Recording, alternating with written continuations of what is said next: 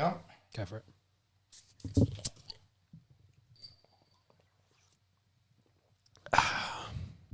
Hello and welcome to On the Esky. Got full table back. Monkey's back from his holdout officially. Yeah, bit of a signing bonus and a bit of money moved around to make the salary cap for On the Esky. Yeah, congratulations. You're now getting $0. Oh, man. Wait, I was supposed to get paid before this? I've been paying you guys to get here. So On the Esky is a sports podcast where we like to have a chat about all the major sports that we like to follow across the globe. Big show planned for today. We're going to have a deep look into NRL in the first round of the NRL. Mm-hmm. Then we'll have a look into the cricket, the finish up in the fourth test in the Indian versus England series, where that's going. Of course, the Sheffield Shield, and then the finishing up in the T20 Australia versus New Zealand series as well. Then there's a little bit of AFL news, a little bit of NBA news. Then we'll take a decent look into what's been happening in the NFL, because a lot of teams have been moving guys and trying to make room in their salary cap to get ready for free agency, which starts in 10 hours, 12 hours. Exactly. Very soon. Yeah. 12. So very soon, and then we'll follow that, how that goes through the weeks. And of course, the final round where we wrap up and have a look at everything else that's kind of been happening. There's news in there in the Formula One. They're getting ready for their first Grand Prix. There is mind blank at the moment. UFC, golf, that's the one. Soccer. Golf. Yeah. We might do the basketball in that today. Yeah. Considering coming off All-Star break, there's only been 4 days of regular season play since our last podcast. Yeah. But has been a few days in between. Yes. So, my fault for being away. well, enjoying wedding and sunshine and the beach. yeah, it sounds horrible. Yes. You bastard. Think of this podcast, would you, Sean? God, running away to news. Where's the loyalty? Up in the beautiful, because he doesn't get beautiful paid. Noosa for a wedding. And Yeah, doesn't get paid, gets to fly to Noosa in the middle of the year. yeah, and the other thing that's happened since our last podcast is on the end of the table here, Monkey, he's finally Pop the question? He's pulled a trigger. He's popped the question. She said yes. Congrats. She just Harry said and Warner. yes. Cheers. Cheers, mate. Cheers. Thank you. Shell, if you're Cheers. listening, good luck. Congrats, Shelley. She's going to need it. So that makes number 3 on the table. So, Yep. Marco, what's happening? Well, look, Caitlin, I love you dearly, but I've got more important things like this podcast, and I'm currently doing my AFL fantasy draft. So if I blank for a little bit, it's Sunday social cricket team. Sunday social cricket. I had to captain the Yams to victory on the weekend. So shout out to the Yams. Going up from B grade to A grade. Would hate to see what C and D grade are like in that competition. Yeah, we're B grade, yeah. Yeah. So Give us a run through of the grand final. Well, it poured down rain, and not a ball was bowled. not a single ball was bowled, but we finished top of the ladder. So go Yams! Default. The two sweetest language in the English language. So we win. We finished first. We had only lost one game. We won our semi-final. We were meant to play third, and it pissed down rain, and we sat in the pub all day and drank beers celebrating. So Absolutely. Shout out to the Atlantic Club for putting us up for the day. Oh, and if you've got our scorebook, I need to chase that up. I think Did you call? No, I didn't call. I think That's probably good. My stats were shocking this year. I averaged 45 this year. We need to get that scorebook back. It was a big improvement from about 16 the year before.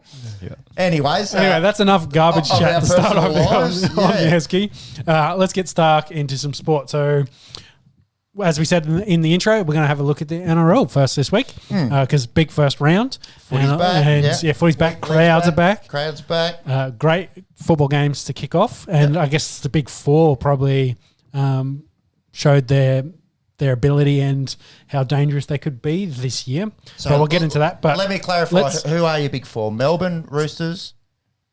Oh, maybe 5. Souths and Raiders. South, Penrith Raiders. Penrith in there as well. Yeah. So Melbourne, Souths, Penrith, Raiders, and Roosters. They're the 5. okay, five. so South's the only team out of that 5 that to a loss, and against Melbourne, they've actually never won a game in Melbourne, which is crazy, like ever. So in the history of the Melbourne Storm, the Bunnies are now 0-17. They were 0-16 prior to the game. And another interesting little tidbit is Bellamy is 16-10 against Wayne Bennett. And he's never lost a round one game whilst he's at the Storm. 19-0, if you don't It's mind. pretty crazy, isn't it? He gets those boys ridiculous. prepared. Yeah. Like to have that kind of preparation and consistency in round one. You wouldn't want to bet against him. I think the bookies had him about $1.90 each in this game. Wow. It didn't look like it was a $1.90 split after the first 30 minutes. The Storm just got off to an absolute lightning start. Munster, Olam, Pappenhausen had two before 30 He minutes. looks real good. They're Nice up try as 22-0. well, yeah. Oh, Someone on the table has a cheeky futures bet on Pappenhausen to win the Dally M. I Oh, won't reveal which who. one? I won't reveal who, but he's pretty happy with himself after Thursday night's performance. Yeah, I'll tell you that much indeed, from all indeed. reports. Especially what with was, goal what was he kicking paying for that for Dally M? 22s. That's a shout. Yeah, Yeah, I like yeah. that. I like that. He looks bigger. He looks like he's put on about 4 or 5 kilos of lean muscle mass in the off season, and definitely doesn't look a step slower. He was electrifying. Yeah, and if he keeps up those numbers, like he'll definitely be in conversation. Plus the goal kicking, you just add it all in. Like, Yeah, that's right. that's no it. He's no gonna Cameron score Smith points. this Yeah, year, so yeah. he gets goal kicking duties. What do you have? 5 or 6, I think. Goal kicking. Well, we've got his stat line there. He Yeah, had, 5 or 6, Had yeah. 2 tries, 174 run meters, 5 or 6 goal kicking. Yeah, he's looking like one of the premier fullbacks in the competition. There's a few guys called Latrell and Tedesco that also had pretty handy games. Yes. We'll get to that in just a second. Run us through the Melbourne game. Yeah, it was set. Well, the first half, it was just Melbourne got it done in the first half. South were horrendous. They had 10 errors.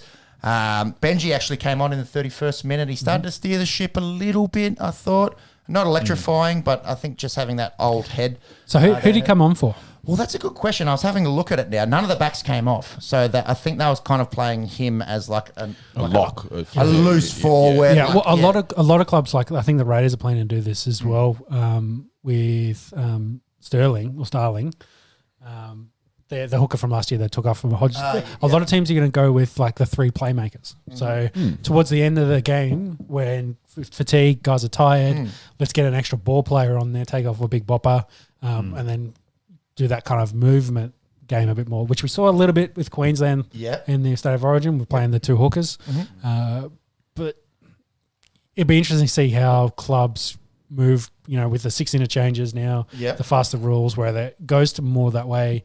In that last 20 minutes, there's a lot more playmakers out there trying to score points later. Well, in this particular game, since Benji came on, I think Melbourne only scored another 4 points and South scored 18. So whether or not it was the impact of him being on there or just the rest of the team started pulling their finger out. Well, you're right. He came on for Jaden Sewer, second So second rower, yeah. And I imagine Sewer would have come back on later in the game, or did Sewer just play the 30 minutes? Have you got that there? Check. Hard to say. I think, with the ball, with the ball moving quicker, you want to have ball players on there because that's how you saw that momentum. Storm had that game blown out because they just kept piling on and on and on. Then when Benji came on, like you said, it was all Rabbitohs for a period. Like it's foot on the throat. If you can get repeat sets, you're going to score points because they want the ball moving. They want the ball going quickly.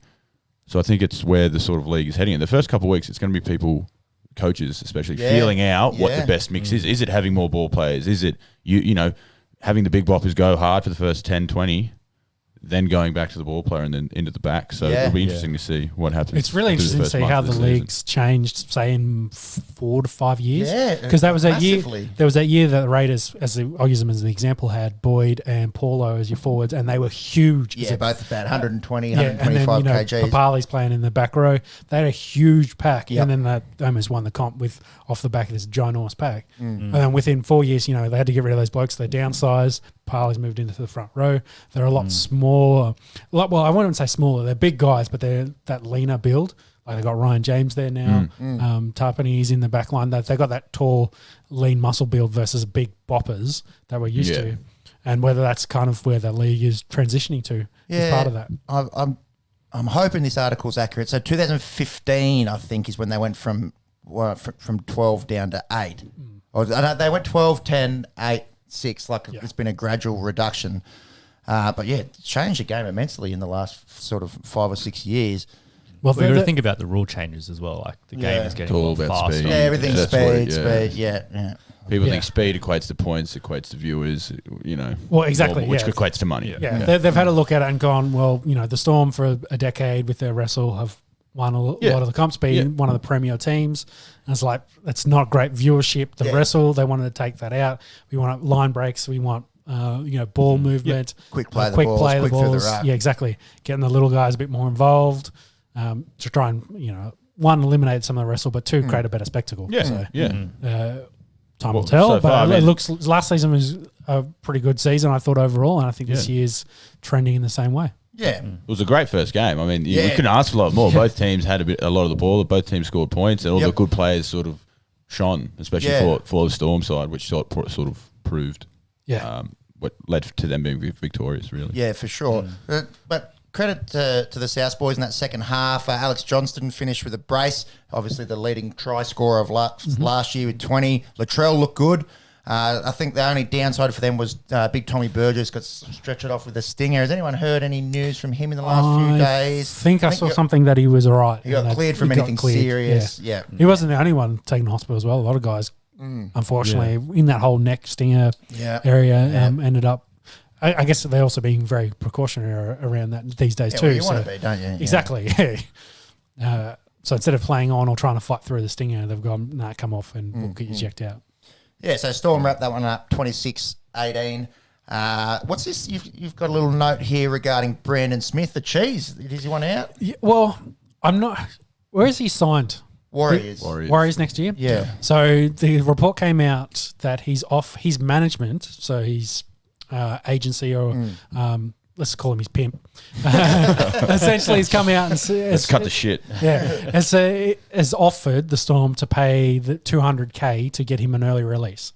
Right. So which I assuming is a significant portion of his contract that he's on now to say, hey, let's finish it off and send him off and he can go join the Warriors early. And you'd think maybe in a month's time when Harry Grant. Healthy, yeah. Well, yeah, they don't fit in as the same team, really. Yeah, what do you do? Do you play him as a lock or off the bench? Exactly. I think the Storm, if you're in the Storm's camp, you're fine with it. We're happy to have you for another year. God, if you have to play reserves, you play reserves, or if you come off and play 20 minutes off the bench. But the Chiefs must see the writing on the wall. Yeah.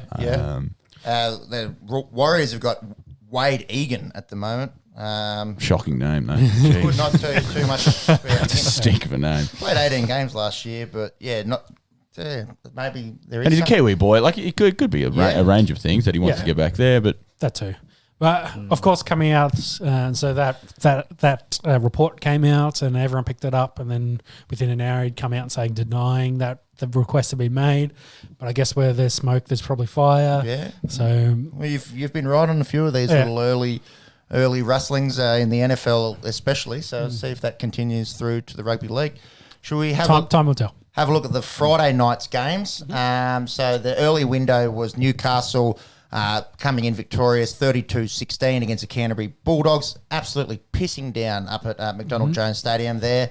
No Kalen Ponga. He's still recovering. Yep. Yeah, coming back from that. He had shoulder surgery in the off-season for a torn labrum. Late shoulder surgery as well. But they're only expecting the first few rounds, aren't they? Yeah. I think for Kalen. I think so, yeah. They had that Tex Hoy in at fullback, who's not a bad little fullback. It'd be interesting to see what they do when Kalen is available, if he manages to keep a spot in the back five.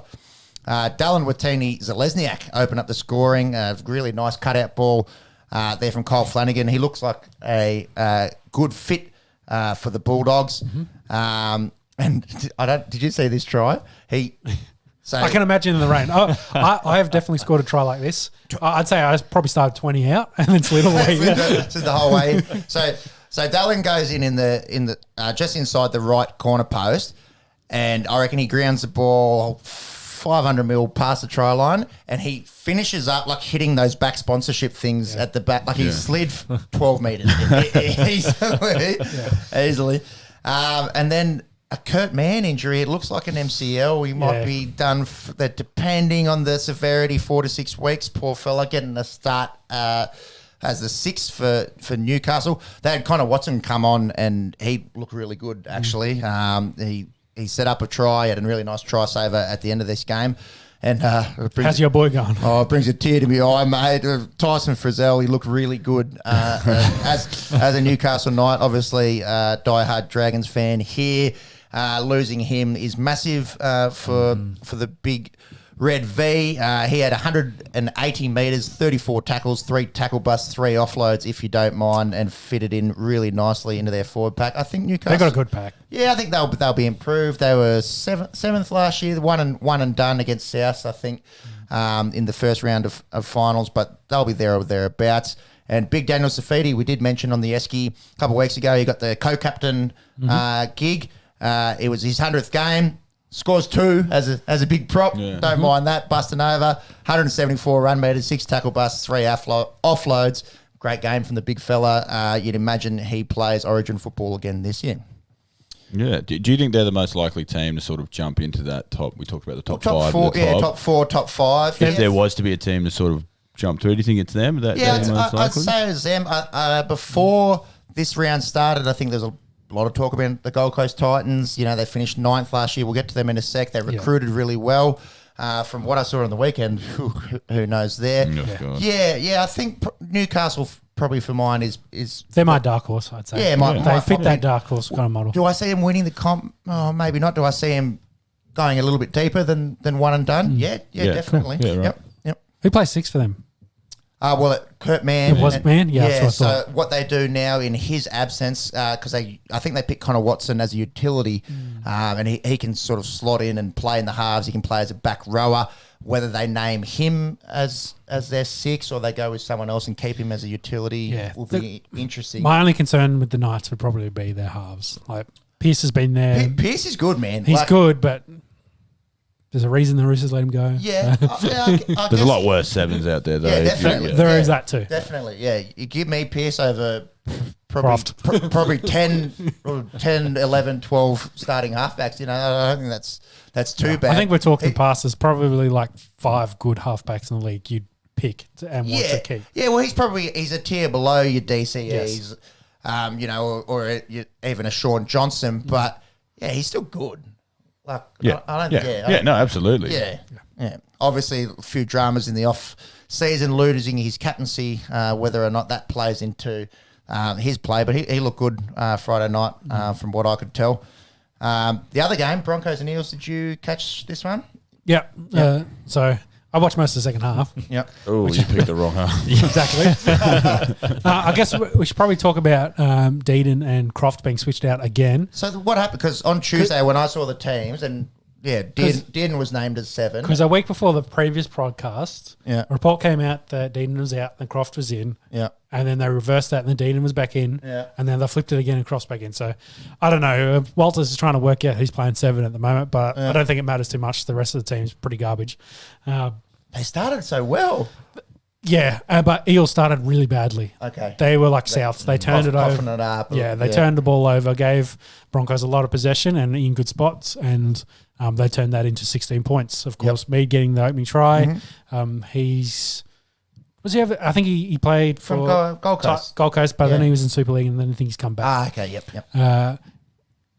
Xavier Coates, he got 2 tries as well. Good setups from Milford. Yeah. The first one being a nice little chip through and then a big cutout ball. Unfortunately, it was that second try that...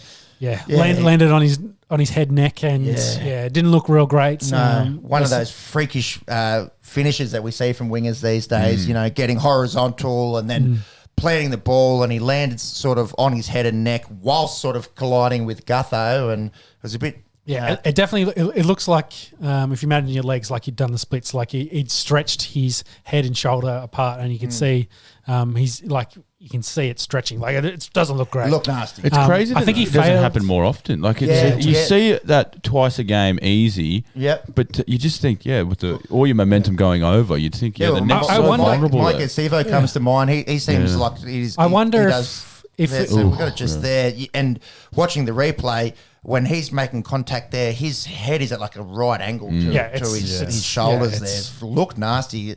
Thank God he went to hospital, was cleared of any serious injury. I wonder if he was probably in the motion of maybe tucking and trying to roll, like you're trying to roll through.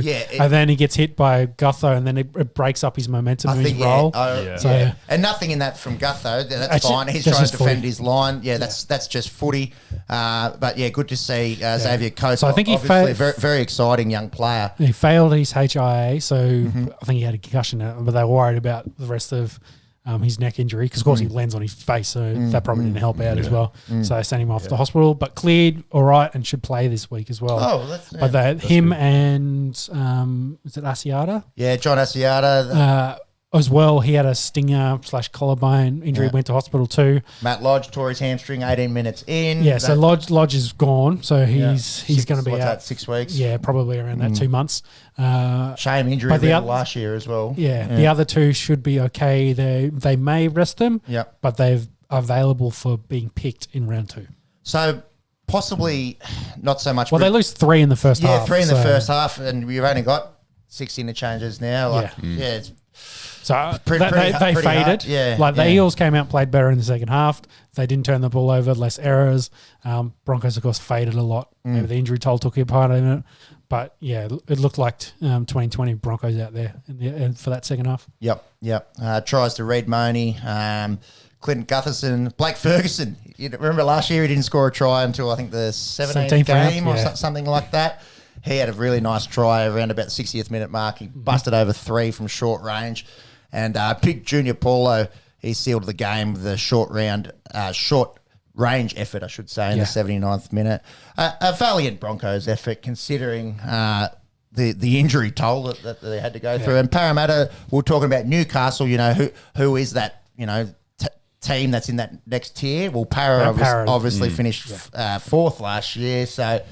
I'd be, it is round 1, but we're a little bit worried. It's like, well, you started very poorly against the Wooden Spooners. Yeah. So until I see it, I think the Eels are pretenders. Okay. I don't mind that either. The way they played in the playoffs, in the final series last year.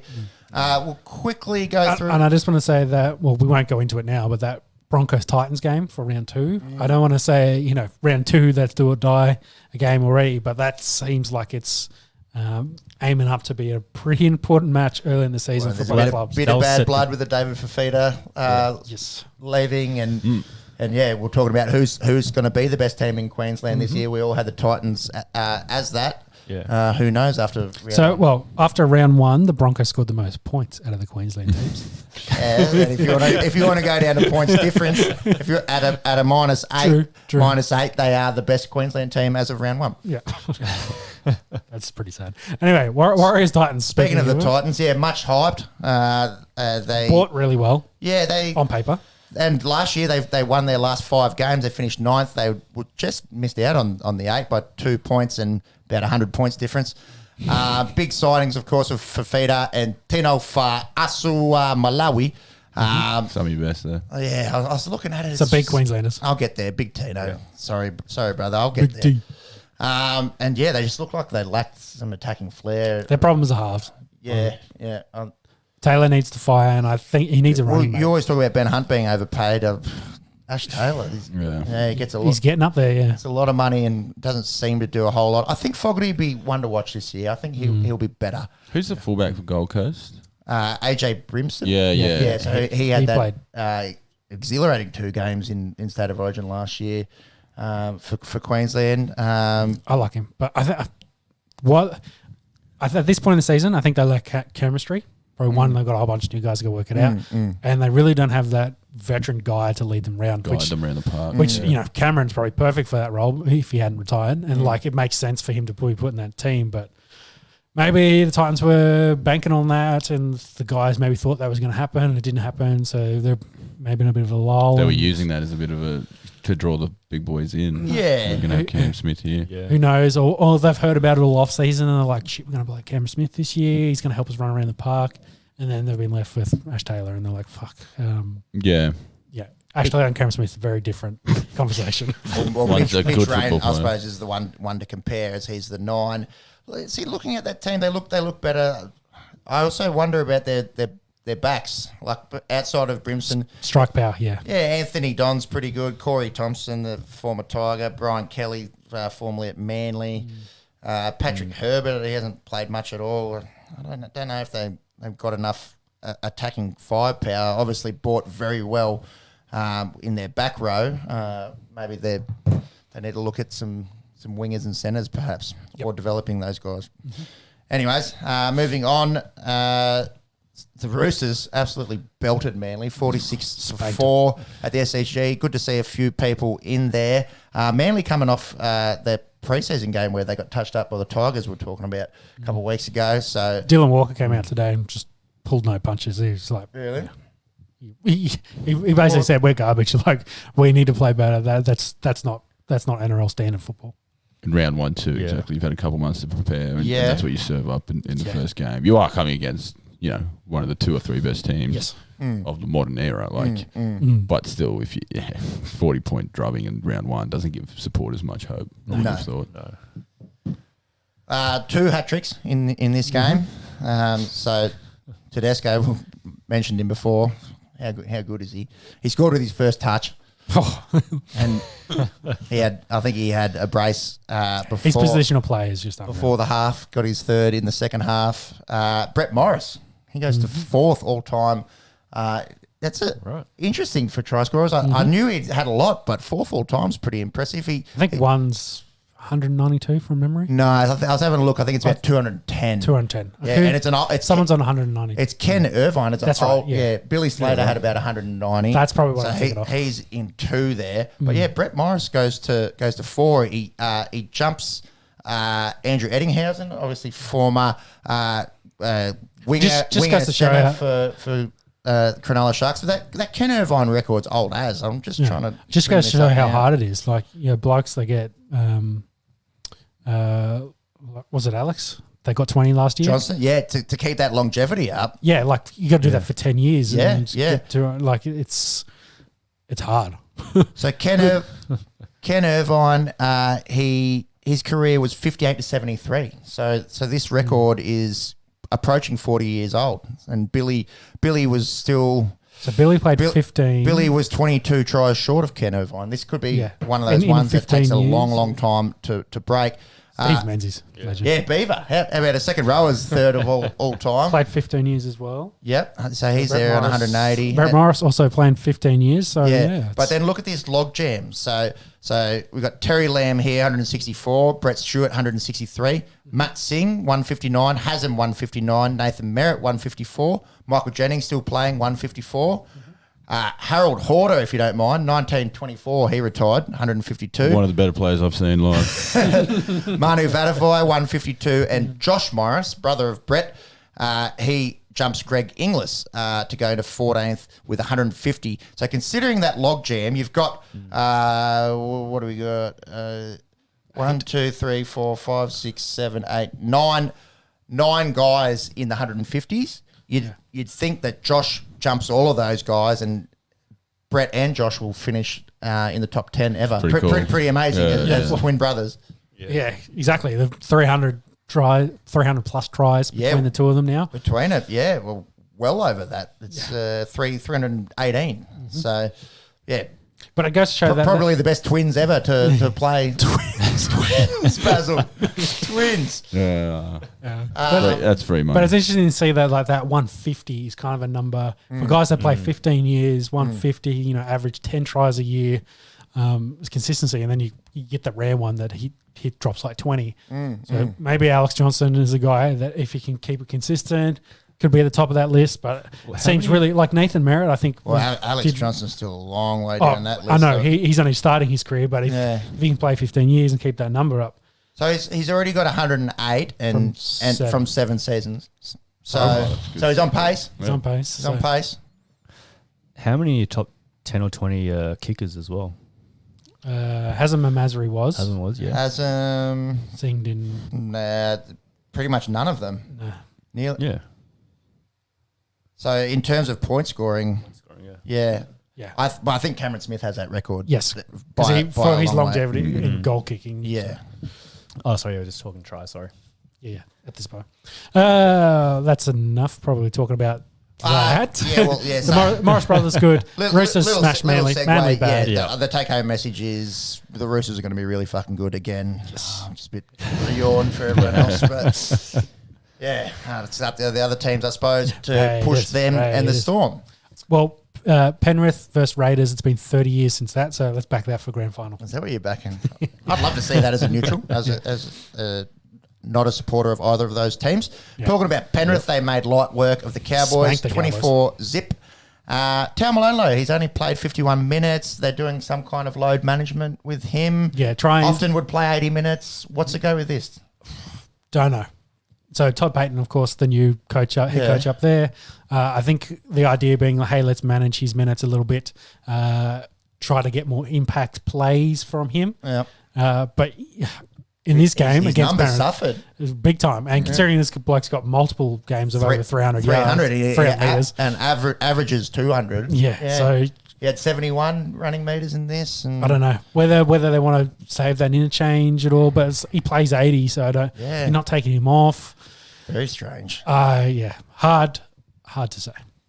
And pretty much the most dominant back rower lock in the league over the last 7 or 8 years. Very strange. If he's fit enough to play 80, I don't know why you'd. Well, if we stay on Todd Payton, I think there was some chat during the week after this game about his players and him going back and forth. I think there might be a bit of discontent already up there, and which in Townsville, which is worrying. And that's kind of why I put that note there about, is Todd Payton actually going to last out the year? Considering he's only young, isn't he? Yeah, he's young. He turned 40s, wouldn't he? He was sought after. He turned down the Warriors. 42 he is. Yeah, turned down the Warriors deal and then got, was kind of said, hey, I'm happy to be an assistant head coach at this point. Cowboys deal came along and he's like, yep, I'll take that. That's back in Australia. I'd love that. But I don't know. Cowboys are kind of in that rebuild at the moment. I'm just looking at it now. So Payton came out after full time saying he wasn't too keen on Tamalolo and how lazy he was when he attempted to arm chase down Cleary from marker. Yeah, use that word. Calling out the $1 million man. Calling out their best player.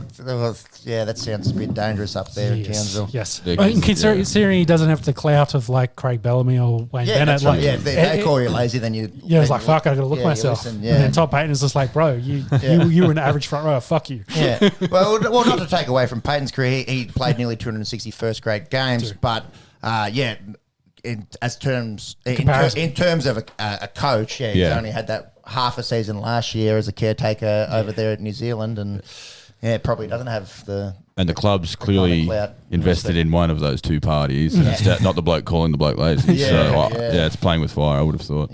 Hopefully it's just him setting a little bit of a fire up everyone's butt, and then behind closed doors they settle it all out. And maybe. And I've got the confidence to call our best player lazy. Yeah, maybe. But show us your record. It's now... Yep. I don't think it's positive at this point for him as a head coach. Probably pull that up. Obviously did inherit the Warriors last year after the sacking of Stephen Kearney, I believe. 40% win percentage at the moment. 6-8 he was at the Warriors, and now 0-1. So it'd be interesting to see what happens there. On the other hand, Penrith are very good. Kurt Capewell looks like a good signing. And their wingers... Brian To'o, Dylan Edwards, they were good. Isaiah Yeo busted over for a try. Yeah, I think they're to be in that big four, big five conversation again this year. What about in the nation's capital on Sunday afternoon? Big crowd, 16,000, the most for round one for the Raiders in a very, very long time. Yeah, right. So actually, got behind them. To be honest, it looked a little bit more than that watching it. Yeah, after watching for 12 months of no one knows. That's right. Or Brumbies games, you think, you watch a Brumbies game, and then it looks like you bloody sold out MCG in there. The Raiders, and that is the most rugby union we will talk on this podcast. For now. I saw the World Cup. I'll have a look at the World Cup. I saw the Brumbies Reds game on the weekend. It was actually a really good game. I saw an ad for it at 7:30, like on Jam Watcher. I was like, I might actually watch that. And then I think the next day I was like, forgot about that game. The Brumbies game slipped my mind. I think it was 40-38 in the end, and supposed to be a cracker, but there you go. Well, moving on. We've made it very clear here on the Esky. We're not going to try with sports that we don't really follow. We're all league heads and AFL nuffies. We're going to leave rugby union alone. Wishing them all the best. Hopefully they can sort out that shit stuff. Maybe we'll talk about it more when they get towards finals and that sort of stuff. Yeah, World Cup. I'll have a look at the World Cup. World Cup. So anyways, Bruce Stadium, Sunday afternoon, 16,000 in there. The Raiders actually got off to a really sluggish start. There was a little bit of drop ball both sides. Tigers hooker Jacob Little opened the scoring, got him in fantasy. Thank you very much. He should be okay this year. Rapinoe ties it up 6-all at the half, and then it was all Green Machine in the second half. So there's not nice story with Ryan James, obviously coming across from the Gold Coast Titans. Big prop coming off the bench. He's coming off 2 knee reconstructions. He missed like 400 days. Yeah, So nuts to do 2 rehabs and come back, and he had to meet Pye in his debut as a Raider. You see that Georgie Williams one? What was the call on that? Like wasn't an intercept. It was he ran like 70 meters, but it was off some sort of broken play, and it came back and looked all a bit. it was dodgy knocked. to me. It was knocked down off something. Okay. Oh yeah, that's right. Ryan Sutton. So he was throwing it to the 6. I can't remember the Tiger 6, and then Sutton's tackled him like as the ball's getting there. So Right. it goes past the 5'8", bounces once, and then Whelan picks it up and runs the rest of the field to score. You're right. Right. So yeah, they called it back on Sutton tackling the man without the ball before it got there. Pretty line ball call. Some angles made it look worse than others, but yeah, it didn't matter in the end. So Moses Mbai. that's the one. Tiger 6. Bye. Actually, maybe it wasn't Moses Mbai. Maybe it was the one. Anyway, it was Ryan Sutton. Did you see that Hudson Young try? That was Oh yeah, Bailey Simonson. Oh my big time. goodness. Got up, catches above his head as he's falling down, just flicks it to Hudson Young. They started to fire, which was good. 'cause Yeah, and- I was really worried. The amount, I think they had 40 tackles inside the Tigers' 20. Yep, and couldn't And score couldn't too much. score in too the much. first Yeah, half. I was a little bit worried about attack. They did try to muscle their way over a fair bit, Yep. using their size. And I worry a little bit about Raiders' backline about where they're going to get points from, considering Joe Croker wasn't in the side. They had a rookie there. Yeah. So Lost Kotrick, obviously. Yeah. I think Simonson's looking like a really nice player. Chansey looks better and better every game. Yeah. I'm not too concerned about their back line. I think they'll be okay. Speaking about Chansey, Nickel Klokstad. Star now, I think. Klugstar. Yeah, Klokstad. Klukstad. And Papa Lely. He had a really nice long distance effort, pretty much sealing the game for the Canberra Raiders. And also shout out to Goku. In our punters club, he had Raiders race to 10 points, so he got that, and then just needed Chansey any time and got it with about 10 minutes to go. That was good fun to watch. Absolute scenes at the Hellenic Club. FaceTime him. He, for some reason, was in his Raiders budgies and nothing else when he answered that call. So very entertaining scenes yesterday when Chansey busted through. Raiders get the win, 30-12. The final game, As expected. as expected, it wasn't as bad as I thought. It wasn't as bad as I thought. Cronulla come out victors at Jubilee Oval, 32-18 over my St George Illawarra Dragons. Another one of these ones where it was absolutely belting down rain to start off the game. And the first 2 tries came off really wet weather, sloppy defending. The first one was Hunt and Dufty. Like Dufty was sliding for the ball and Hunt went to kick it out and Hunt had an air swing and then Dufty got fucked up by him and it was an easy try for Dugan. And then the next one was off a sloppy defending as well. I think it was Tarek Sims that spilt a little grubber through there in wet conditions. And then some of the biggest news from this first half was this Jesse Ramian shot. I don't know if you saw it on Duffy returning the ball and it looks bad. In 4 weeks, they may even throw the book at him and Be interesting. try to. His swinging stamp it arm out. copped him on the chin. So he's facing 4 weeks. I don't know what the early guilty plea will get, if it's a 3-week possibility. But yeah, that'll go to judiciary tomorrow and we'll have some news for you next time. Didn't look too good. No. Got to say. And it's a shame. Jesse Ramian, pretty standout player last year for Caused Cronulla. a bit of a push and shove, like everyone. Yeah, little bit of niggle and I think one of the Dragons wingers ran from 70 metres away to go get involved. So. that's the old Pep special. That one. Run in 70 metres, throw a little jumper punch, and you Get what? out of there just as quick as you got in. You what, mate? Oh yeah, it's out. So yeah, as a Dragons fan, they clawed back a little bit. There was it was actually Adam Clune's first ever try. Would you believe? He played about 18 games last year. Finally got to meet Pye, and Dufty had a nice long range effort, but Then there was 2 tries in 4 minutes for the Sharks. I think it was Mulatalo and Will Kennedy, and that put it beyond doubt. Did Aaron Woods score one late too? Yeah, late one for Aaron Woods and Michaeli Ravalawa. He had a consolation one at the end. Sharks coming out 14-point victors. Final question: where'd Ben Hunt play? 7. Did he play 7? Yeah, he played 7 the whole game. He wasn't terrible, other than those first. It was him and Duffy that fucked up that grubber that led to the Dugan try. Outside of that, wasn't terrible, I didn't think. Is he a $1.2 million player? Still to be decided, but yeah, I don't think he had the worst game. Where's that contract put him? Is that... I think he's 3rd amongst halfbacks. Wow. I think it's DCE, and I think That's dirty. I think it's Ash Taylor. There might be 2. If you don't mind That's dirty, mate. What a list that is. having a look there. Yeah, I'm pretty sure he's on more than Mitch Pearce. Yes, he would be. Pretty sure he's on more than Sean Johnson. Yeah, and Adam Reynolds still hasn't done Adam, his deal. Adam Reynolds, they won't even give him 900. Yeah, so he's got to be up there. Maybe that's the what they're worried about. Souths was like, oh, if we give him a deal. All these halfbacks that get big deals seem to play bad besides DCE. So. Yeah, pretty much. What about Cleary's on?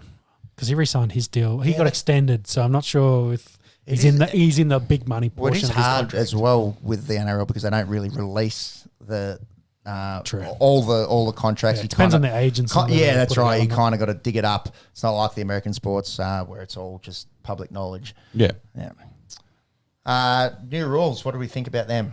We sort of alluded to it before. They're just chasing, more and more fatigue rugby league, making the game quicker. It's looked good so far. Yeah. Wait 20 weeks and then see how the players are holding up. That's exactly my concern is the players' welfare, I think, more than anything. But because their squads are limited to 30 blokes, and I think didn't the Dragons used like 40 or 50 guys last year? It wouldn't have been that many, but they definitely would have used. There was one club that actually got devastated by injuries and they had to use a lot more than they were allocated, but Again, that's going to be the balance. And also there is quite a difference between the top teams and the bottom teams. I think you'll see these top teams really take it on. We saw the Storm Rabbitohs game was a really good clinic. Contest, it's content. Yeah, and then you look at the Eagles and the Roosters. One team's clearly adapted to the rules and the other one's a step behind. So I think when you get better teams playing each other, it's going to be a really good spectacle. I think it's going to be a year with a lot of blowouts again, last year. And again, like you said, if injuries start coming in, look, Manly are already down their best player. What if they lose a couple more? Then that's that's how far away they are. Which isn't good for the fans. Yeah, exactly. And Origin, of course, is back in the middle of the year, so you got to contest with that. But it should make if Origin should be awesome if that's what we're saying. If the best team, I mean, that's the best 20 players or 30 players in the comp. So we'll see. We'll see going on. So far, big pass for the league, I think. So. I think successful. First round, some really entertaining games, a couple blowouts, but I think those 5 though kind of setting themselves apart, and I don't want to say it's a done deal and it's going to happen. But I'd be very surprised if any team outside of that top 5. I think that's the top 5 makeup. Unfortunately, of the Storm, Roosters, Panthers, South, and we're going to throw the Raiders in there as well. If anyone wins outside of that top 5, I'd be very surprised. Would love to see it happen though. Yes. Just an update on my AFL fantasy draft. So back if you've noticed, he's been on his phone a wee bit. He's actually live drafting for his AFL. Is it Supercoach or is it fantasy? It is Supercoach. I do apologise. I've just wrapped up, so I will. I've been throwing some banter around in the group chat as well. Right. So obviously, any of you who've had a draft before, that's where you're. Any good pickups? Well, of the 15 roster spots, I've got 14 Western Bulldogs. So, and I gave Josh Walker a bone for a bit of a gimmick pick, and I'm already trying to offload him. The only Dogs player I didn't get was Bontempelli. So Scooter Kelly, shout out to you. He was a pick before me and he snaked him the dog. So very good looking midfield. The rest, we'll see how we go. We might have to make some early season trades, but so far, it's Mitch Wallace. I got Dunkley and Norton, so it's a bit of a makeshift one. So Dunkley, Norton, and then 3 mids: Lockie Hunter, Jack McRae, Tommy Liberatore, English in the ruck, Bailey Williams, and Taylor Giray on my backman. Trelaw, Bailey Smith, and Lipinski on the bench. Dogs will be good this year. Dogs will be good this year. I think, Yeah, that's coming from someone not named Macca. I think the Dogs will be very good this year, Pepsi, Yeah. to jump on top of that. So Yes. if they have a bad game, I think I'm in trouble. But Oh, if they have a yeah, good you've game- definitely put all your eggs in that basket. Be Yeah. interesting to see how that plays off. I know I've definitely done that with the Green Bay Packers in the NFL, and I've tried to avoid it with St. George of late. yeah, that's Good probably a good decision. thing. in any league fantasy. One note I wanted to make on the refs in the NRL. So, yeah, it's probably about beer time. I'm getting a bit dry over here. That the one ref system still in place. So during COVID they wanted to reduce the amount of officials, the amount of guys traveling, etc., etc. Hey, we'll go back to the two ref system. But no one's mentioned it, and no one's kind of really noticed that we're still on the one ref, and away we go. Yeah, I wonder So- if it's because there's the bigger picture of the faster ball player that you don't actually. Now it's not about the refs. I think Well, it's not about the wrestle, so I don't need to wrestle. Yeah. I think maybe the referee refs will get a pass for the first sort of month or so, and then it'll come back and say, "Well, hang on, why aren't the refs adapting better?" So the refs will always get blamed as long as there's sport. The officials will always cop stick. So we'll see how that goes again. Again, we've had 8 games of footy, so we can't really. Yeah, small sample So I size. say, but again, it's good to have footy back and people at the footy. Yeah. More importantly. there was no controversy over the weekend. No, with any nothing big bad for that. calls and Actually, question for you. What did you think about they're doing the tries? Sorry, someone scores, the ref gives it a try. Yep. they Then, review it while they're setting up. the Yeah, kick. so then off camera, they review it, and then the bunker kind of sends a message down and says, hey, we're going to have a look at it. Then the ref goes, hey, we're reviewing this, and then they do a formal review. Seem quick. Yeah, it seemed quick, but there's some of them, especially I was watching the Raiders game, they about a minute 30, like dead time where you kind of lose it, and then there's like, oh, actually, no, we got to bring that back. I'm don't want to, again, stealing another NFL rule where they just make them all reviewable, and it's Everything, like, yeah. yeah. But then Ref gives it, and then It is very American, isn't it, to Yeah. do it? It's exactly what they do. And we're all NFL fans. We're used to it. It's one of those things. Watching on the telly, it'd be fine because they've got replays and they can talk. If you're sitting in the stands and everyone's standing around for a minute 30 is a long time. Yeah, and you've only got the 80 boys of have them. celebrated. They're done their, whatever celebration they want to do. They got around each other. They're walking back, get set up for the kick, and then it's like, oh yeah, sorry, we're going to look at that, and oh, that was a knock on. Sorry, yeah, we're going to take, or yeah. it's I don't like and it was kind of hard because it was a full. I think it was in the Raiders game where he got done tackling without the ball, and then they picked it up and scooted it away. scored 70 That goes metres. back 70 metres behind. I understand it was the one play, but that felt like it was drawn out a bit. Yeah, It was like ages. how many plays back do they review and all that sort of stuff. Well, maybe not even that, but just that they've gone the whole field. Georgie Williams, they've given it a try. Georgie Williams is celebrating. The crowd's going nuts. Everyone's really enjoying it. And then they've gone, oh, let's have another look at that. Yeah, to go And then gone back and have a check it. Yeah, it literally flipped to the other end of the field. So it's Like, I don't mind if the ref goes, hey, I've got to give it a try. Can we just go back and check that thing? yeah, Instead of just blowing it and everyone's... and dissect every little bit of the play then Exactly. because you're going to find something. The flow just seems odd, whether it's it's like elation and then taken away versus it's like the VAR. you're waiting. Yeah. yeah, Like It's the it VAR is exactly, in that's soccer, exactly what I where equate it they've to. been going back like a minute, and you're going, oh, well, you're bound to sort of pick something up, Yeah. I guess, if you're Yeah, going back a yeah. minute or 90 seconds of play. Whereas NFL, it's did it cross the line? Did it not cross the Yeah. line? Did he step out? Did he not step out? Good. That's it. It's not actually changing the rules like a foul or anything like No, that. yeah. It's purely ball placement in the NFL. So that's but where they've got it right. but But I they're not think- going to go back and say, "Oh, there was holding on that play." Yeah, but I So think throw that the the flag. main thing I think from that is everything's reviewable. So they're not worrying about we're going to give it and then check and then maybe it'll come down the line. We're going to check it. Everyone just knows you scored. Okay, we're going to review it. Yeah. Like Yeah. it always happens. So Yeah. Well, going back to what Mac is saying, like, should it be a point of like we'll only review the part of the play where they cross the line? Like, so did they ground it? Was there anything happening leading up to that specific time? Were they in? Were they out? Whatever, and just leave it at that. Don't worry about what happened 20 meters down the field. Yeah. Yeah. It is harder in league because you've got to strike because it's moving. whereas Instructions and Yeah. offside. NFL's You do have dead to look at ball. It goes instructions from and dead stuff, ball so- to moving Yeah. to dead ball. So maybe look at like that 10 meter, that 15 Yeah. meter. yeah, but it's Well, it's, then- it's still a but play. The issue is if you're taking it from an American sport, you're taking it from a different sport. These rules aren't universal because the sports aren't universal. So Yeah. it's quite a. No, And I'm not to bite your head off there, monks or anything, but it's such a hard thing to to have as yes, compare, this is what everyone should do for reviews. So. Yeah, well, all I'm saying is like, do you review just one part of the play, or do you like open the book and review everything? Yeah. Well, I'd say where do you call it? Like, I play the ball. Because you'll find a penalty. You'll find a penalty if you look harder up. So Yeah, I'd say a play the ball is kind of the equivalent to the start of a play. So from that play the ball until you score, that's a play. So I'd say everything in between. With that Georgie Worms, that was in one play. So look at 80 metres. Anyways. again, one round. We can talk about this all night. I think the sequencing is what It's good to have the debate about it, but it's we'll see. Again, 8 games of footy. Let's see. In a month in, and then we might get a bit of grasp. Small sample size. Take home note. Rugby league's back. How good? Rugby league. Excellent. Rugby league. So Bit of news. A bit of well, sticking with NRL. It's a bit of news. A bit of the reality side of the NRL. Came out during it was 2 weeks ago now. No, it was last Monday night. Last Monday night? So it was a week ago now, on NRL 360. Yeah, so Cooper Cronk was got photographed being at the Melbourne Storm training. Down there doing training, of course, is signed on for the Roosters as, say, I think a halves. Assistant coach. Training. I think, something like that. And, you know, the media kind of got stuck into him a bit about the double agent standard. Then, of course, he did a show on is it just called 360 or on NRL 360? NRL 360. Yeah. So him and Buzz, Buzz being a journalist on the show, got stuck in, butted heads a bit. I'm going to go. I would normally try to hold back on this show, but Buzz Rothfield is an absolute flog.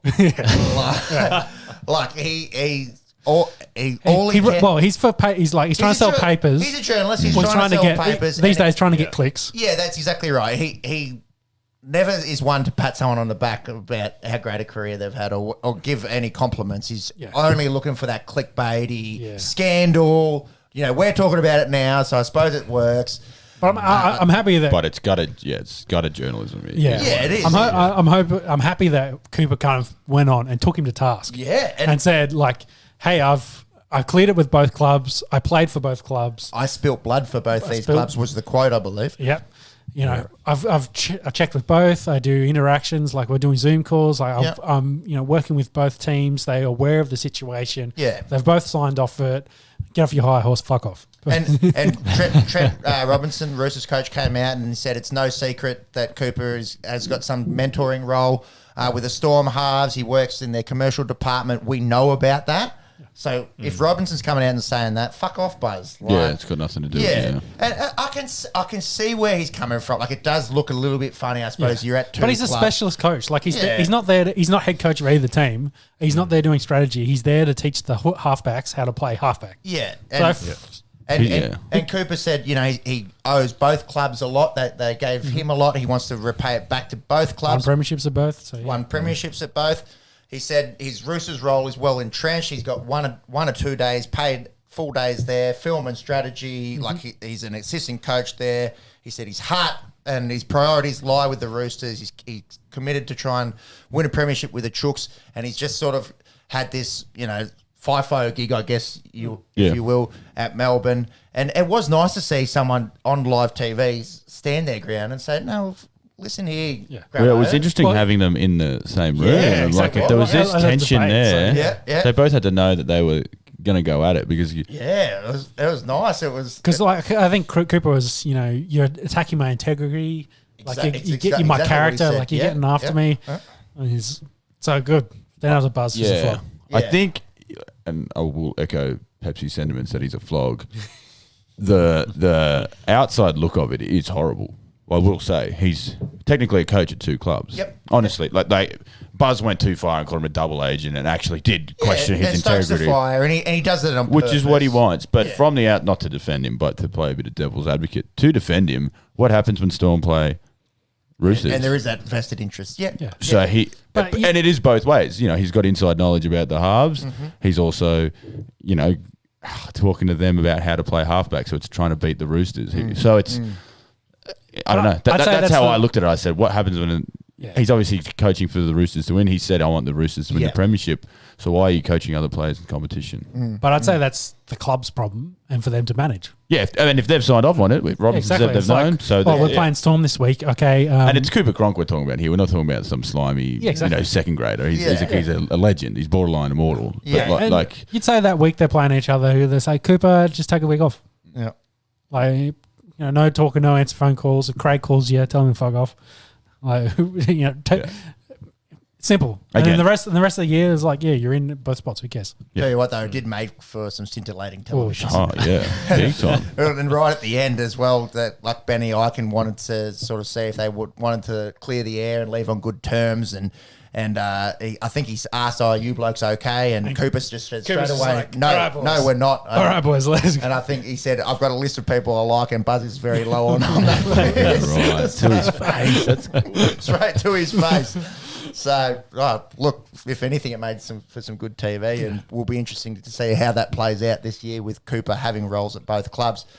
Another sort of soap opera-ish story, I guess, was the Tigers getting into a bit of hot water over some controversial Instagram posting. Yeah, some young lads doing some silly things. Yeah. This is an absolute can of worms that we don't want to go too far. And so, essentially, we'll tell you the story. So, I think it was Sean Bloor, who's only a 20-year-old there at the Tigers. He superimposed Michael Cheekham's face over a magazine cover promoting the Auckland Pride Festival for a happy birthday message, essentially saying, happy birthday, mate, you're my mate, you're gay. That's a joke. That's the joke. Let's be honest, that's the joke. It's probably boys' terrible banter. Yeah, probably a joke that, a lot of us would have made in the our times. It's definitely something that you probably need to be a bit more considerate of. More PC these days. Yeah, these days. And then, so JC Tanuvasa, the actual model was the actual trans model, I believe, in the pic for the Auckland Pride Festival. She tagged the NRL. She tagged West Tigers. They said they don't want homophobic behaviour from their members of your team to slide. Queer lives are not a joke. From what I've heard, there hasn't been any further action taken by the clubs. I think, I don't want to say they've buried this, but they've moved this along very, very quickly. I wonder if there might have been a little allegedly a nice little handshake. I don't know, but the reason I kind of bring this up was, we've talked about Israel Folau, his situation. Probably more serious than what he was saying on his Instagram and social media, and the way he delivered his message. Different, not joke. One, this is more in jest than a joke, whereas he was just more religious based, but same subject matter. So there is a crossover there. And like we're saying, this kind of just disappeared. Nothing's happened to these two boys. Heard nothing. And then, of course, Israel can't get a gig anywhere and it's getting buried. Probably, I don't want to say it's a good comparison between the two, but I guess what I'm saying is a bit of overlap there, and just the league's treatment of both situations seems to be very different. Very, very different. I suppose also apples and oranges, thinking when you claim someone's going to, burn for eternity compared to possibly what was intended to be a light-hearted joke. Some banter between the I think you've got to kind of look at intent, but it's 2021. You've got to be careful with what you're doing if you're in the public eye. And they go through so much of this training. You just know they just have sensitive awareness stuff, and I'm sure every coach would wish their players didn't have social media. It's a joke, it's in jest, but you just... It'd be a headache, I'd imagine. Oh, you just can't. I get it, and they think it's funny. No one was... affected. But just no one involved was actually offended or anything. But we talked about James Maloney. He said in Israel Flower all the gay porn when he joined the Dragons over there. It's like, why isn't this in the boys' group chat? Why does it have to? Yeah, leave it in there. Leave it in. Well, God, but it's I can't imagine what goes in a group text that we don't know. In a rugby league team, I don't want to comment further on that. Yeah, but anyway, again. Round one of the footy, and they footy got back, and there was still a bit of controversy for the boys. They couldn't help themselves. So hopefully more footy, less of this bullshit. Yep. I think also it's a sad reality of the world that we live in now. There's, even if something is intended to be a joke, it's going to be really hammered. And yeah, I think it's up to the players, I guess, now to think that they are in the public eye and they've got to be very careful with what they're doing. Yeah, I don't want to talk any more about that. Yeah. We'll leave it at that. Let's move to some more not interesting. It's huge. Yeah, let's go with huge news. Huge news. We've Huge been news talking. for the NRL. We've been speculating about Cameron Smith for Since the end of the season. for months. Last year. Yeah. We were worried we'd have to talk about him until August with the new Yep. new deadline dates. Yep. But he's officially retired. So Cameron Smith, they did a statue unveiling ceremony down in Melbourne. He flew down for it. He was there with Billy Slater, I believe, for the two of them. The two of them. And he said it was a couple of days before opening round, though. Yes. So it was late last week. But he said it was the perfect time. I'm here with Billy, like we started our careers together. I want to call it and say, as well. Fun yeah, fact. exactly. Yeah. Really? Yeah, and want to 1 year apart. Yes. I'll take that. Jimmy's or Monks. Marks, can you have a look at that, please? Oh, what do we got there? Little. an alarm We going. are on a different night here, so Yeah, it we've is got Monday night, phones, so- we've got drafts, we've got alarms Yeah, going there's off. everything So going on. everything happening on the Esky. We've had a week off. We're into the swing of things. There's Yeah. beers and shit banter, so let's keep that going. Some things never change. So back to Cameron Smith, sharing his birthday with Billy Slater, officially retires, says he's done. But like, what a career! I guess is probably the main thing. Yep. We got his accolades on the TV, like running through it. Won the Wally Lewis medal 4 times, so that's for the best player in State of Origin. He got the Golden Boot twice.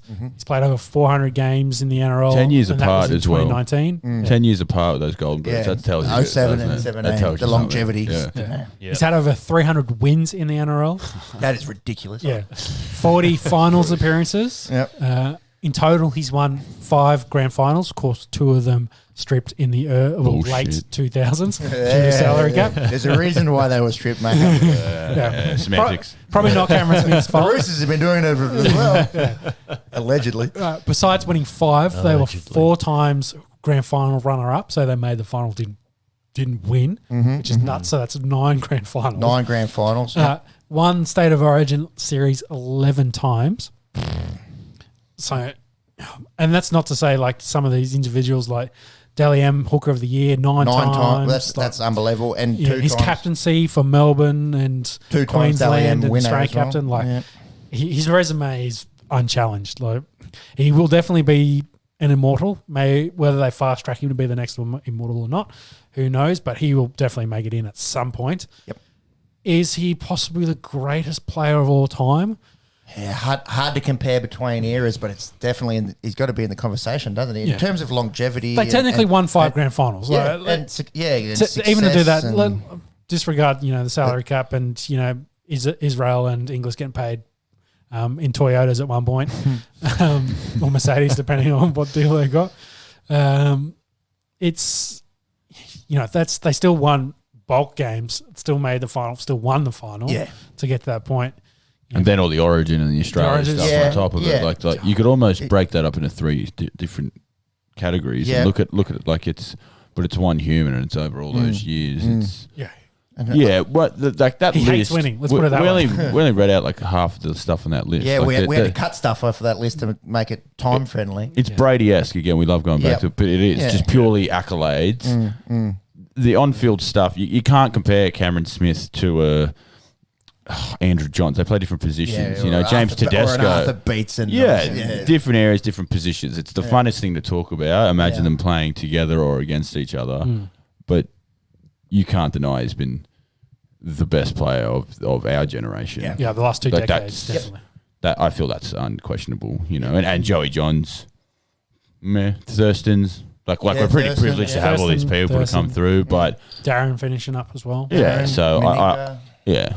and with Melbourne coming into the comp, late 90s, Yep. like he is Melbourne Storm. Yeah. They wouldn't be as successful as they are. They wouldn't have the fans and the money that they have without Cameron Smith. Like, that's just a fact. So Yep. that club is built on him. And if you're using as your metrics longevity and winningness and success, Well, that's I think unrivaled. unrivaled. And all 3 levels Yeah. of NRL, like Yep. to do it at Threes. At club, state, and international level for 530 something games across those 3 levels. That is obscene. To think playing in the middle, that making as many tackles as he did. He almost was 400 games as captain. Like, Well, he captained Melbourne 327 times. yeah. Like that. Like what? Yeah. Like how many people have played 327 games, let alone Who's to captain for captain all that? 327?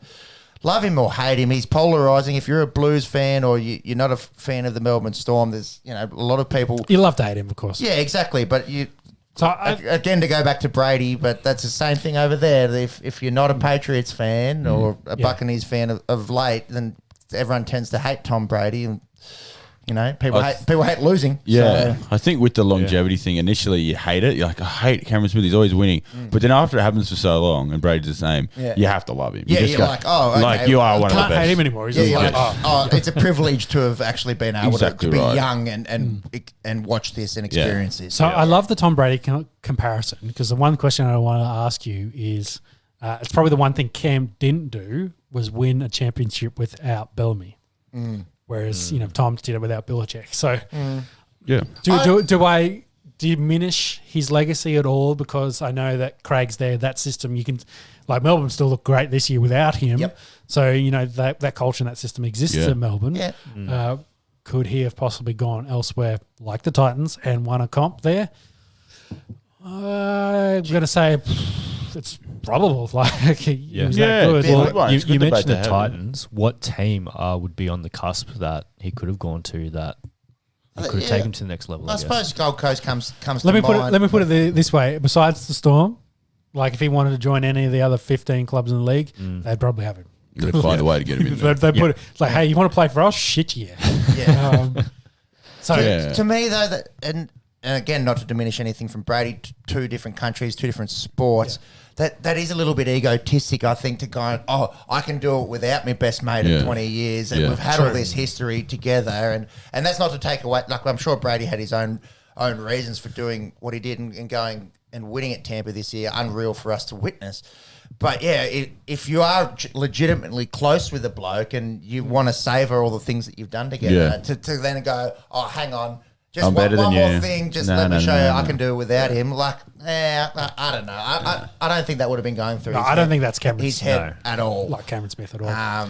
That probably what stopped him. It could have been a thing that stopped him. That went, you know what? I don't want to do it without. It could have been a complete opposite thought. Yeah. I love that you bring this up because how old is he? 30, going on 38?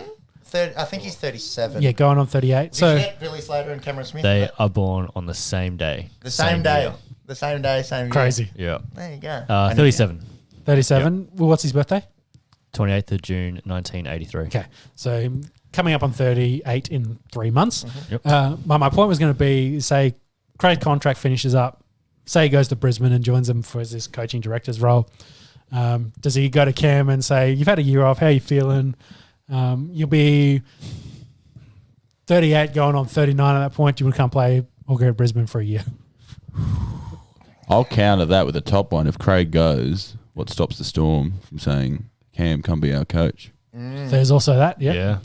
I couldn't think of a better player to walk straight into coaching. He could probably do media now for the next 30 years and not go through the stress of it. Yeah. But people were saying he could be a captain coach. People were genuinely thinking, He's got the mind for it. yeah. honestly. So if he wanted to, I think the Storm, if there was a team, he'd do it. I couldn't see him going to an up and coming team unless he wants to challenge himself. But I think that gig's his, a bit of a Buckley Malthouse situation. Yeah. Who knows? I'd be interested to see that because, of course, he's just moved his family all to Queensland and wants to Goes to retire Queensland, there, being a Queensland boy. But it's not to say that if he wants to get into coaching and Money Melbourne's talks. just like, well, I've bled for that club, so I'll go play for Melbourne. But Yeah, Man. interesting times ahead. But again, congratulations on a yes, amazing. There is no. You never know. He there is no may, adjective. he may disappear into the wind and you never hear from him again. Like he might be like, I did my time. I'm going to do some other shit. So Well, rumours were that he was a bit hard to get a hold of.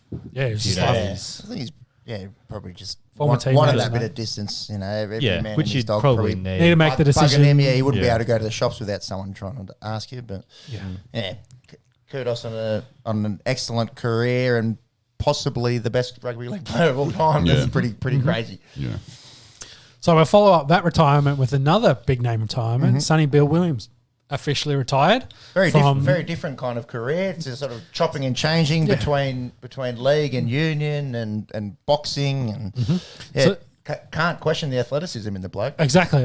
Probably one of the most talented forwards to play the game. Of course, went all over,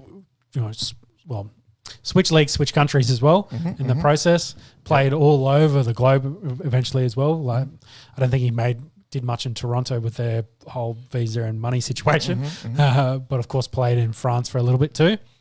So some pretty reasonable accolades if you want to run quickly through those. So to start off his career, very much won a premiership with the Bulldogs in 04. Probably would have won another premiership if they didn't get stripped of their points too. Then of course won Bledisloe with New Zealand in 2011. Then of course won the World Cup that year. Won the Super Rugby competition with the Chiefs in 2012. Won the Bledisloe again in 2012. Then came back to the Roosters and won an NRL premiership. Then, of course, became Rugby World Cup winners with New Zealand in 2015. And then, of course, came back last year with the Roosters for that last little stint.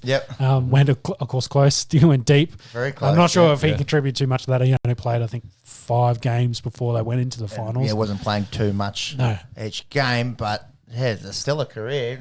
Very interesting sort of, chopping and changing. Never could really make up his mind. Hats off to him. He got paid handsomely throughout. So and winner. What do we see on that list? Winner of this, winner of that. Quick thinking in my head, I think him and Brad Thorne are probably the only players to win an NRL premiership and a World Cup. Sonny Bill might be the only one to win Super Rugby, NRL Premiership, and a Rugby World Cup. That's something we'll have to research. I think it'd be him and Brad Thorne. Like it'd have to be All Blacks because Thorne played for All Blacks, and I think he won the comp with Brisbane when he came back. They're the only two I can think of. Did Brad Thorne win a Super Rugby? I imagine so with the Crusaders. He was there for a long time. Yeah. It'd be a short list. It'd be a very short list. It'd be a short list. I'd say. And then good luck, Monkey. Good luck, Monks, at the end of the day. Probably take 2 hours to research that. Well, if you just want to put the cherry on the cake there, who's got a professional boxing career? True, and that's the chat that he's retired. I think he's late 30s now. That he'll probably go back into his boxing career and maybe do that for a couple of years. He's to finish 35. Off. You can have a few fights in your late 30s, I reckon. Mayweather's fighting deep in his 40s.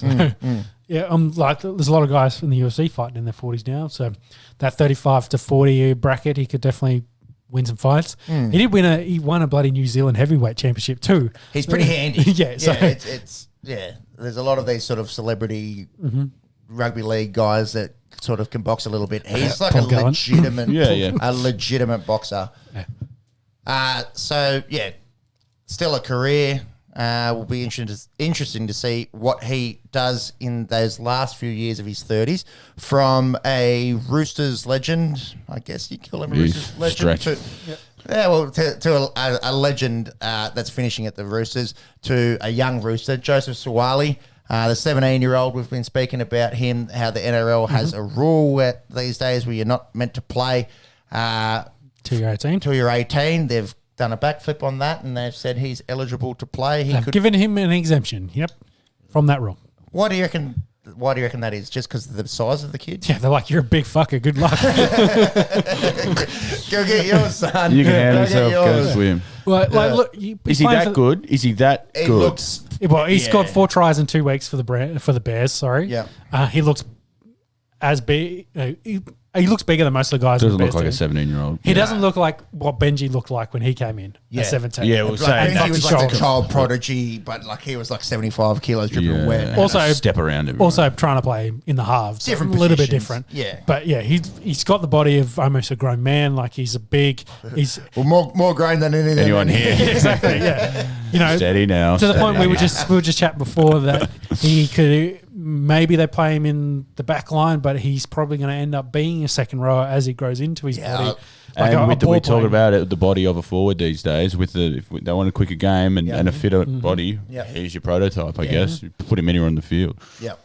I've only seen a handful of highlights, and he looks absolutely electrifying. So the question will be whether the Roosters, because he's now eligible, they could play him in round 2 if they want to and bring him into the 20-man squad. It's whether they do or not. Looking at the squad where we looked at before, it's pretty hard to break into that back maybe line. not in the starting squad, but he has that versatility. So maybe you bring him in on the bench, give him 20 minutes. 17 or something, Yeah, start working him in. But Roosters backs Teddy, so he's not going anywhere. Tupou, Origin winger, very good. The Morris boys and Joseph Manu, I think, is one of the most underrated centres in the game. Does he slot straight into one of their spots at 17? Probably not. No. Probably not.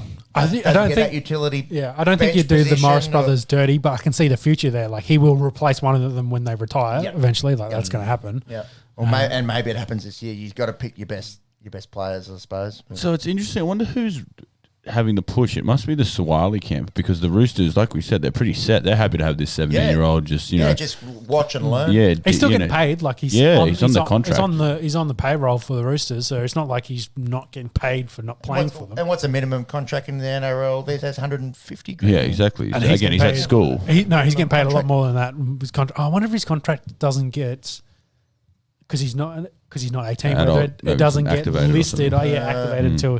So maybe he's getting more than the 19 and 20-year-old kids there. Yeah. So maybe that's why the reason why. But also like the risk of injury for him.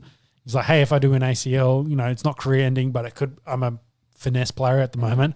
That's going to hurt my game. Can I just give me the early years of the Roosters?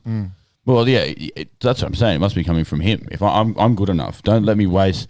The Roosters might not mind, but he's thinking, I could get injured at any moment now. I'd rather get injured making. I'd rather get double what I'm, out playing professional football, not out, for Burleigh. Is it Burleigh he's playing for? Burleigh Bears, No, North Sydney. North Sydney Bears. Sorry. Sydney. Sorry, Sydney. So I imagine that the Suwali camp is the one that is driving this more than the Roosters themselves, because and they probably just saw Latrell as well. Like he's just signed that big deal. He's young, so get him in. Gets his first contract done. So I think he's probably 3 to 4 years. So he comes off contract when he's 2021.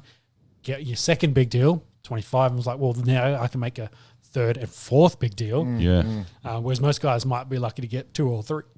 Depending if you play 10 years, you might only get 2 decent deals. Like your rookie deal. Got his 2 deals. He's halfway through that. So Did you find anything on a minimum contract there? Yeah, so for minimum wages at the moment is sitting at 77.5. Yeah, I thought it was pretty low. Players on development sit at about 60. What's it in the AFL? It's a little bit more. Bigger lists, but they've also got rookie lists and things like that. So it gets a little bit tricky there, and it's also game. It's game based. You can get elevated for playing ones. I think the NRL might have something similar. Yeah, as well. I imagine it wouldn't be too different. That number can bump up over 100. I'm sure there's it's definitely 6 figures in the AFL, to be on a list. Yeah, I'm pretty sure there's like bonuses and that sort of stuff like that. Well, I think there's like a vet thing as well. Like your minimum salary for a vet is, because you got to remember the league has to approve the registration of the contract. So if you go like guy like Sonny Bill, if they're going to pay him for a year, it's like, we want to vet minimum 77K, and the league goes, no, you can't be paying Sonny Bill that much money. You need to pay him something, in a range or a bracket that's worth his ability and status in the game. Right. Because they'll be like, well, every club in the league wants to pay him that much. Just because you're the Roosters doesn't mean you can. If Tigers down the road are going to say, well, we'll give him 300K if he comes play for us, like that's a fair deal. It was like, well, why aren't you giving him fair money? Even if he wants to take a discount. Like there's a range I think the league thinks is acceptable. Okay. Well, wrapping up, that's enough NRL. We struggle to get our head around a lot of the financial side of things. Yeah, when the numbers get involved, the Esky gets a little bit blurry. So we need some spreadsheets. Yeah, some spreadsheets. That's the only way I can do my accounting. Yeah, we do have an accountant here, by the way. The numbers, Mason. What do they mean? Cricket. Yes. So we'll move into cricket, and we were broadcasting. Well, we did our last podcast, which was delayed a little bit. On day one of the India versus England fourth test, which again was another short test, finished up in 3 days this time. So they managed to pull out an extra Session. Or Oh, it was it was an a couple extra- sessions, so Yeah. it wasn't many. No, it wasn't much longer than the third. Yeah. Uh, Do you want to run us through what happened in this India versus England test? Yeah, so last time we were on the air was in this England first innings. They won the toss, elected to bat as you do. They got off to a very shaky start. I think second session. 3 for 30. I think we Yeah. were in the second session when we were watching. I remember Stokes had just got his 50. Yep. He didn't go much further than that. He got out for 55. Dan Lawrence also sort of steadied the ship with 46. And that was those spinners again. Akshar Patel, 4 for 68. Ravi Ashwin, 3 for 47. England dismissed for 205, which you thought was okay. Considering what they did in the first test. World like, record pace for a little bit unders, but yeah, better. And then India go out, they make 365. Then they were in a little bit of trouble early. Other than Rohit Sharma at the top of the order with 49 there. Kohli got a duck. Shubman Gill got a duck, I believe. They were kind of in a little bit of trouble, and then how good is Rishabh Pant? Like, Macca's best mate comes out. He needs to buy me a case of beer or something. I have saved that man's career. He couldn't hold a catch and he was a slapper. And every time I check the Cricket Australia app, he's getting 100. It's not him. He's only got 20 million followers on Yeah. Instagram. Mac has launched his career. Yeah, 100%. I'm the one bloke that's against him. Those 20 million Indians. Exactly right. But shout out to him again. He just takes, literally rips it away. and his strike rate, unreal. Yeah, that's right. Well, in Test cricket, 101 off 118 balls. It's striking at 80 there when no one else could seem to score runs at this Ahmedabad ground. Pretty incredible. And Washington Sundar, just pick Our him as boy. a bat. He's Just our pick him as boy. a bat. He had 96 not in this. Didn't have to bowl much in this as well. No, but and bolt fuck all. Yeah, he just goes in at 8 or 9 and then bloody scores runs. helps India bat deep as well. Yeah. So they got to 365 here. Great score. Yeah. So what's that? 150 run lead. Yep, on the nose. 160 run lead. Sorry, yes. Quick math. Stokes. We're talking about. Just going. Rishabh Pant, lazy 4.5 million 4.5. followers. So He's not Cole. He's not Cole. That's Settle down. surprising, actually. Yeah, That is only, quite only surprising. 4.5 million. Yes, That's lousy. we're talking about Stokes, how he was going to have to open the bowling, and he really stepped up. He had 4 for 89 from 27 overs. England obviously only went with Jimmy Anderson as their front line quick. 3 for 44 he had. The Spinners, though. Yeah. The spinners, they bowled 62 overs, so this is between Leach, Bess and Root. 2 for 216. After Akshar and Ravi did what they did in the first innings and what they were to do in just a sec. Yeah, that's unders from them, isn't it? I think that they missed a trick. They went a test too late with, you probably only needed the one quick to test before. That one they had in 2 days. That's probably when you just... They picked the wrong team for the wrong deck, they were delayed a game. And look, God, hindsight's brilliant. You can pick the best team a day later or a week later and then you get stuck. But that's, we talk about the spinners dominating this series. 60 overs for 2 wickets. 62 overs, actually. 62 for 2, yeah. And again, spinners, Dom Bess, he could be, Jack Leach seemed to have, looked like an international cricketer. Dom Bess is young and learning. Joe Root, he took that 5 for 8, but he's not. Kuldeep Yadav is a frontline spinner. Yep. Joe Root's one of the best bats in the world. He can't. So that's the difference there. That's the difference. How many overs did Root end up bowling there? It was still quite a few. 18. 18, yeah. Solid outing for him. Yeah. So do you think... I know we talked about the policy and letting him go home. Do you think England would have done better with Ali in the side? No. Well, better. I think he would have got some good stats. I don't think he is the match winner. Would he have turned the game? Would he have turned the series, I should say? No, I don't think so. I think you just watch the way Pant and Sundar were playing these spinners. They weren't worried about the spin at all. No, whether it was Moeen Ali or Dom Bess or Jack Leach or whoever it was, I think they were reasonably comfortable. Would it have turned the series? No, maybe. These boys are comfortable batting on spinning decks, so and this, they're happy to slap them around a bit. This second time round at Ahmedabad, it definitely wasn't. There's a lot more green deck to start off with. Yeah, and it wasn't the landmine like land. Yeah.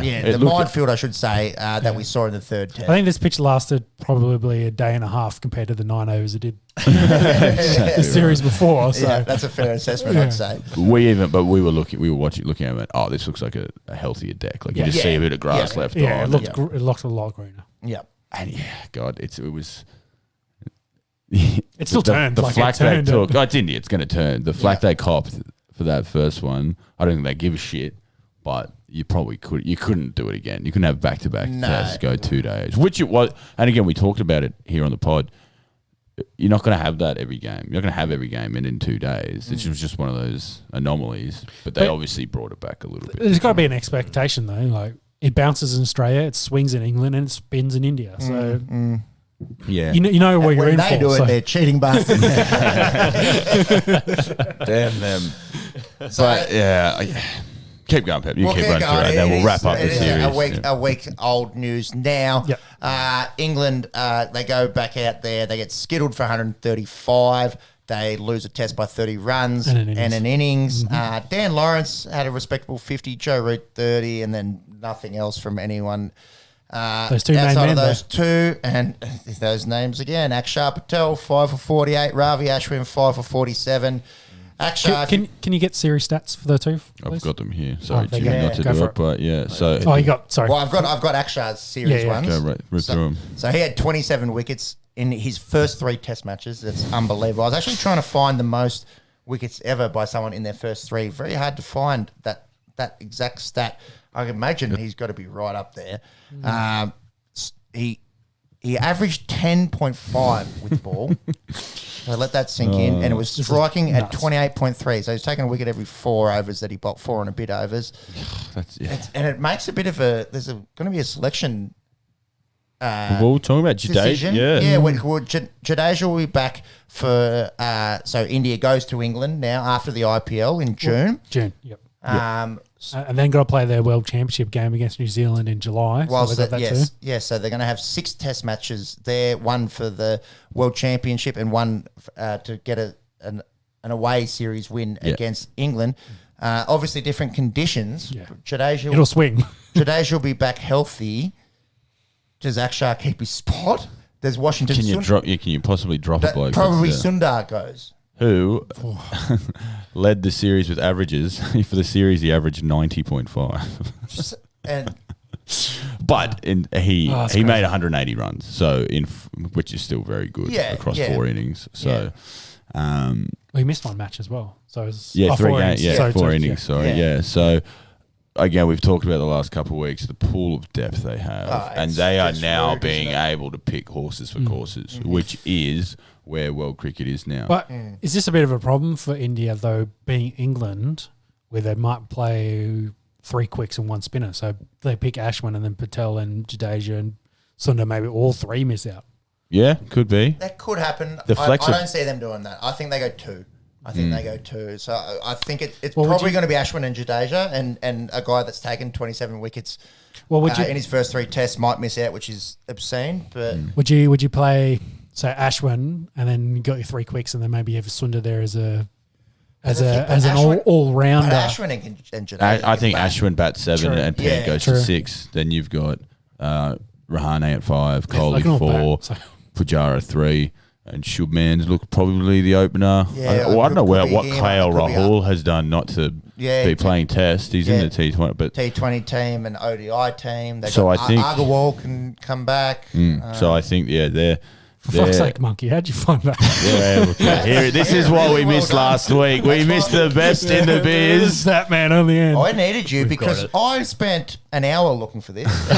He's been there for 6 minutes and he's whipped it up. He was You ready to pulled go. that up in- Best in the business. 2 minutes. Minuteman on the end. Engaged. So Here he is. we were talking about Akshar Patel through 3 tests. He has 27 wickets. Where does that rate in the history of Test cricket? 3rd.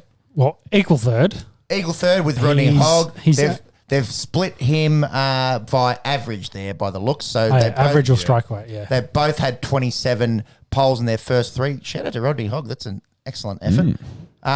You got to go way back for number 2. 1800s. Can't say I've heard of this fella. C. Turner, Australian, debuted in 1887. So penicillin wasn't invented. It was before the first two world wars. You could die from syphilis. Over the Boer War, I think. All kinds of crazy shit. He had 29 in his first three, and then N. Hawani from India. He's debuted back in 1988. He had 31 through his first three tests. That is unbelievable. Few names on that list. They're good. Yeah. Stuart Clark down the bottom there. Yeah, Love Stuart seeing that. Clark. Rashid Khan. Vernon Philander.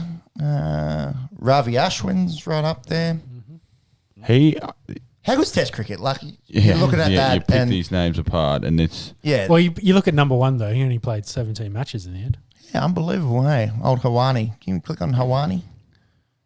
And over, say, an 8-year career. Oh, Narendra Leggy. Havani. Narendra Oh. Hawani. He was a bowler for India between 1988 and 1996. Leggy. Got off to an excellent start, and then obviously You didn't get fell much. apart a little bit. I do wonder when Kumble might have made his date. No, not 96, but not that long Pretty after. close.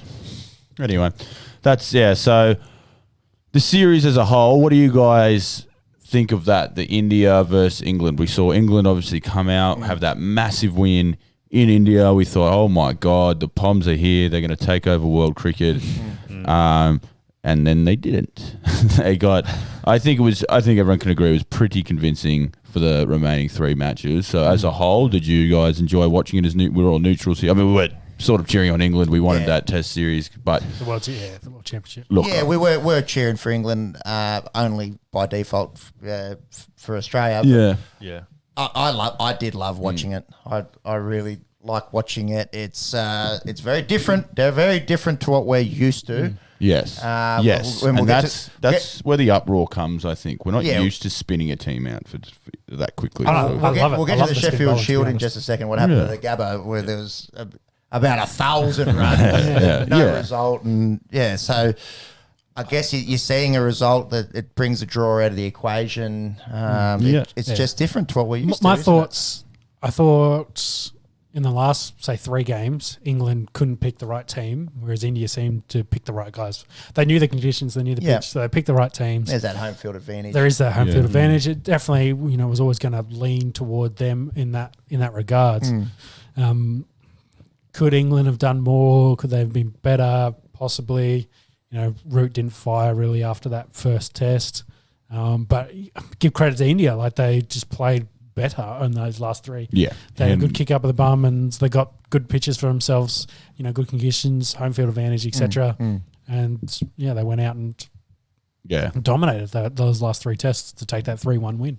I can't think of anyone Root hit that 200 in the first. He obviously took a 5 as well, and I think Made that game closer. he was, you can't fault him. I think someone like Dan Lawrence showed his ticker. He actually did all right. I've few got him here. 50s obviously didn't go on. but, Yeah, he Same with averaged Stokes in he it, averaged probably. 24. So we're not saying he killed it, but he actually stopped the flow. Ben Folkes there, like you said, was very tidy behind the stumps.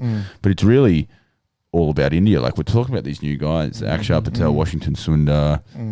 These are the guys, Shubman Gill, They're so young. who's building. Like they are young, and they've got this mix of like Pujara, who's killed us the last.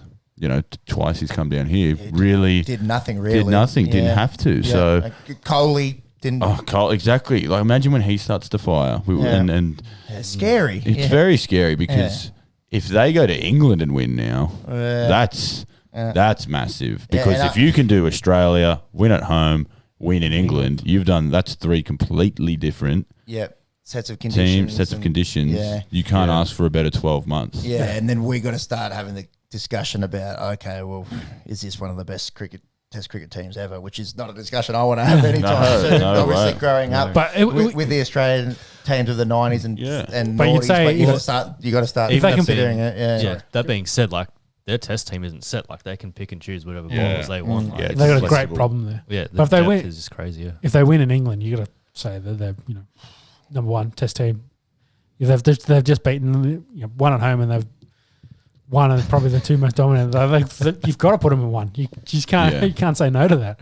When they break Steve Ward's record of was it 16 consecutive? No, they got to go to New Zealand and beat the Kiwis. That's right. Well, no, that's in Lords, so they'll actually have an advantage because they'll be because it's very similar to New Zealand, but they'll be in England.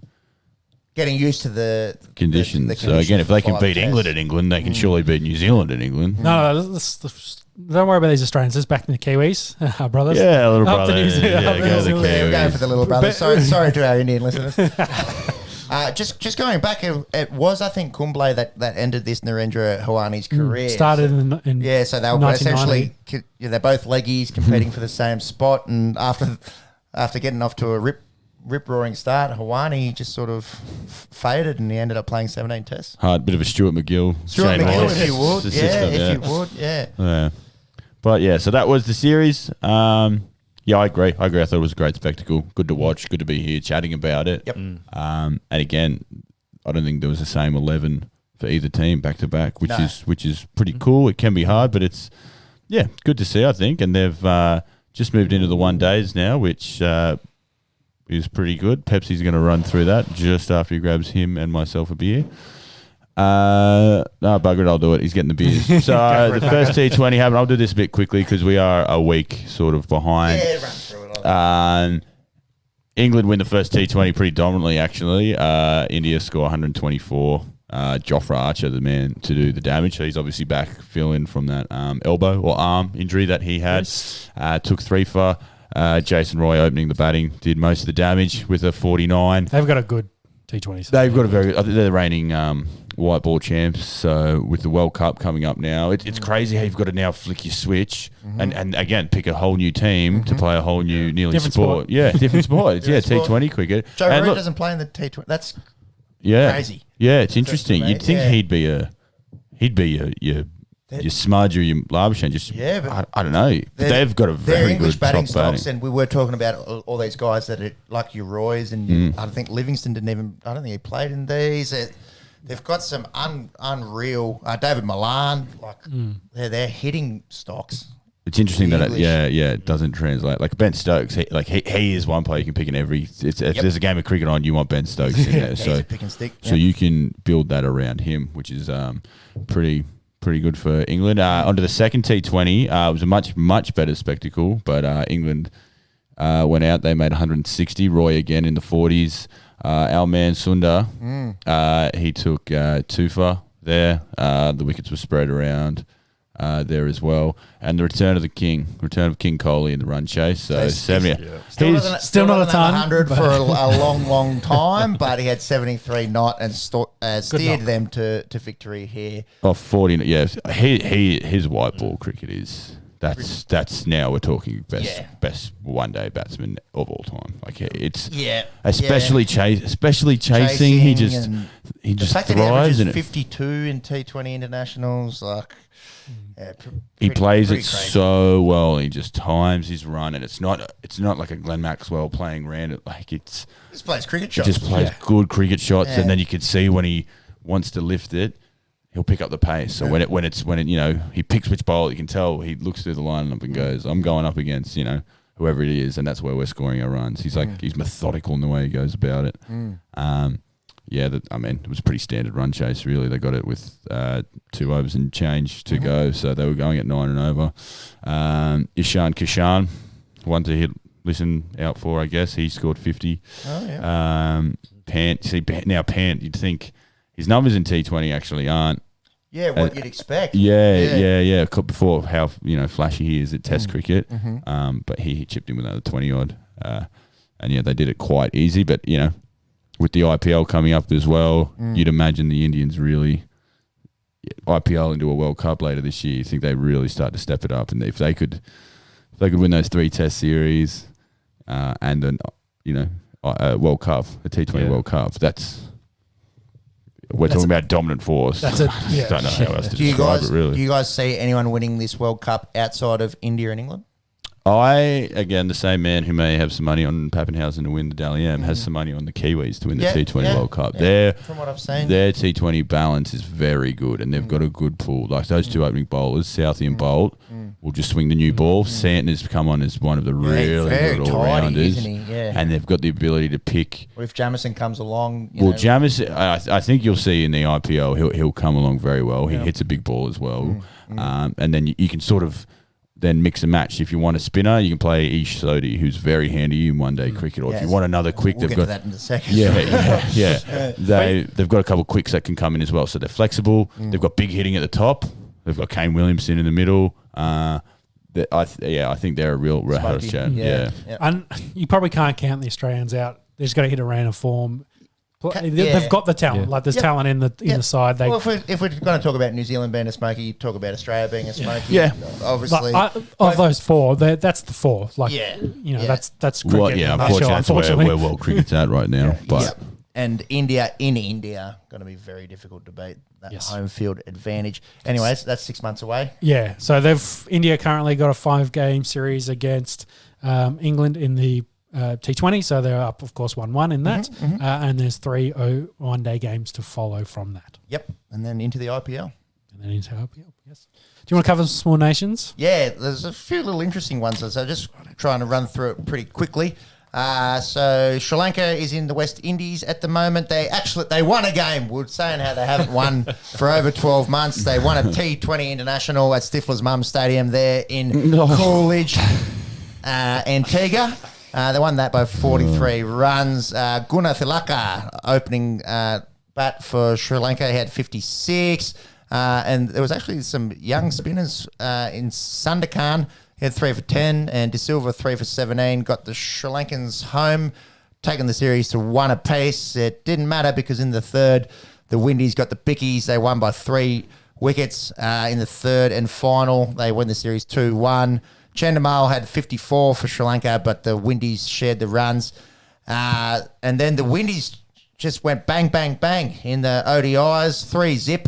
And 3 very similar games. Sri Lanka bat first each game. Windies chased down the runs comfortably, and a different West Indian scored 100 in each game. Shai Hope, he had 110. He's a gun. Yeah, he's very good. Very good cricketer. I think he had 80 in both of these other games. Evan Lewis, the other opener, 103 in game 2. Windies win that by 5 wickets. Darren Bravo, 102 in the third. Windies win that by 5 wickets.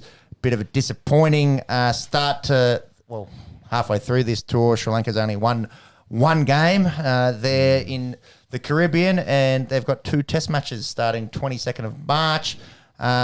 We'll have a look at those next week or probably the week after. Yeah. Shai Hope averages 53 in 1 day. How many games played? 80. Yeah, right. That's a very good record. I was thinking in my head maybe 50 or 60. He's a very good, and he's 27, and he's been around for a long time. He's got a very sexy technique. 53 through 80 games. That it's nearly 54. Really, I should give at 75 as well. So keep an eye on Shai Hope. Shai Hope, he's a gun, and he's just good looking, just like good looking stroke to him. Got a Shai Hope crush. Who knew? Who knew? You find out new things on the Esky. And a nice little feel-good story here. Afghanistan, they've got their third test victory ever. They've tied up the series against Zimbabwe 1 apiece. They made 545 there in Abu Dhabi in the first innings. Absolute right. I've always said it about Abu Dhabi. Absolute road in 48 degrees. It would be very easy to make. Dry. So Hashmatullah Shahidi, he had Afghanistan's first ever double ton, 200 not out, and Ashgar Afghan, the captain, had 164, 307 run partnership for them. The previous high score by an Afghan in Test cricket, they are only 6 tests in, was 102, so rewriting their Afghani record books there. Zimbabwe 287, then they were made to follow on with 365. Sean Williams, who made some runs in the first test, their skipper, he had 150 not out. And then Rashid Khan, he's only 22. Can you get that, Rashid Khan? So young. So you got the T20 player of the decade, and he's in my head he was like 24, 25. He is young as shit. What do you got there, Monks? 22? 22. 22. So he had a 10-wicket match haul, his 5th test ever, 11 for 325. Bowled 99 overs. Oh, did he? 99 overs. So I think he bowled 37 and 62, I think. So they know who their best player is. Let's put it that way. Yeah, well, still 11 for 325. That's averaging 28 or something. So what's that? 3.2 and over. Yeah, you get every strike rate about 60. Yeah, that's like an innings. It is. Zimbabwe, he just walked end to end. Yeah, pretty much. 62 overs. Yeah, well, they got You five. need to look at most overs ever bowled in a Test match because that's got to be pushing it. 99 is ridiculous. Yeah. Well, the guy got 540-ish in this, and he's 325 off his bowling. So yes, he did a sizable amount of the heavy lifting for them. Was that it? Yeah, he broke the record. Yeah, there you go. Most overs And he's ever. 22. Sorry. Most bowled. Maybe in the since- innings. That second innings, Since perhaps. when? 62.5. He's only gone at 2 and over. Threw 113 overs against England in 1998. Yeah, there you go. We're really 113. He's not far off there. Yeah. Yeah. He's bowled himself a whole test match in India. Yeah, longer than A couple test matches. Yeah, so there you go. Most overs Afghanis. in an innings. You say it was their third ever win? So Yep. 3 out of 6 games? 3 out of 6. They've 500. They've played India once in that. But then they've beaten Bangladesh, they've beaten Ireland, they've beaten Zimbabwe. So And that's where they're at. They're probably at the top of that. So it's God again. and we're going to play them before the Ashes as a warm up game. And who called that first? Yeah. Thank you very much. You want to Macro on the end here. you reckon on the Esky has no pull? I tell you, bullshit. Thank you, Cricket Australia, for listening to me. I know more than anything. I'll put my phone number in the comments, so hit me up. I've got some more great ideas. Speaking of Cricket Australia, let's talk about some Aussie cricket news. Nah, we don't have to. Let's. We'll run through it pretty quickly. So last podcast, the series was at 2-1, New Zealand leading. The fourth 2020, Australia goes out and wins comfortably for 50 runs. Aaron Finch, Yeah, baby. boy. Aaron Finch, baby. 79 of 55, not out. Made half our runs. So, yeah, dropping him. Ish Sodhi, 3 for 32. New Zealand skittled for 106. Kane Richardson, Ashton Agar did the damage in that one. 2 apiece, bringing it to a decider, and what a fucking letdown this game was. Yeah. So Australia 8 for 142. Matt Wade really the only bloke to make a few. He had 44 of 29. Ish Sodhi again 3 for 24, and Guptill same as Finch. He was big form cloud over his head.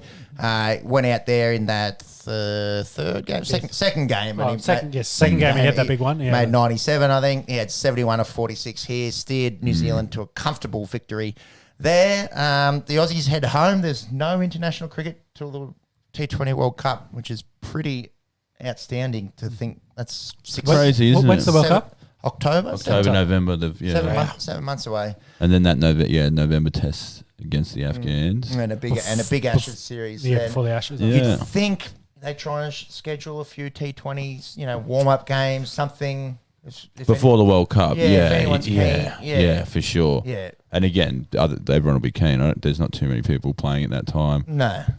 So bloody disappointing finish.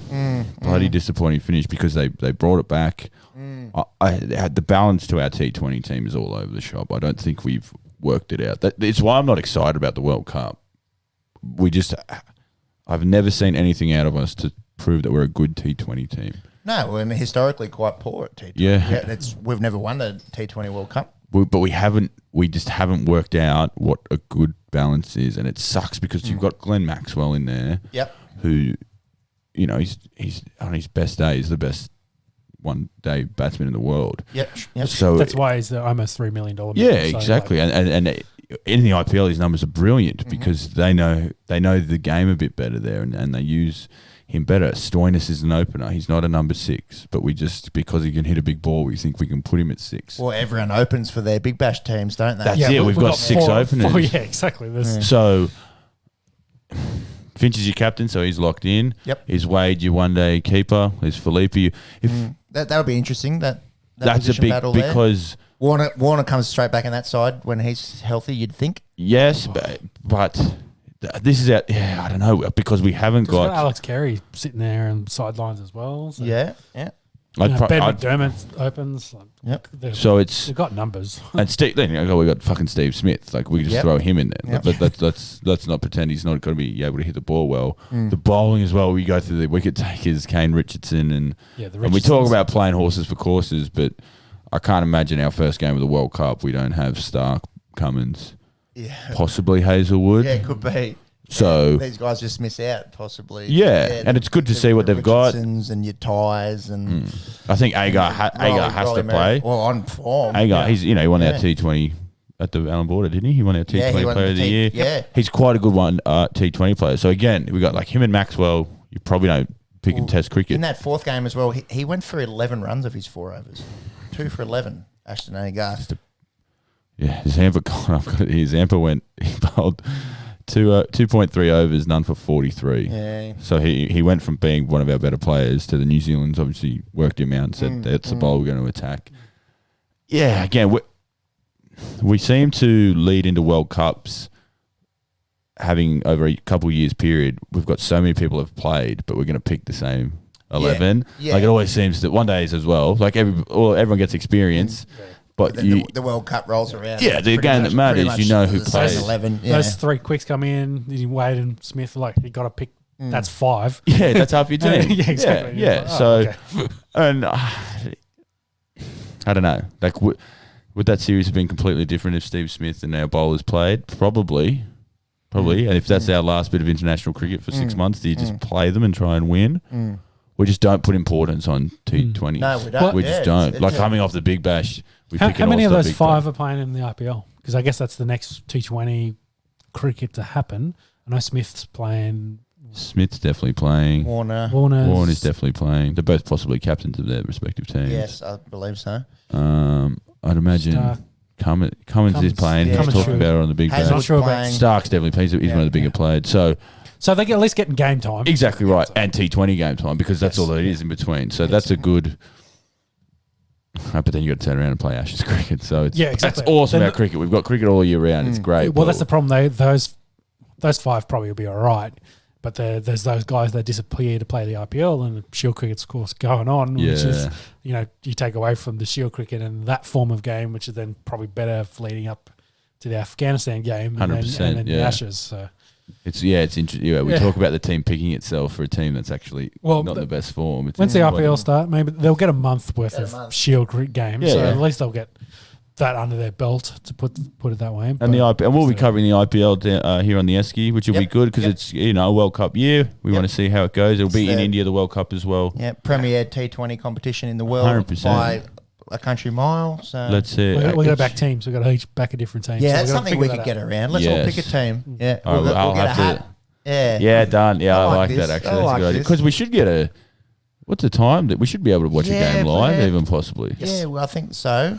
And play more skulls. Yeah, they're late. They'll be like 9 o'clock for us. Evening games, like if it's a 5 o'clock start or something over there, will be all right. If it's any later than that, I think it will be past our bedtime. But we might be able to follow a few games live. Which would be good. Awesome. Yeah, well, that's upcoming on the Esky. And just coming back to the local cricket. Sheffield Shield and Marsh Cup. Yeah. New Zealand, they've got Bangladesh. 3 ODIs, 3 T20 starting March 20.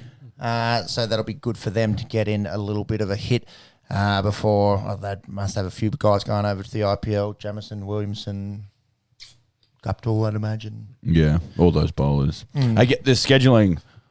We did get asked by South Africa, so that it's not not 100% in the wrong here. We got done over, so that's the reason we've got a bigger gap. But here it is. Here's what we are. But should be interesting to see.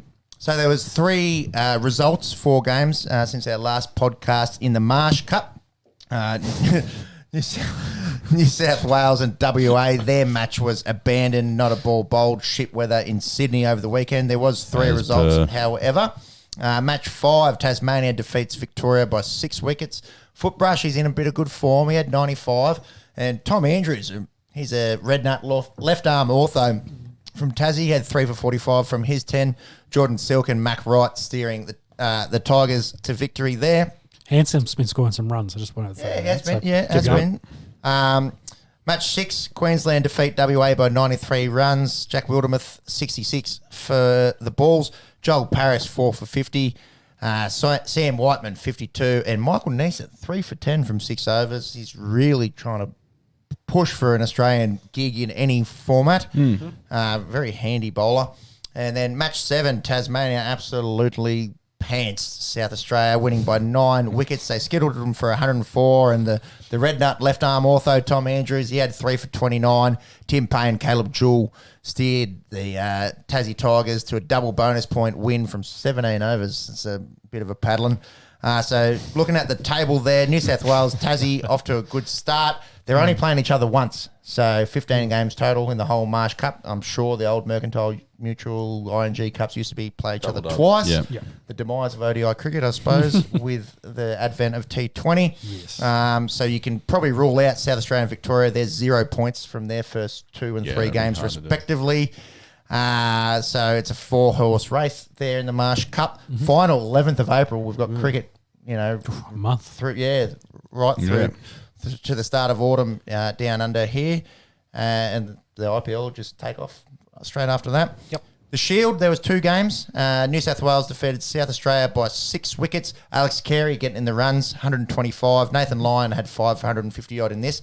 Here's the New South Wales attack in this game. Mitchell Starc, Josh Hazelwood, Sean Abbott, Nathan Lyon and Harry Conway. I've heard of those guys. And missing Cummins, by the sounds. I don't know if he's gone to India. I think he was saying on the T20 telecast that because he was in New Zealand, obviously, and he was going to head over earlier. So I don't know if he's got another game in him. Yeah. And but he was heading over earlier to get used to it. Imagine a lot of those guys are heading over for IPL anyway, so it'll be interesting to see how many stay for the Shield. And then New South Wales, they declared 120 runs short of the target here, and it actually ended up paying off for them. Curtis Patterson had a ton. Good to see some runs out of him. Sean Abbott proved handy with the bat in this game, 71. Back to that point, I think in the Shield, they've definitely been trying to get results in games. Yeah, so that's why they've been declaring. Last week with Sean Marsh and his captaincy declaring 100 runs short, and they got a win and a very. Hey, it makes Shield cricket interesting. Very. That was the draw. That was the one. Sorry, apologies. That was the one that last fell ball. Yeah. 1 wicket. Yes. South Australia fell one wicket short there, but it's almost like it's time based more than run based. Like if you want to get a result, it's awesome. Like it's brilliant. Yeah, exactly right. It means you give a shit and you're pushing. Exactly. Well, and the next We're trying game, to win. The next game was the polar opposite. So we'll get to that in just a second. South Australia went out. They made 6 for 178 declared again, playing for a result. And then the depth of New South Wales got him home. Dave Warner, 69. Sean Abbott, 83. He had 154 runs in this game from his 2 innings. And Moses Enriquez, 78, not out. New South Wales get the biggies in this one. The next game was the complete opposite. Yeah. And I don't know, in terms of getting a result and trying to... Yeah, our boy Cam Green again. Good old Cameron. So he had 251. I think that's his highest first-class score ever. He's in impeccable form.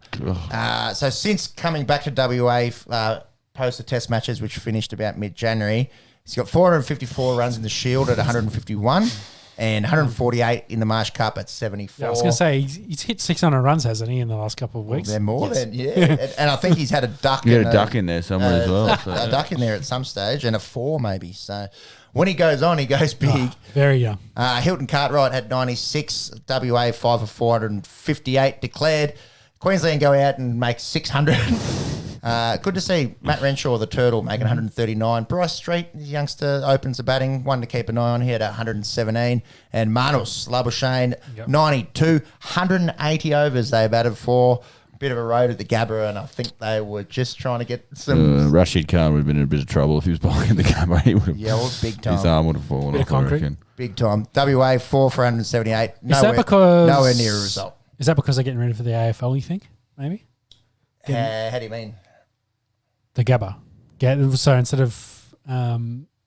because they got the pitch in the middle, instead of getting that ready to play the AFL on the Gabba, versus so as in don't dry out the centre square, they're playing on a green track so they can get it ready for the first week of AFL. No, well, I think a road, I don't know. I actually don't know if they don't do drop-ins. I think the Gabba's the only one that isn't a drop-in. He said maybe Adelaide as well, because the G is a drop-in pitch, so there's no issue there.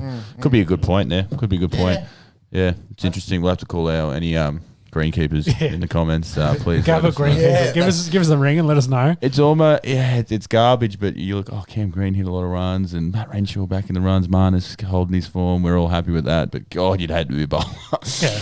If it's 2 inch long grass because you're getting ready for the AFL, like you're not going to get any wickets on that. Yeah. So, Brisbane Lions do play there Saturday night. So maybe not. Could be a good thing. Yeah, interesting. Here we go. On the Esky is going into some horticulturism. Horticulture. That's too big a word right now after 4 beers. Speaking of the AFL, we might quickly run through the AFL. I think that finishes up cricket. Yes. Ta-da. Cricket done. AFL kicks off Thursday night. We're here. We are Monday night here. So 3 nights to go. Richmond, Carlton.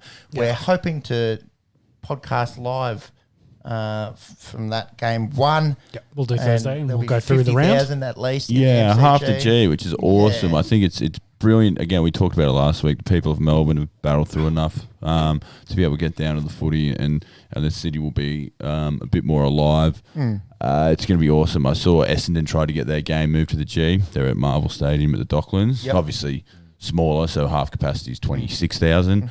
They tried really hard and tried to do sort of a double header at the G. The AFL said no, and now Essendon are crying, boo-hoo, it's our members. They're missing out on a fair bit of coin. Oh, absolutely, 30,000 extra people. But their home ground is Marvel Stadium, so I understand we're in trying times and it's different, but just cop it. Come on, you should be happy one person can come and clap you on it. I think it's awesome. It pretty much means you're going to have sellouts. Yep. For every single game, which is going to be awesome and loud, and you're just going to cheer that extra bit louder. So it's awesome. Richmond, Carlton has that opener, which has been around for a traditional 15. One now, yeah, it's awesome. Yeah. And actually, Carlton are now on the up and up. It's always a good test for Carlton. They always Pepe's got the Carlton hat on tonight. So see where they're at.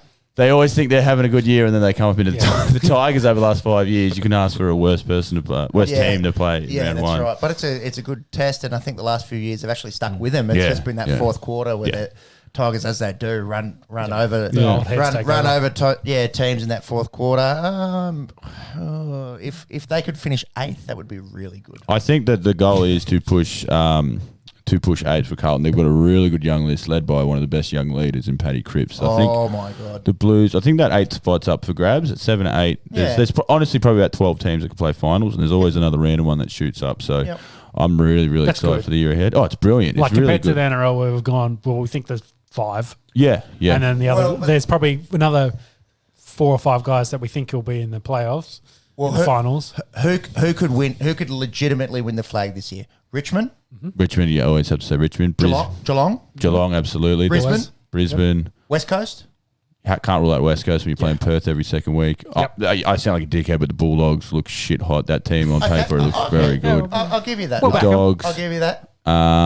Probably not the Pies. Too much changing at the Pies for mine. A lot going on in the Pies. A lot going on in the Pies. Saints on the up, but maybe a year away. Can they win it this year? Maybe a year away. But we saw GWS. You'd think it done. They're on the opposite. They're on their way down. That could be trouble. The AFL will hate that. They've got injuries. They've had some people to lose. So that's five legitimate.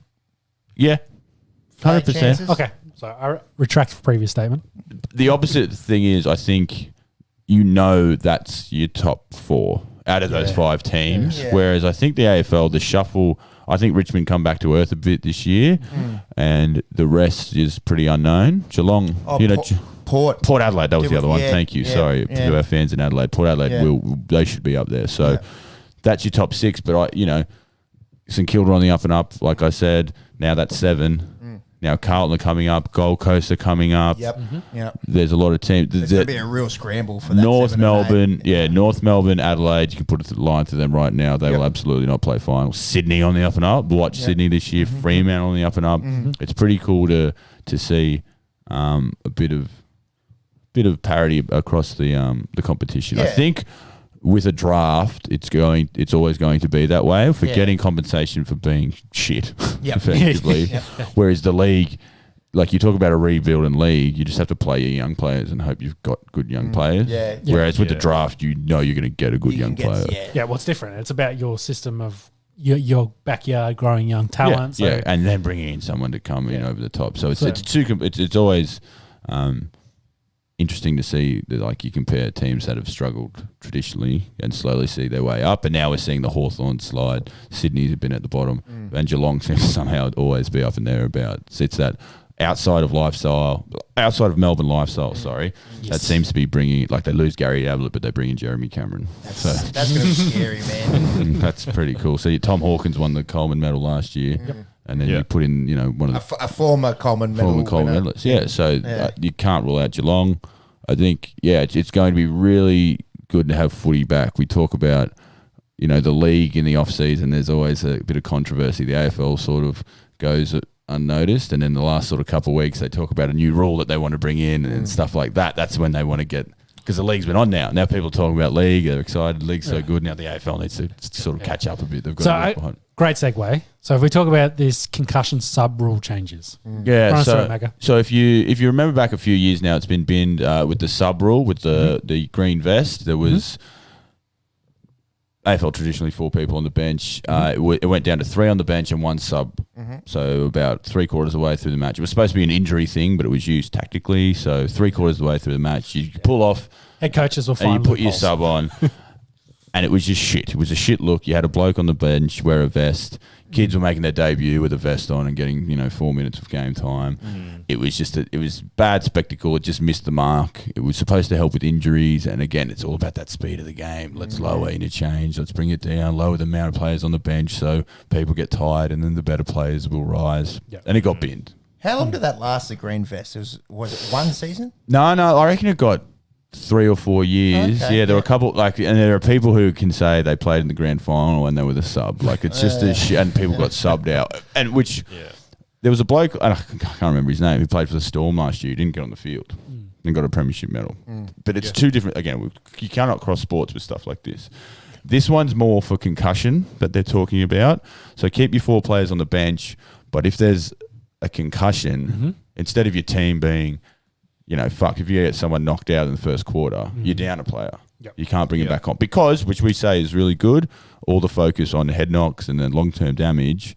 So the AFL is actually giving you shit, which is good. But to then, again, you're changing the amount of players you can put on the field 4 days before your first game's being played. Like, they're not. And then, again, we looked at it in the cricket. Don't cross sports, Macca. I'm going to cross sports. We saw at the Manuka. I like crossing sports. We looked at the Manuka game. Jadeja was batting and he did his hammy. Yep. Keep going. And then got his concussion, and then he came off with his head rule. Like, what stops an AFL player doing that? Yeah. Doing his hammy, and then instead of you being down one, he got a head knock. Yeah, now we can use a sub. Just while no one's looking, just a quick sneaky one. Exactly. A little head knock. I'm off now. Sorry. Also, I'm out for a month with a hammy.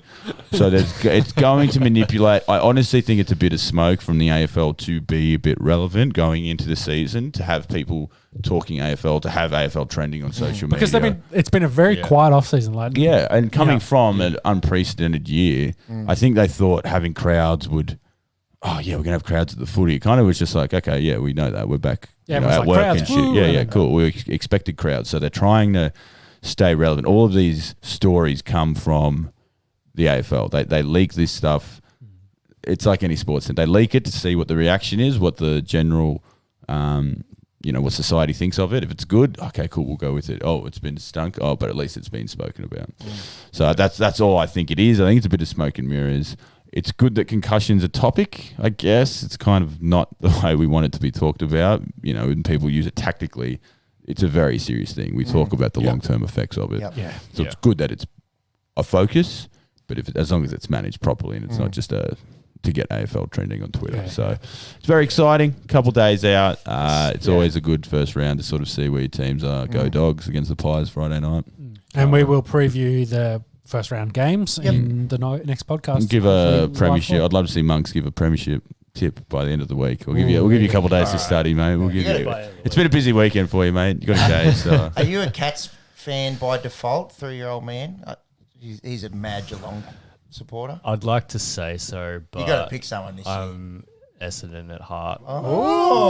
Which is who I'm not backing. great. I know who he's backing, and I know who you're backing. Yeah, that's easy. Done. Yeah, Essendon, interesting, very good. Well, it's a race for second as far as I'm concerned. I don't think Carlton will win. Who are you picking to win then? I hard to go past Richmond, but I think Geelong with Geelong, with the The way I think of it, and Jeremy I think we Cameron. talked about this last year, was to win the comp, you got to go through those two teams. If you can't beat those two teams, then you can't win the comp. Yeah. And that's what happened last year. Like the guys who, like the Lions, they got to that point and it's like, they beat one, but then they couldn't beat the other. Yeah.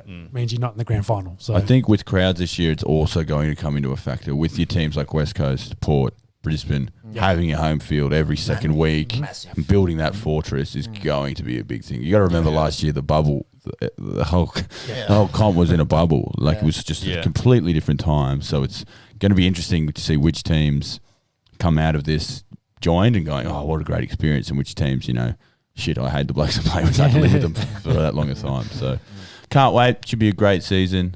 Go Dogs. You were right at that. Interchange rule was there from 2011 and it got scrapped in 2016. Five full seasons. And again, another just Green to go back on it. If you were a concussion sub, if that's what they're going to call it, and no one got concussed in a grand final, do you get a medal? Semantics. But exactly, and then you can say, like in 50 years' time, you can say, yeah, I played in a grand final. Here's me medal. Here's my medal, Johnny. Hate to cross codes again, but NFL, you'd get that. Yes. Yeah. All the But, time. LaShawn McCoy was speaking about he's got two. Exactly. Yeah. Just has to rock up, wipe his ass, and he gets a ring. It's got a good, it's got a good lucky system charms. going, Lucky charms. Did I finish up AFL chat? Yeah. We did miss one thing, and you reminded me of it. Concussions. Nathan Friend. So did you guys see? Got another head knock. Going back to the NRL. Yes. So let's talk about Nathan Friend and concussions. So third concussion in 6 months. Some chat that may be his career. Boyd Cordner, of course, hasn't played for the Roosters, and they're still trying to work him back. He got an MRI, got a neurologist. That's definitely how you say that. Yeah. Dudes that look at You might need to see one of those guys. Yeah, exactly. Yeah. Fix my shit up. All right. Can I go to the neurologist? Anyways, we're talking about serious. Anyway, supposedly perfect health, like his brain looks all good. I don't think the Roosters would have said anything different anyway. So because they were talking about maybe his career is over last year, because I think he had 3 concussions last season as well. So they've had some recovery plan for him, and they're trying to work him back slowly. I'm not sure if he's available this week, but they're trying to work him back through the program. But yeah, Nathan Friend didn't last very long. Got another head knock, not great for him. No. Of course, got head knocks again for Queensland. Got a few for the club, the Roosters. I don't know why the Roosters, because they got Cleary as well, who as well has had multiple head knocks. They just seem to be blokes that either have soft chins or they just get concussions willy-nilly. But the Roosters have Cleary. Kiri. Yeah. I'm with that. Yep. Sorry, their name similar. They've just had a bad run of it, haven't they? They've got those three. Boyd, So Boyd looks like he's sitting out till at least round 12. Jeez, that long? Yeah.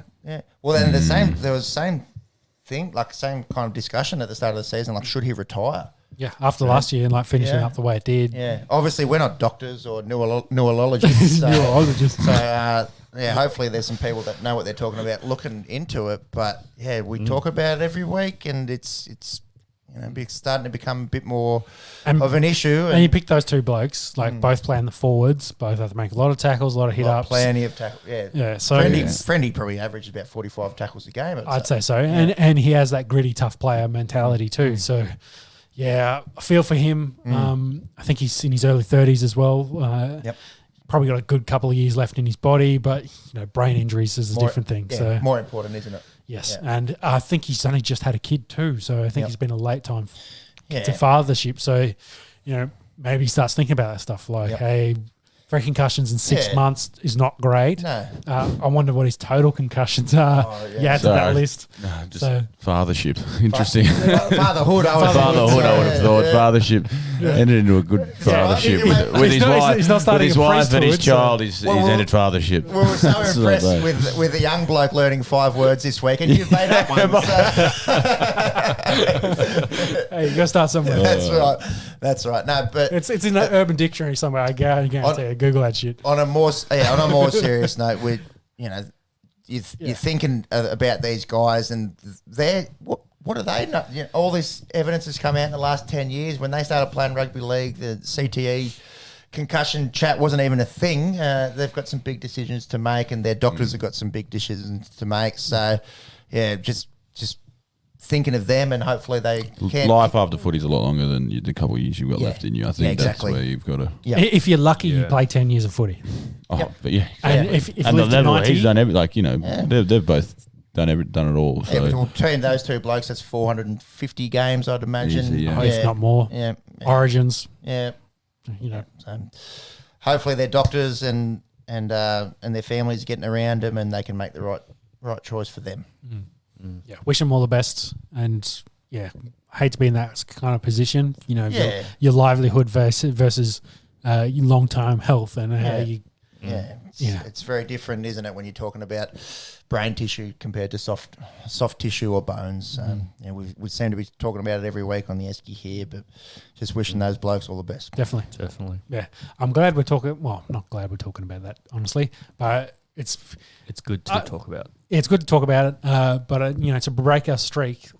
I think it's great that we haven't talked about COVID at all in the podcast. So how good is that? It's slowly fucking off out of this country. Yeah. Everywhere else is... it's a bit how's it going. But we're not talking about COVID, fuck this, and COVID ruined this, and then et cetera, et cetera. So it's good to see that, in the sporting world, that it's slowly dissipating, going away. The vaccine's getting out there. It's helping. We're getting better at where we're at. Domestic sports... done for now. Domestic sports done. Let's go international. Yeah. And I think the main one is NFL. They're getting prepped for free agency, as we alluded to in the intro, that is starting in 10 hours now. Quick math. Very good. 9 hours and 46 minutes to be precise. It's very close. There you go. So throughout the week, I guess the main thing is a lot of the teams are starting to position themselves for free agency.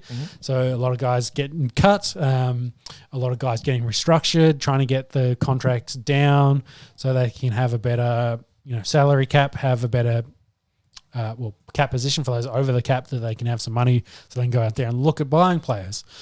So some of the key kind of movements, I guess the big one, of course, was Dak. Prescott, he re-signs with the Cowboys, as they always said they would. 4 year deal at 160 mil, 126 mil of that guaranteed. He's the second highest paid quarterback behind Patty Mahomes. Yep. So great deal for him. The deal that he was pushing for before that injury, he said he wanted 40 mil a year. He gets it. It's a lot of money. Yeah. It's a lot of money. Does he deserve it?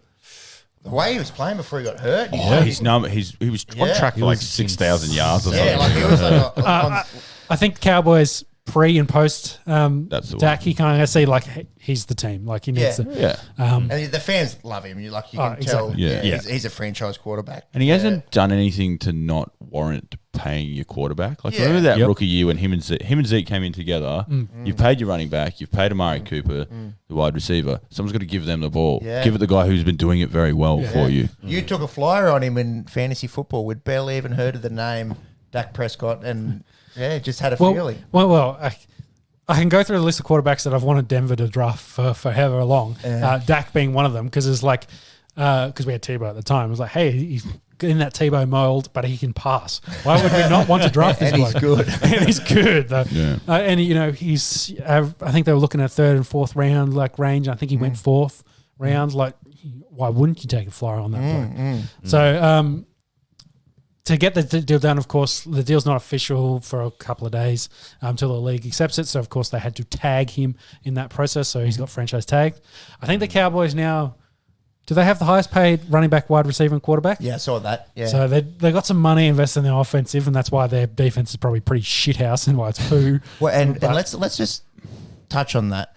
So, Zeke and Amari Cooper, they're not your number one picks for receiver and running back, in terms of talent. No. Why are they getting the most bickies out of I think it's a anyone in the league? timing thing more than anything. It's a Dallas. Play for Cowboys, yeah. You play for Jerry Jones is your owner. He wants to be showy. He wants to They're his franchise players. Like they're the ones selling him jerseys. They gave a so fair bit to get Cooper in. that makes sense. From Oakland. If you're going to do that, you pay him. Zeke, I think, paying a running back that much. Paying running back's one thing. I think the deal made sense when they made the deal because at that time he was... And again, Dak was on his 4th round rookie contract. Exactly. He had a bit of money. Yeah, he had a bit of money to throw around. It made sense. Let's keep Zeke long term.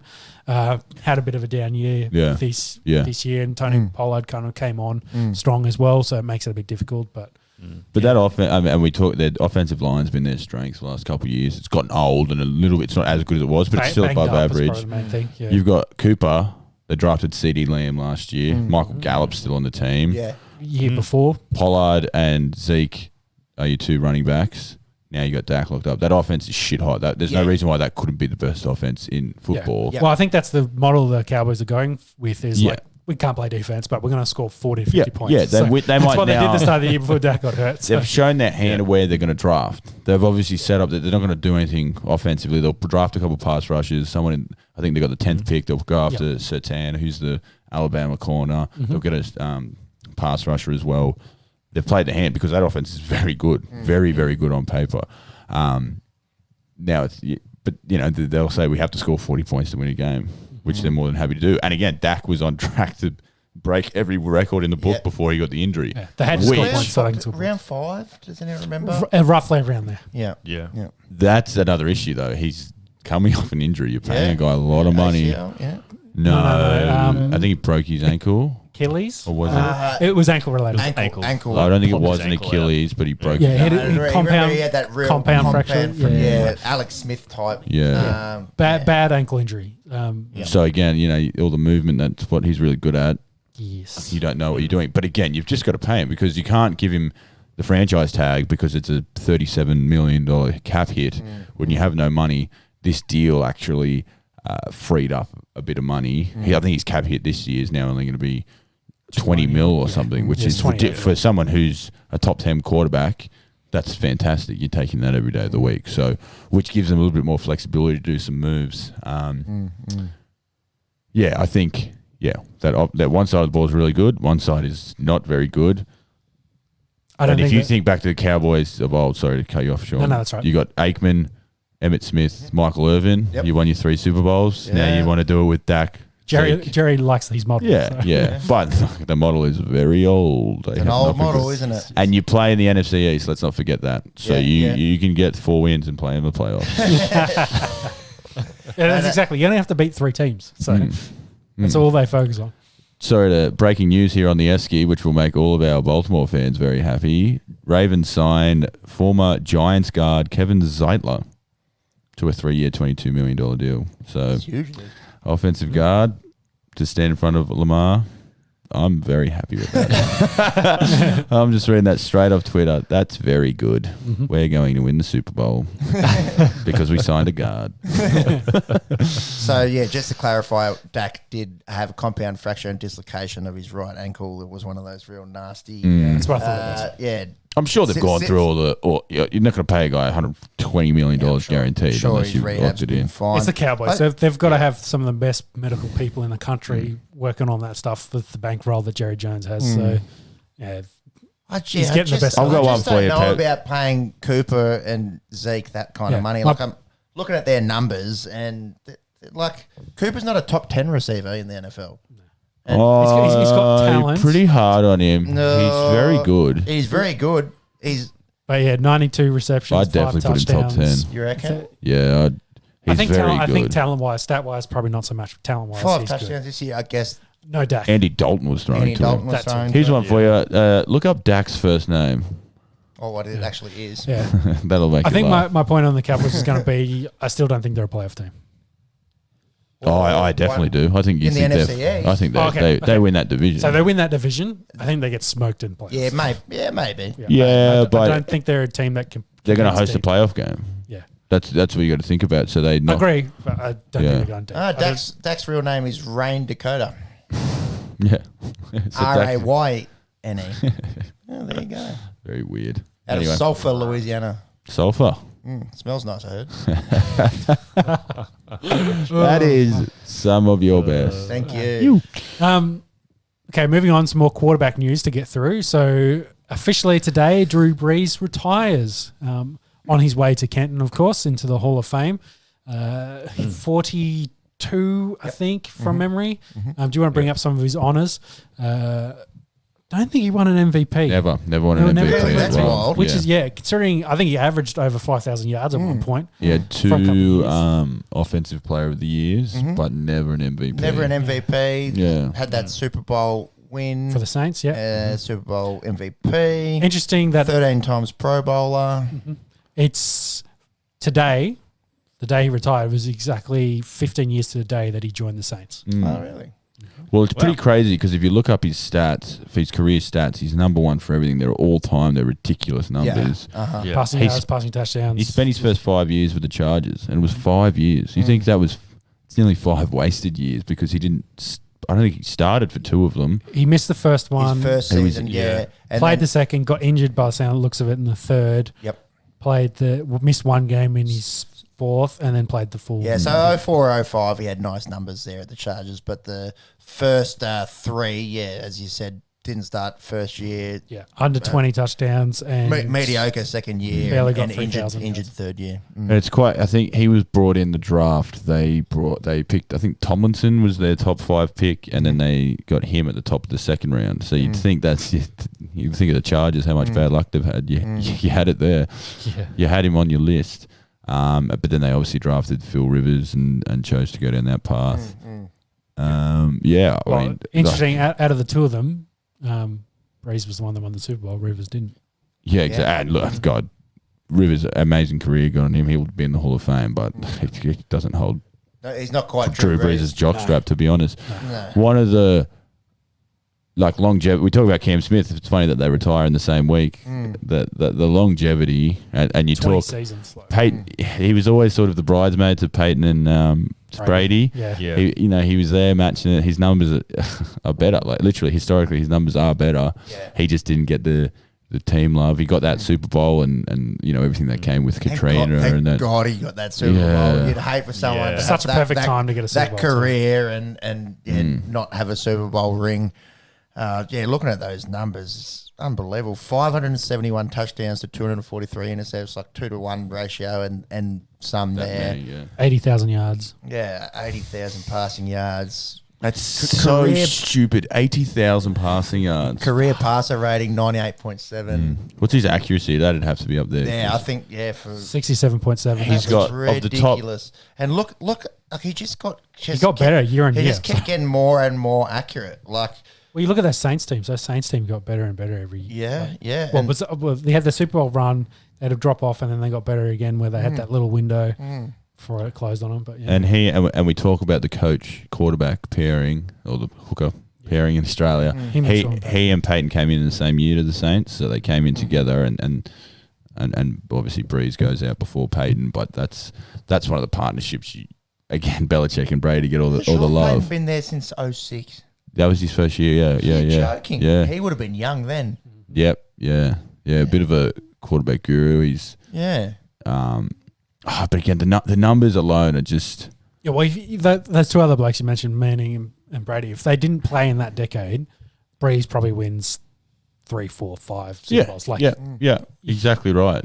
It's just crazy, and it was pretty cool this year. You got to see Brees versus Brady twice, or 3 times in the playoffs actually. So, and that was a good moment. Yeah, his last game, out of in the course, against field. them. So yeah. So, I mean, all time. My favorite Drew Brees thing. Oh God, I'm stretching my memory here. There was like do you guys remember Sports Science on ESPN? Yeah. Yeah, I love that. There was there was a thing about how accurate Drew Brees was, and they compared him to an Olympic archer. And they had the they had the archery set up, and whatever his name was an Olympic archer hits the bullseye 4 out of 10 times, and Brees stands that far away and just fizzes the ball. No, the archer hits the yellow bit 8 out of 10 times and hits the bullseye 2 or 3 out of 10. He hit the middle of the middle 5 out of his 10 throws, and because he had a bit of chalk on it, and it was just so cool to look, and it broke down his spiral, and his spiral has to wobble a bit because of how accurate he is. He spins it that much, it's going to wobble, otherwise it soars. Yeah. Which, God, horrible TV, horrible radio right now. The old sports science. Sports science science. is good. I remember. back. I remember the Breeze one so clear, and he was just throwing this thing down. It was so good, and that's what he'll be known for, his accuracy. And he copped a bit of flack towards the end about just hitting hitting Michael Thomas on slants. Well, when you're doing it 150 times and you're still getting close to 5,000 yards, I don't give a shit how you do it. If I'm getting 5 yards a time, like I'd take that every day of the week. Absolutely. And Thomas was getting 11. So, I think he's got, of the top 6 most accurate seasons, he's got 5 of them. Like it's all over 74% or something. Like it's. Well, I just looking at that before, he had 74, 72, 72. Yeah, so he's breaking he's breaking his own records, which is pretty cool. I remember when 65 used to be a benchmark for. Well, 60 was a benchmark. Yeah, 65 was good. For accuracy. Yeah. Yes. Yeah, so 70, 72, his last 5 seasons in the NFL, all over 70%. Yeah. So, and again, look, that they shrunk that offense. They brought it in a lot shorter for him to accommodate. I mean, his arm was cooked, and I was listening to a bit of Breeze chatter, and they said and Sean, you'll love this chat, who was better at the end of their career? Was it Drew Brees or Peyton Manning? Because they were cooked. They were both cooked. Honestly, cooked. Very much. There was all this rumor about and Brees was pushing sleds, and could he come back? But he was done. His legs were fine. Yeah. Everything above that. Too bad a quarterback has to use his arm pretty often. Yes, but it's everything. It's your velocity in your fastball. It's essentially a combination of your shoulders, your arms, your core, and your legs. If you can combine them all, that's how you get massive amounts of torque of what someone like Mahomes can do. He also just has a ridiculous arm that he can start from any He's an angle. alien, so he doesn't count to anything that you've said. But for everyone else to generate speed on a throw like that, it's a combination of your whole body. And you wouldn't call him a physical beast. He was 6 foot. Everyone said he was too short to see over his offensive line. So he's come from Purdue, not a big football school. Yeah, the Boilermakers. Boilermakers. He had a great college, so it's awesome to see him. He was a team man all the way through. You saw everything he did with Hurricane Katrina to win that. He's Mr. New Orleans. Like he's donated money. He gives his time to that city, and even to the end when he brought his cap number all the way down just to save them a bit of cash, and it leaves them in a spot right now which isn't too desirable. And Sean's going to get into that right now. So I guess following on from Saints quarterback news, we go to Taysom Hill, who's just signed his massive. Are we talking about quarterbacks though? Yeah, well, quarterback. But he signed his massive bullshit extension, so he's got 4 years, 140 mil, which all of it's voidable. It brings down his base salary. I think a whole bunch of it's incentive based on if you're starting quarterback and where the team ends up, etc. So yes, there's a lot of potential money on the table, and it's a lot of money when you compare it to Dak's deal that he just signed. But whether he sees any of that is very much a question. He won't see a penny of that because he could be cut. To me, it's just it's a prove it deal every year. So but it's a prove deal every training. They can cut him at any stage now. Every bit of that contract is voidable. My thing I don't get with this is why didn't you make it $1 billion? Like the 140 million. Like it's honestly, it's such an imaginary number because they know you're not going to pay Taysom Hill. No, you're not. Yeah, I just don't understand. It's all guarantees, and none of that's. Or why not make it guaranteed 40 million? Like I just don't understand the machinations of that because they actually save. Was it 7.5 mil? Yeah, so I think his cap number was close to 20 mil. So to bring down his base salary, they've of course then they converted it to bonus, and then extended it out a couple of years and say, hey, if you can earn this back and potential blah blah blah, you'll have a chance of being the starting quarterback.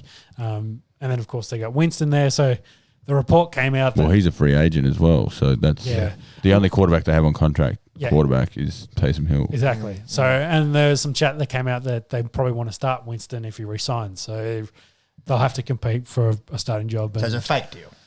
Yeah, it is a definition of a fake deal. Like he knows, like he signed that. He signed that every bit of that is voidable. They can cut him at any stage, and he gets his money this year. But the 4 years is the next 4 years.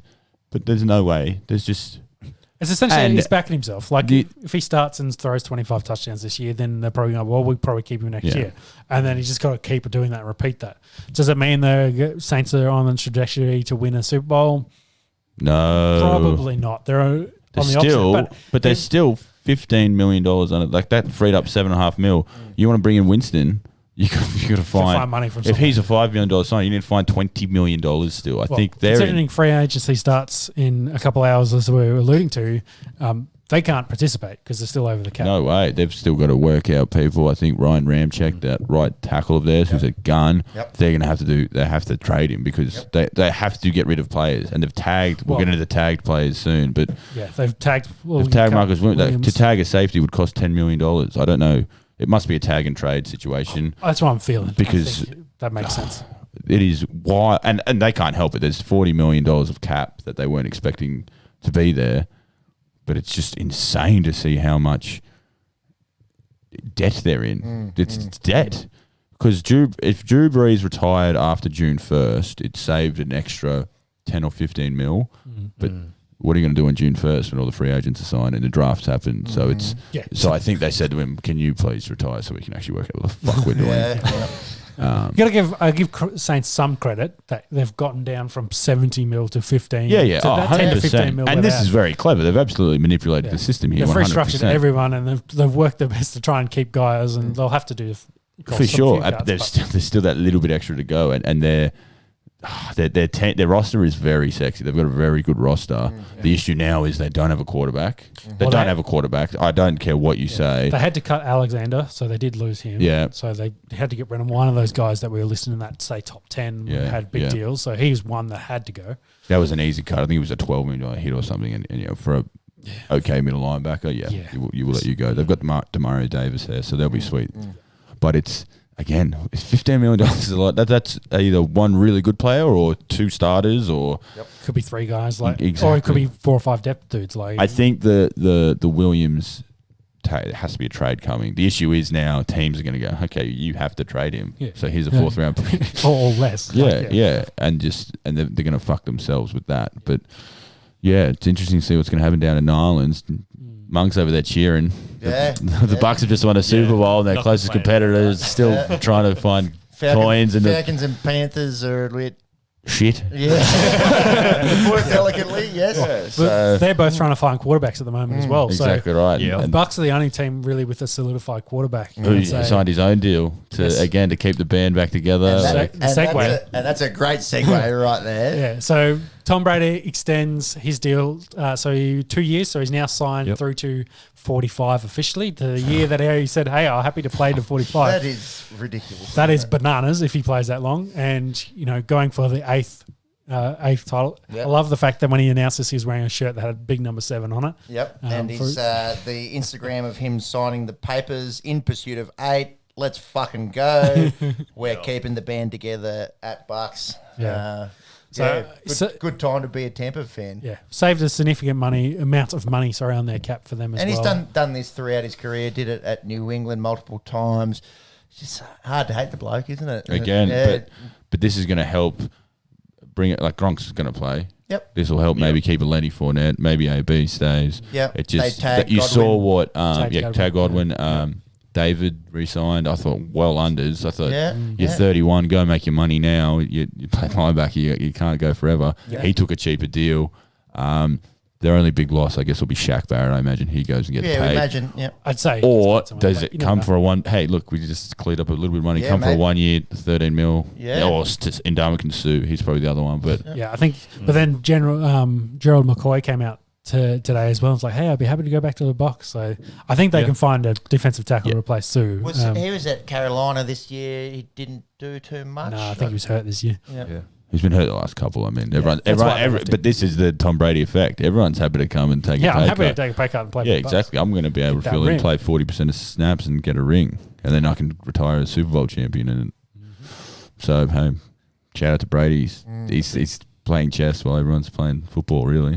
So it looks like even Mike Evans said that he's willing to take a cut. Yeah, he's got a massive cap number as well. Yeah. But this is the effect of the bloke. He comes in. Mike Evans is better than Amari Cooper, going back to that before. Yes. All right. No one's making that argument.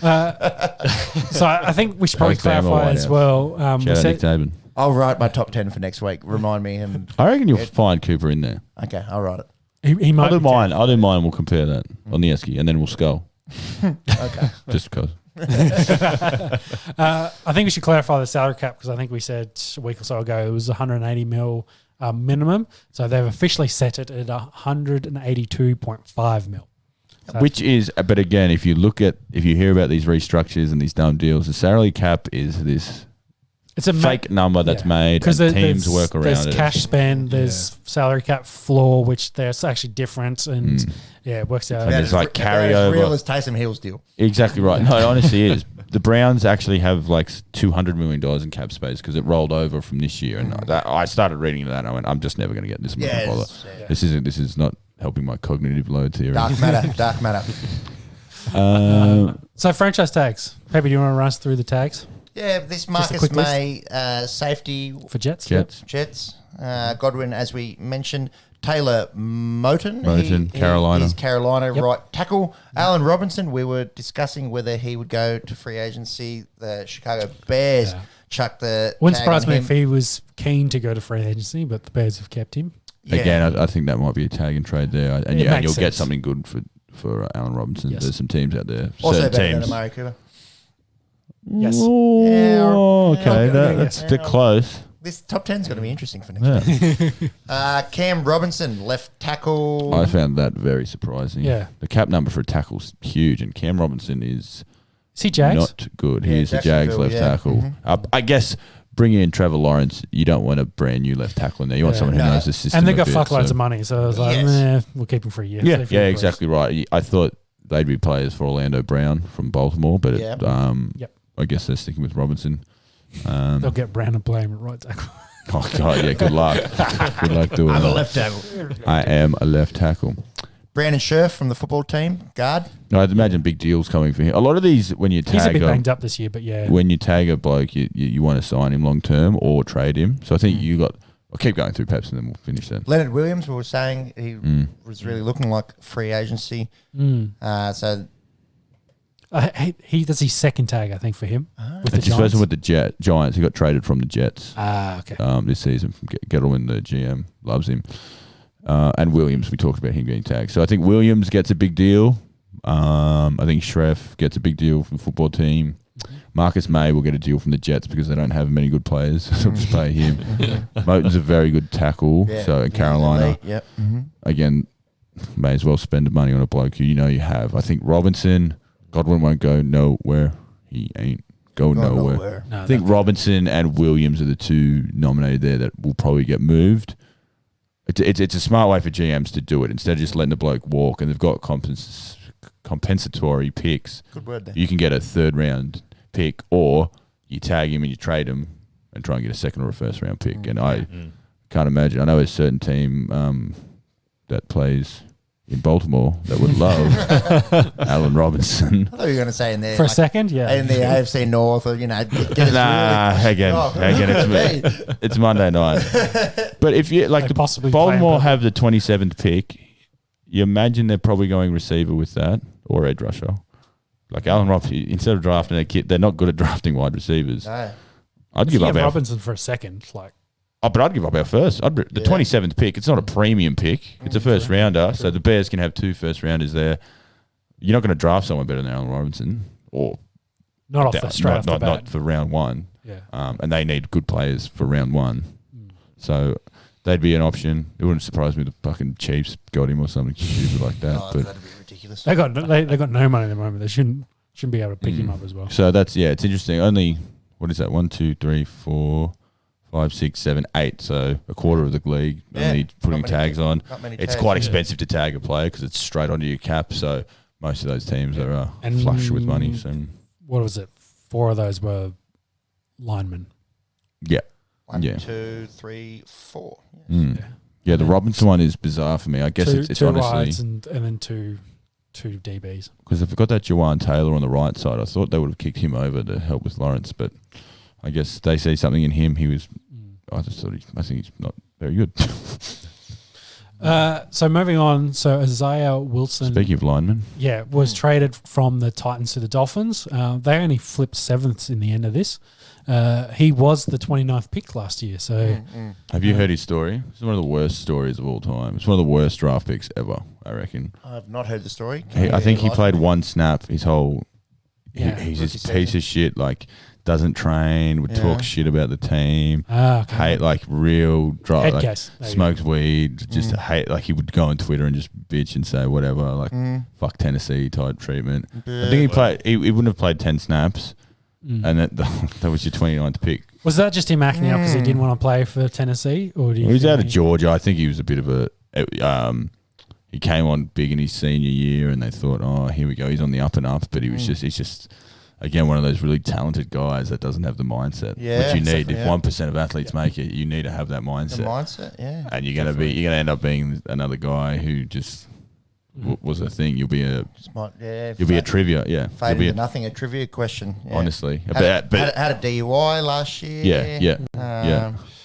So like looking at these athletic numbers, huge, like 6'6", 350. Like he's meant to be a future tackle. So 26 reps on the bench. So they had Andrew Thomas of the Giants. He was a top 10 pick. He was the left tackle, and Wilson was the right tackle at Georgia. So they were both off. So top 29 picks, both your tackles go. You must have had a good team, but just a bit of a head case. Basket case, huh? Yeah. Again, one of those things. Tennessee will be kicking themselves. Like, that's a thrown away first round pick.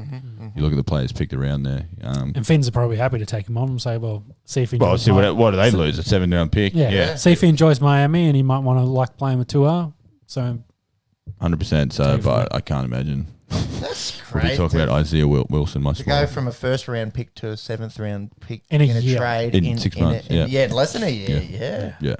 Which again, like the Titans GM and their draft team must be just kicking themselves. Other quarterback news, we probably should cover this. Cam Newton has re-signed with the Patriots for a 1-year deal.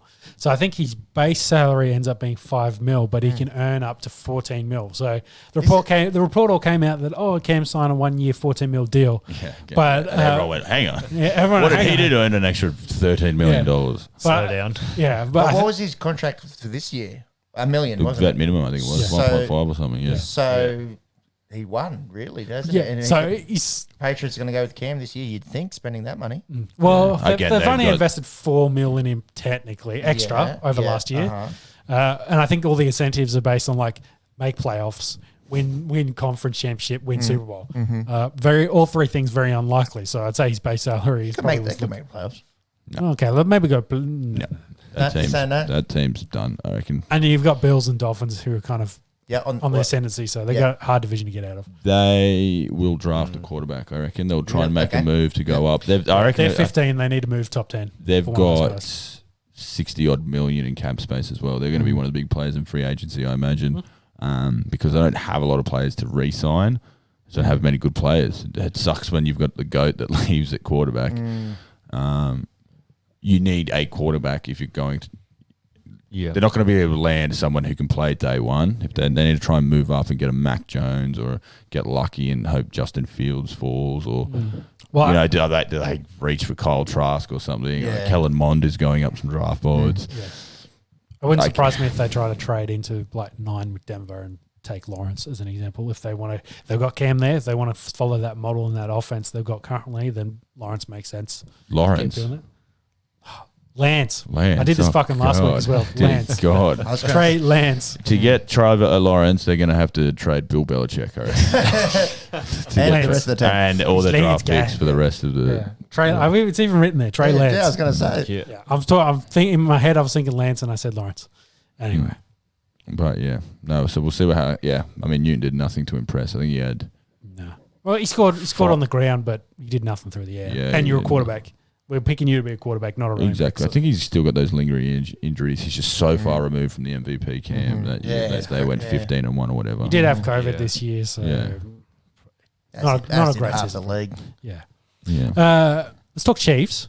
They cut. Well, I don't think they cut. I think both are off contract. But anyway, No, Chiefs they cut them. They cut them? Yeah. So both tackles, so Fisher and Schwartz. get cut, and they're not re-signing their centre, who's been Yeah, their he centre was a for freak. 2 years. Both all pro tackles, I think. Yeah, both of them, yeah. All three now over 30 as well. So it looks like they possibly could be going younger on the offensive line for them. It's No, I saw a report that is it Zach Long? retired, coming out of retirement. Kyle Long, not Zach. Why did I get Zach? There's a lot of Longs in the NFL. True. So Kyle Long's coming. We won't. It's getting. We're not getting there. Chris Howie. Yeah. It's his son, Kyle's. Yes. So Kyle's coming out of retirement, and I think he was meeting with the Chiefs as a possibility as a landing spot. He was at Las Vegas as well. I think that might be one for him. Yes, and he took a year off to get healthy, and his retirement's over. He's a good follower. He's still Twitter, 30, he's a funny bloke. 31. He still kept his rig in order. I think that's very troubling. If I was a Chiefs fan, I'd be very panicked, especially if you're paying after watching that $500 Super Bowl. million. Well, exactly. What was the biggest problem? The pass rush. It doesn't matter how.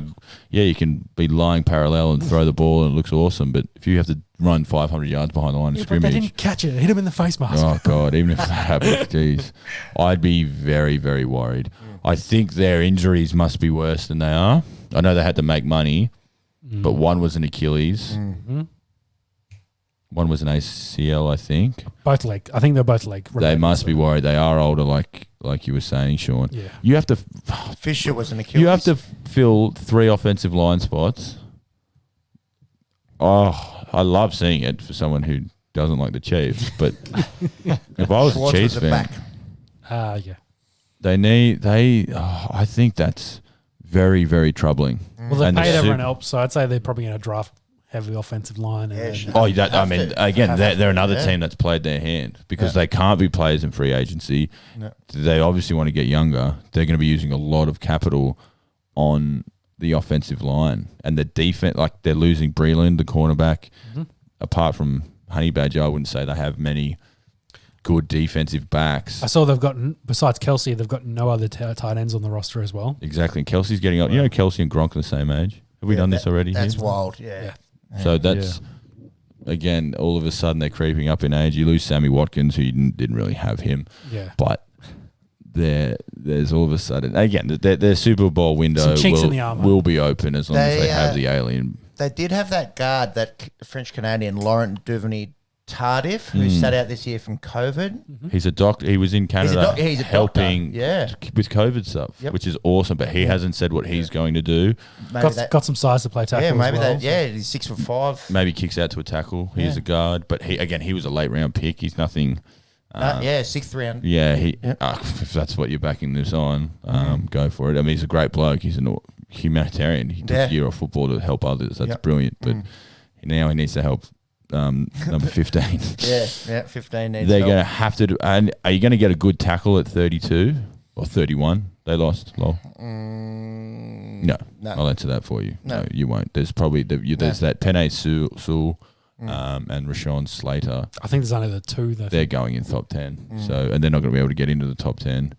Yeah. And if they slide because there's a run on quarterbacks in the top 10, still it's in the 10 to 15. Yeah, It's out of range for them. And you have to concede a bit somewhere. You can't be the best team across every unit. No. You might have it for 1 year. This is not Madden. So. Yeah, exactly. It would be good. You need to win the Super Bowl when you win the Super Bowl. This is why the Ravens had 14 Pro Bowlers and lost in the first round of the fucking Titans. Someone's bitter. And then you go, I will always be so salty on that. Yeah, there could have been. Their window will never be closed as long as they have Mahomes. That's the reality. Like the stuff he's already done is unprecedented. Like it's awesome to see. They will be sweet. I'd be very nervy if I was Patrick Mahomes and I woke up and checked Twitter and they went on the same day. It wasn't even a staggered thing. Yeah, they like cut. bang, bang. Yeah. He probably sent a text to his coach being like, what? What's the plan here, guys? I have 2 blokes standing in front of me at the moment. Yeah. And again, the Super Bowl, where'd they go down? Shaq Barrett, JPP, Dominican Sue. That pass rush got to him. Yeah. It got to him. Wins championships. So we'll see what happens with the Chiefs. Again, it's great to see them floundering a little bit. I agree with that. I second that statement. Moving on. So Trey Lance. Yes. He had his pro day during the week. Looks like a good athlete. Definitely has an athlete body there. One of the notes I kind of made was I think He doesn't have a baby's body. What? No. This is pot and kettle. Yeah, can we get you? Yeah. And I being the pot and kettle together. No, it's not baby face is what I'm going with, but he's got the young man's rookie body type. Okay. So you're looking at his legs, he's like, hey, he could have some more muscle definition. He could have probably more muscle definition. Like he's still an athlete, a unit. Like he definitely is that, but you can see the growth potential that he probably needs to make. Like I pick more on the legs because I think that's his base. He's got great arm strength now, and to continue to keep that going forward and to maybe even enhance that a little bit. So that leg strength a little bit. So like he's got the size. I'm just thinking just a little bit more. Like I feel he's got the rookie body that you could tweak a little bit to get pro ready. That's kind of my statement. And I'm possibly nitpicking here a little bit. I think you seen Tom Brady with his shirt off at his pro day. Different decade. 20 years ago or something like that. I guess different decade. My question. I think nitpicking here. I think what you're trying to say is a good building block. Yes, he's got a great foundation. Yeah. And I probably don't expect him to have that pro ready kind of body now. It's just like that's me nitpicking and saying I can see there's probably a bit of development there. I can see, the chat about he's a bit of a project. That was kind of my second note that, great arm strength. Yep. Maybe he's got a little bit of issues probably with accuracy and his deep ball, which of course is, a guy that played in the FCS, Yeah, FCS. He's going to have those issues. You're getting him for the talent and the possibility of having that boom career. upside. Yeah. And I know they talked about this as part of his pro day that, Josh Allen proved it and that, that is a possibility he could have that Josh Allen tendency with, improving your accuracy and stuff like that. My naysay on that is there's only ever been one bloke to do that, and that was Josh Allen. So he's the minority, not the rule, and a very, very, very, very rare edge case coming in the quarterback position. So one of my reasons, because I think there was a thing before, Denver had sent out a whole bunch of guys to have a look at him as well. And like a lot of clubs were there to have a look at him because he's in that nice range of probably 8 to 10 where some teams could move in to possibly pick him up. Denver, of course, being at 9. So they got to make it look like they're interested in him.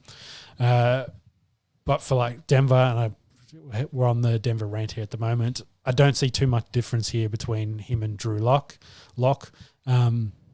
If you bring in Trey Lance, then that means you have to get rid of Drew Lock because there's no point. But I don't think you gain anything. Exactly. Because to me, they're almost a very similar quarterback. Lock has the same sort of accuracy issues, great arm, probably played at a better program and had a better college career overall. Definitely. Considering Lance played 17 games. Like, I don't think that's a step forward for Denver. So I don't know why you'd do that. Yeah, I'd agree with that. I think Locke has this year to prove it. But I understand, like, Peyton coming in as the new GM, he probably wants to put his signature on it. Like, I tie myself to Lance. But I think you lose another year or two, and guys like Von, Justin Simmons and that are getting older. Vic Fangio is only going to be able to band-aid that defense for so long. And then you're losing all those young guys they've just drafted that have started to come into the prime of their early careers. I've got one for you as the Denver fan, and we've gone a little bit away. Yeah. Would you give up a second-round pick for Sam Darnold? No, coming out in that draft, because Locke and Darnold came out the same draft, I thought Locke was a better prospect. Really? Yes. I can go through my list of all the quarterbacks. I said before, like I wanted to draft. One of the ones I wanted us to draft that we actually drafted was Locke. So I'm happy that we got a guy that I actually thought was like talent-wise that I had something there that I liked. Okay, there you go. Oh, well. I think my list was Russell Wilson, Dak Prescott, Deshaun Watson. Then I don't think we needed to draft a guy that year, and then Locke. Oh, no, Lamar and then Locke. They were the guys. And you can see the first 4, what I like. Where can I see the league going on what I prefer in a quarterback. Locke, I thought, had similar aspects to that. Maybe not so much on his athletic ability, but big arm quarterbacks that can move around. That's what I prefer in a quarterback. I think Lance has all that, but Trey Lance's big issue is he's played FCS. His stats are pretty good. I think he went 28 touchdowns, 0 I think the comparison is he played for Alabama of FCS, so they're the best program. He played for Missouri, Drew Lock. Yeah, whereas Locke played for Missouri in the SEC, essentially, I think is SEC, yeah. SEC, yeah. So, and again, I think Trey Lance threw over for 200 yards 4 times or something because he didn't have to Really? because they were shitty. Yeah. But he went 11 of 13 for 200. Yeah, so- but they're shit pumping team. So he actually, 28 touchdowns, no interceptions is pretty good. Unbelievable. But Yeah. again, they compare it to what Allen, of happened course, who this? played at Did he Wyoming. get injured this year? No, he sat No. out. He sat out. No, Okay. well, the FCS didn't. They're played on now. They played one game, so they didn't have a season. They're Essentially. on now. They moved it to full football. And he said he knows he's a top 10 pick. Why would I play for Yep. the last North Dakota State quarterback to be drafted? Carson Wentz. Yes. Yeah. Not that long I was like, ago. I've heard this, and I know what this was. Mm. Yeah, it was Carlson. Yeah. But the comparison was, of course, is Josh Allen with his Wyoming days, and they weren't good, didn't have great talent, but he's not the rule. You're not going to pick Josh He's a lot Allen's- smaller than Josh Allen as well. Yeah, and Josh Allen is an absolute freak on statistic wise. There's no one has or may never do again what he did. Comparison from year to year in his season in the NFL. So I would not be banking on like, hey, we'll pick this guy and he's going to be like Josh Allen. It's not happening. Okay, let's move into some signings and movements as we prepare to get into free agency. So Josh Hill got cut and then he got signed by the Lions because he had that connection with Dan Campbell, who was there with the Saints.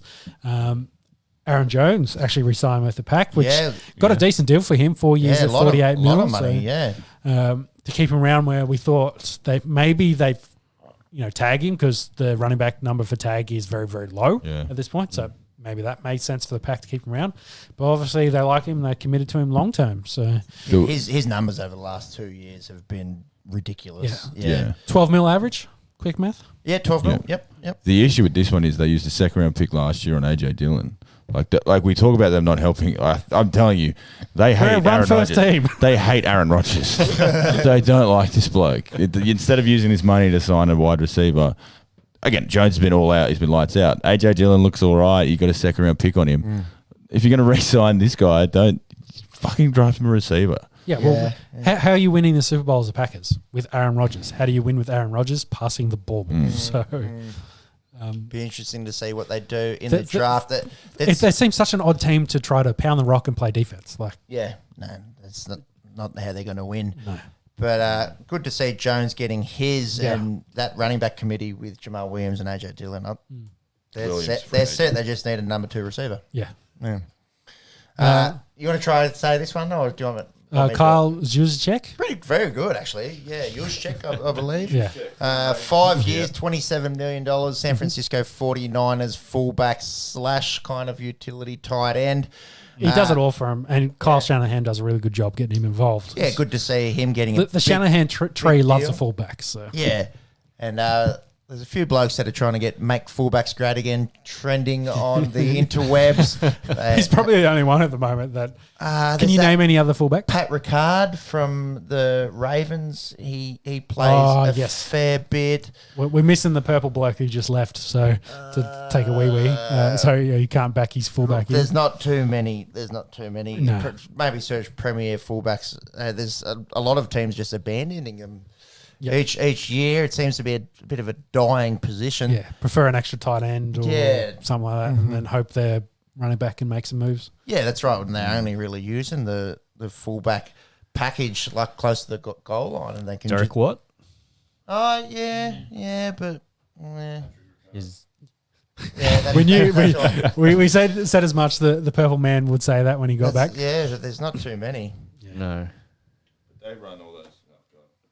They run all those jet sweeps and But those the little Ravens are a screen team passes. built for pounding the rock. So Yeah. there's a good reason they've got good fullback there. Anyway, it's good to see him Getting paid. getting some money. So Texans, maybe not full tank mode, but they're moving some money around and acquiring some guys. So they got Marcus Cannon from the Patriots for, I think they ended up flipping 4, 5, and 6 picks around. Like they stayed the same round, they just flipped them around and they got Cannon, maybe a little bit of cash dumped by the Patriots in this. Cannon, of course, being hurt, and I think he sat out last year as well. Then they traded for Shaq Lawson From Carolina. for McKinley, their linebacker. And essentially, I think there was a bit of cap number swapping. I think Lawson remaining on his deal had about 20 mil, whereas McKinley had about 28, so they saved 8 mil over the life of that. And their other big signing, did you hear? No. Big trust, Mark Ingram. Oh, that's right. Yes, Mark Ingram joined him and DJ in the backfield. Yeah. So David Culley, obviously the new head coach there, who was at the Ravens. Mark Ingram speaks very highly of him. Yep. They again, we talk about the Sean Watson until that's figured out. They're not going to bring in any big free agents or make any big splashes. They're adamant he's going to play. He's adamant he doesn't want to play. Well, he actually hasn't said I'm not going to play. He actually hasn't said. Yeah, whether he's going to hold out or not. He did tell the head coach that I'm not playing for the Texans again. So we covered that 10 days ago. Yep. Then the head coach, Carly, had that interview, like a pre-free agency press conference. Yeah, I saw this. Yeah, and then he was just like, he couldn't, he wasn't staying on message. I think it's probably the best way to explain it. He kept going, he's like, oh, he's a quarterback for now. And what was the other one? He said he's still a quarterback. Might bring competition. Yeah. Like he kind of had to keep checking himself, and then the Texans got straight on it and said, Deshaun Watson is our quarterback. Yeah. Like they had to be a bit more affirmative with it, whereas the head coach is kind of letting slip that maybe the realization that, hey, Deshaun Watson isn't going to be our quarterback and we're going to do some deal, but we're trying to hold out to get the best deal. We don't want to elude that's 100%. It seems like he was kind of hung out to dry though. Kind of like, all right, you go face the media. Yeah. You're going to get barraged with these questions. Yeah. Clearly didn't seem prepared, and he looked like it was a for a rookie head coach as well. So he hasn't learnt all the coach speak yet. No, and they were. What are you going to be asked? What's the first question you'll be asked? Right now, have you talked to Deshaun Watson? Yeah, it's like no, we haven't, but he's our quarterback.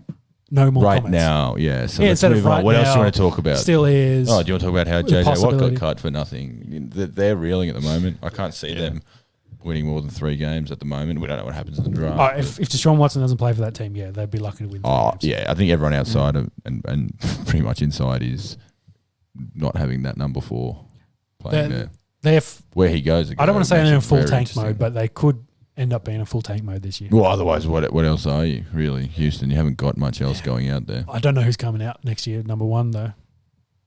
There's a monkey, figure that out. The North Carolina quarterback. There you go. He's pretty good. Top of his head. So I guess we'll finish up. We've talked about free agency starts tomorrow. Cap numbers, Muggy. Who's got the most? Who's got the least? And go top 5 on each side. Yep. All right. So the most. So up the top we've got Jags at 72. 72 mil. And then we've got the Patriots at 69. Jets. Jets at 68. Chargers at 46. And then Colts at 45. Well, yeah, Colts and Chargers. Colts and Chargers. They've got so especially Chargers. They've got their young quarterback there. Now it's just about filling in the pieces. Well, Colts have got Wentz and building around him, so go buy it. Again, they've got a very good roster. It's shocking that they just must all be on their rookie deals. Well, they drafted really well defensively. That Ballard, they're young defensively as well. Ballard, that GM. So maybe you're going to have to trade for someone like Robinson now, but go out there and try to find some of those guys that you can put in that wide receiver core. Give Wentz a whole. See, there's a landing spot. There's a landing spot. Give you a 2nd round pick for Allen Robinson to go to the Colts. That's terrifying. Yeah. That's a good team for him. So that's bottom 5, yeah. Yeah, that's top 5. So bottom 5. Bottom 5, starting right at the bottom, we've got the Rams at 34 mil. Okay. Yeah, that makes sense. Bears at 19, Eagles at 18, Falcons at 10. So they're going to have to trade Robinson if they got 19 mil over. Yeah. And then Saints are at 9. Sorry, who was after Bears? Eagles. Eagles at 18, Falcons at 10, and then Saints at 9.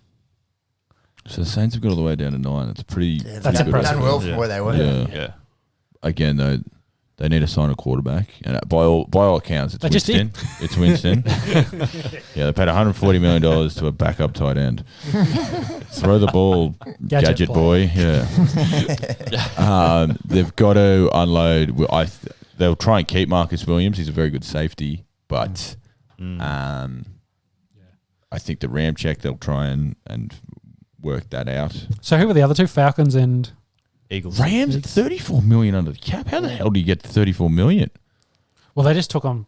Well, they saved a bit of money switching Goff for Stafford. So I think they're paying Goff and Snap. They're paying the quarterback room like $70 million. Oh, they got to pay some of Goff's. Yeah, money as yeah. well. Well, I guess that this kind of year. offsets a little bit with the Lions paying some of Stafford's, but even still, they're paying a fuckload of money. I think they've got a few wide receivers they can Donald's restructure. Donald's sitting on It'd be the most. Donald and Ramsey would be 28. heaps. Yeah, Ramsey's on Ramsey's, 22 and a half. Stafford's on 20. Cup is on 14 and a half. His can get reworked for a fair bit, and Robert Woods is at 13. Yeah, I'd probably try to rework one of those. I think that's their moves that they can make, and then it's about But that's still not 34 mil. no, So- no. 34 is an outrageous number. No one's talking about that. There's no talk. There must be, because there's so many of these back deal like reconstructions you can do and converting money into bonus the anti-tampering period that you starts don't on know. Yeah, Yes, so we haven't you'll been see talking about that. this for weeks. You'll see that disappear. I imagine they haven't Yeah. got anyone on the franchise tag, so it all starts very soon. It's pretty crazy, this anti-tampering period. Again, I say that the Ravens Within sign. 5 minutes, it's like, oh, and this deal's done. It was like, well, that was quick. Yeah. The Ravens are signing people now, but free agency hasn't opened. So because Zeitler was a cut, I guess. But Yeah. Guys that are actively, those that aren't off contract, those that have already been cut can be signed. It's such a fun season, free agency. It's I know, crazy. 'cause- And like, if you follow Adam Schefter on Twitter, put your notifications on, because that man won't sleep for the next 48 hours. He just He's pins a going to tweet. go ham. Yeah. Him and Rappaport are going to go back and Yeah. forth and see who can And break what's the the- most news stories. Woj in the NBA. Yeah. Like, they've all got their own. It's cool. It's mental to see. And again, the money thrown around. It's just, it's crazy. So there you go. We will cover all of that and the results We and had the see fallout who of a gets lot of that. better in the coming week. 'Cause Yeah, I by guess- the time we go I guess on all the next- premier players go in the first week, and then it's your tier 2s and tier 3s go in the following weeks. Which I think that's leading where up to the the draft. that's where the good teams thrive. It's not about getting the first guy off. It's about getting that second layer or picking up the guy that got cut. Finding that value. Yeah. Yeah, it's value. You're right, Mark. It's exactly well said. Finding the value for position and where teams rate positions. Do you pay the running back? No. Do you pay the tackle? It's cool. It's cool to see how different teams go about it. That'll wrap up our NFL chat for the week. Well, for the last couple of days. We'll chat more in some few more days. I think we'll do our final round and wrap up a bunch of other sports. And the first one is F1. You scroll down a bit, monkey. So they did the last 4 days. I think today or this morning was the last day of testing in Bahrain. I just want to shout out Ricardo. He topped some of the early days with the testing, finished overall pretty well, kind of signaling that McLaren car has a bit of pace. Alonso also did well as his first season back in Formula One. Mercedes were still quick. Hamilton had a bit of a rough day span. I think Verstappen ended up with the fastest lap time overall today. But it was interesting actually. If you didn't see the pictures in Bahrain, it looked like they were on Tatooine with the amount of sand and dust. Like it was essentially a sandstorm going. Oh, there were. Very good chat. I started Mando the other day actually as a side note. Bloody good series. I've nearly finished it. So it was. It's a very dusty track. Especially when the wind the gets up losing and the sand traction. comes in. Yeah. So yeah. Not the best group. I think they're still 2 weeks away. Yeah, 28th? 28th. Yep, Being the first one in Bahrain, of course. Some a little bit sadder news. Murray Walker passed away at the age of 97. Long-time broadcaster for the F1. Spent over 50 years broadcasting for the BBC and ITV. He did retire in 2001, but he was there, of course, for the classic calls of Michael Schumacher coming through, Senna, etc. Yep. Like he voice of F1 very much in our early years before he retired and then moved on. So sad to see him go. Good innings though. I almost got 97. goes ton. Yeah. The F1 world, of course, mourning the loss of a key figure in their sport. It's strange, isn't it? We're talking about Bruce McAvaney retiring last week, and Murray Walker, pretty much the voice of the F1 through the 80s and 90s, passes away this week. Good innings. So, yeah, thoughts with his family and friends. Definitely. Me is sort of a fringe fan of the F1 and know the voice and Yeah, you probably can't picture the person, but you put on the tape and Yeah. listen to him, and it's like, oh yeah, you know the voice. You've heard some of there's these one classic voice. calls. There's not a multi. It's not like racetracks where you've got different ones. It's he travels around just like the drivers do. So That's F1. So NBA, I'll let you boys run through this. But key moments, All-Star Week. Yeah, obviously it's that part of the season when the All-Star game comes on, and it's when the teams sort of recharge their batteries. You'll see the older players sort of ease back, try and get that week, a well-earned week off. The back-to-back games and traveling around, it gets quite heavy. So leading into the All-Star break, and it's sort of that milestone part of the season, Pep, that it's after the All-Star break we start getting serious, we start kicking into gear. The weekend itself was I actually didn't hate the format. Usually instead of it stretched out, it was you had the dunk contest at halftime, which the dunk contest, if you don't have the names in there, it's not, and these guys were known. I couldn't even tell you who participated, so they did it at halftime. I couldn't tell you one.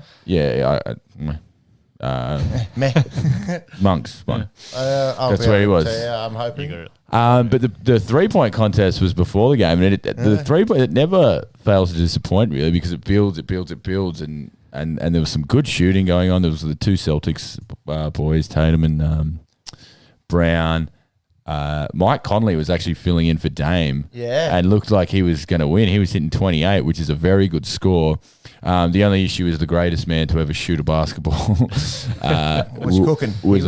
was cooking. Like some of those shots, Steph Curry, the net honestly wasn't moving. Like it was as if it literally didn't move. Like that has to be so perfect. Yeah. And he didn't do it once. He was doing it every couple shots. He was just...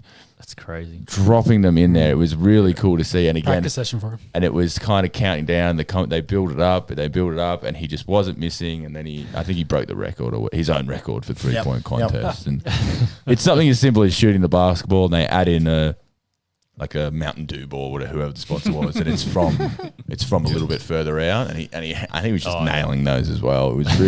It was cool to see, and a good little warm up. The All-Star game is the All-Star game. There's minimal. They've changed the format and how it works, and it's more a spectacle than the new thing they've brought in is to make them a bit more competitive.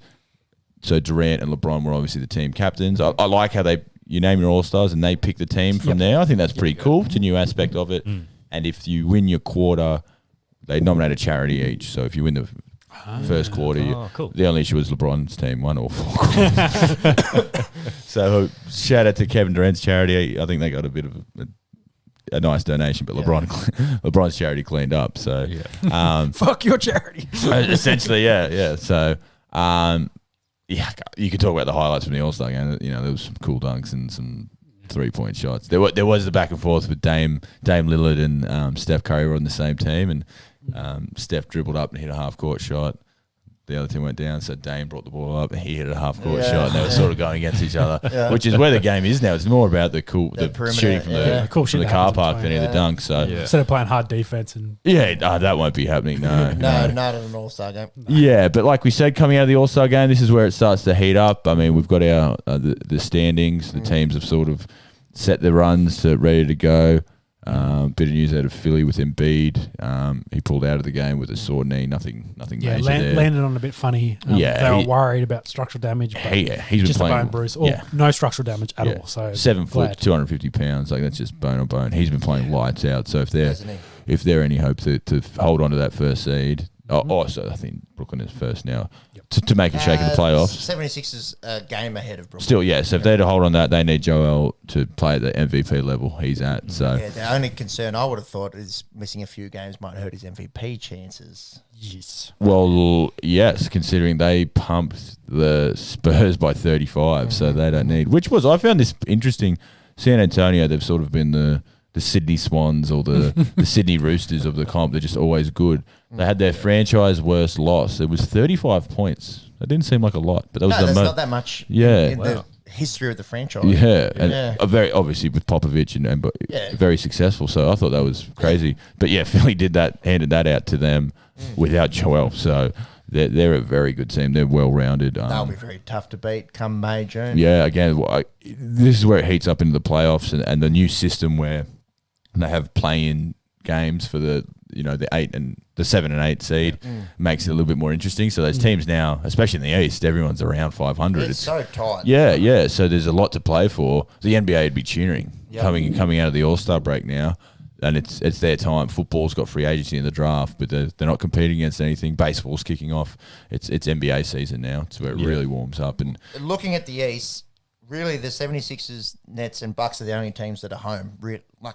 Really. And let's be honest, they'll be in the top 4. They'll be in the semi-final. Yeah, it's one of that those. race. One of those teams. That race for 4. Miami is starting to come together pretty nicely. They've got all those good 21 players. And 18, they were below 500. They're well below 500 a couple of weeks ago. So Jimmy Butler healthy makes a massive difference. Pacers are around there. A lot of good all-round basketball teams. The Knicks are still hanging around. So they're above 500. Yeah, so 500 basketballs a pass in the East, but there's a lot of teams around there, which makes it again meaningful basketball. Each game, everything is awesome because there's going to be 4 or 5 positions open. Yeah, to pretty much everyone except for the Detroit Pistons. Well, that was what I said. I said that to Mahdi on Saturday. Is there a more yuck basketball team than the Detroit Pistons? Off the top of your head, you've got the teams there. But in the East, no. No. But I just because they were playing the Nets and they pushed them and they've already beaten them this year. But I just thought, and even after the Blake Griffin release, I was like, they are just nothing. They're just nothing right now. If I was, I'd be depressed if I was a Detroit Pistons fan. Has Blake Griffin signed with anyone? The Nets, He confirmed signed with the Nets. Yeah, it was just after we went off air, so the following day. So it's a bit of old news now. So he's I think he's suited up for them yet, but that's No, I don't think so. he won't be. He won't. He's a role player for them now, but He will be, and he pairs up with But it's just DeAndre another Jordan. big name to add to that list. 100%, a good stretch for. So he pairs up with DeAndre Jordan, who was at the Clippers with him for all those years, Lob City. Yep.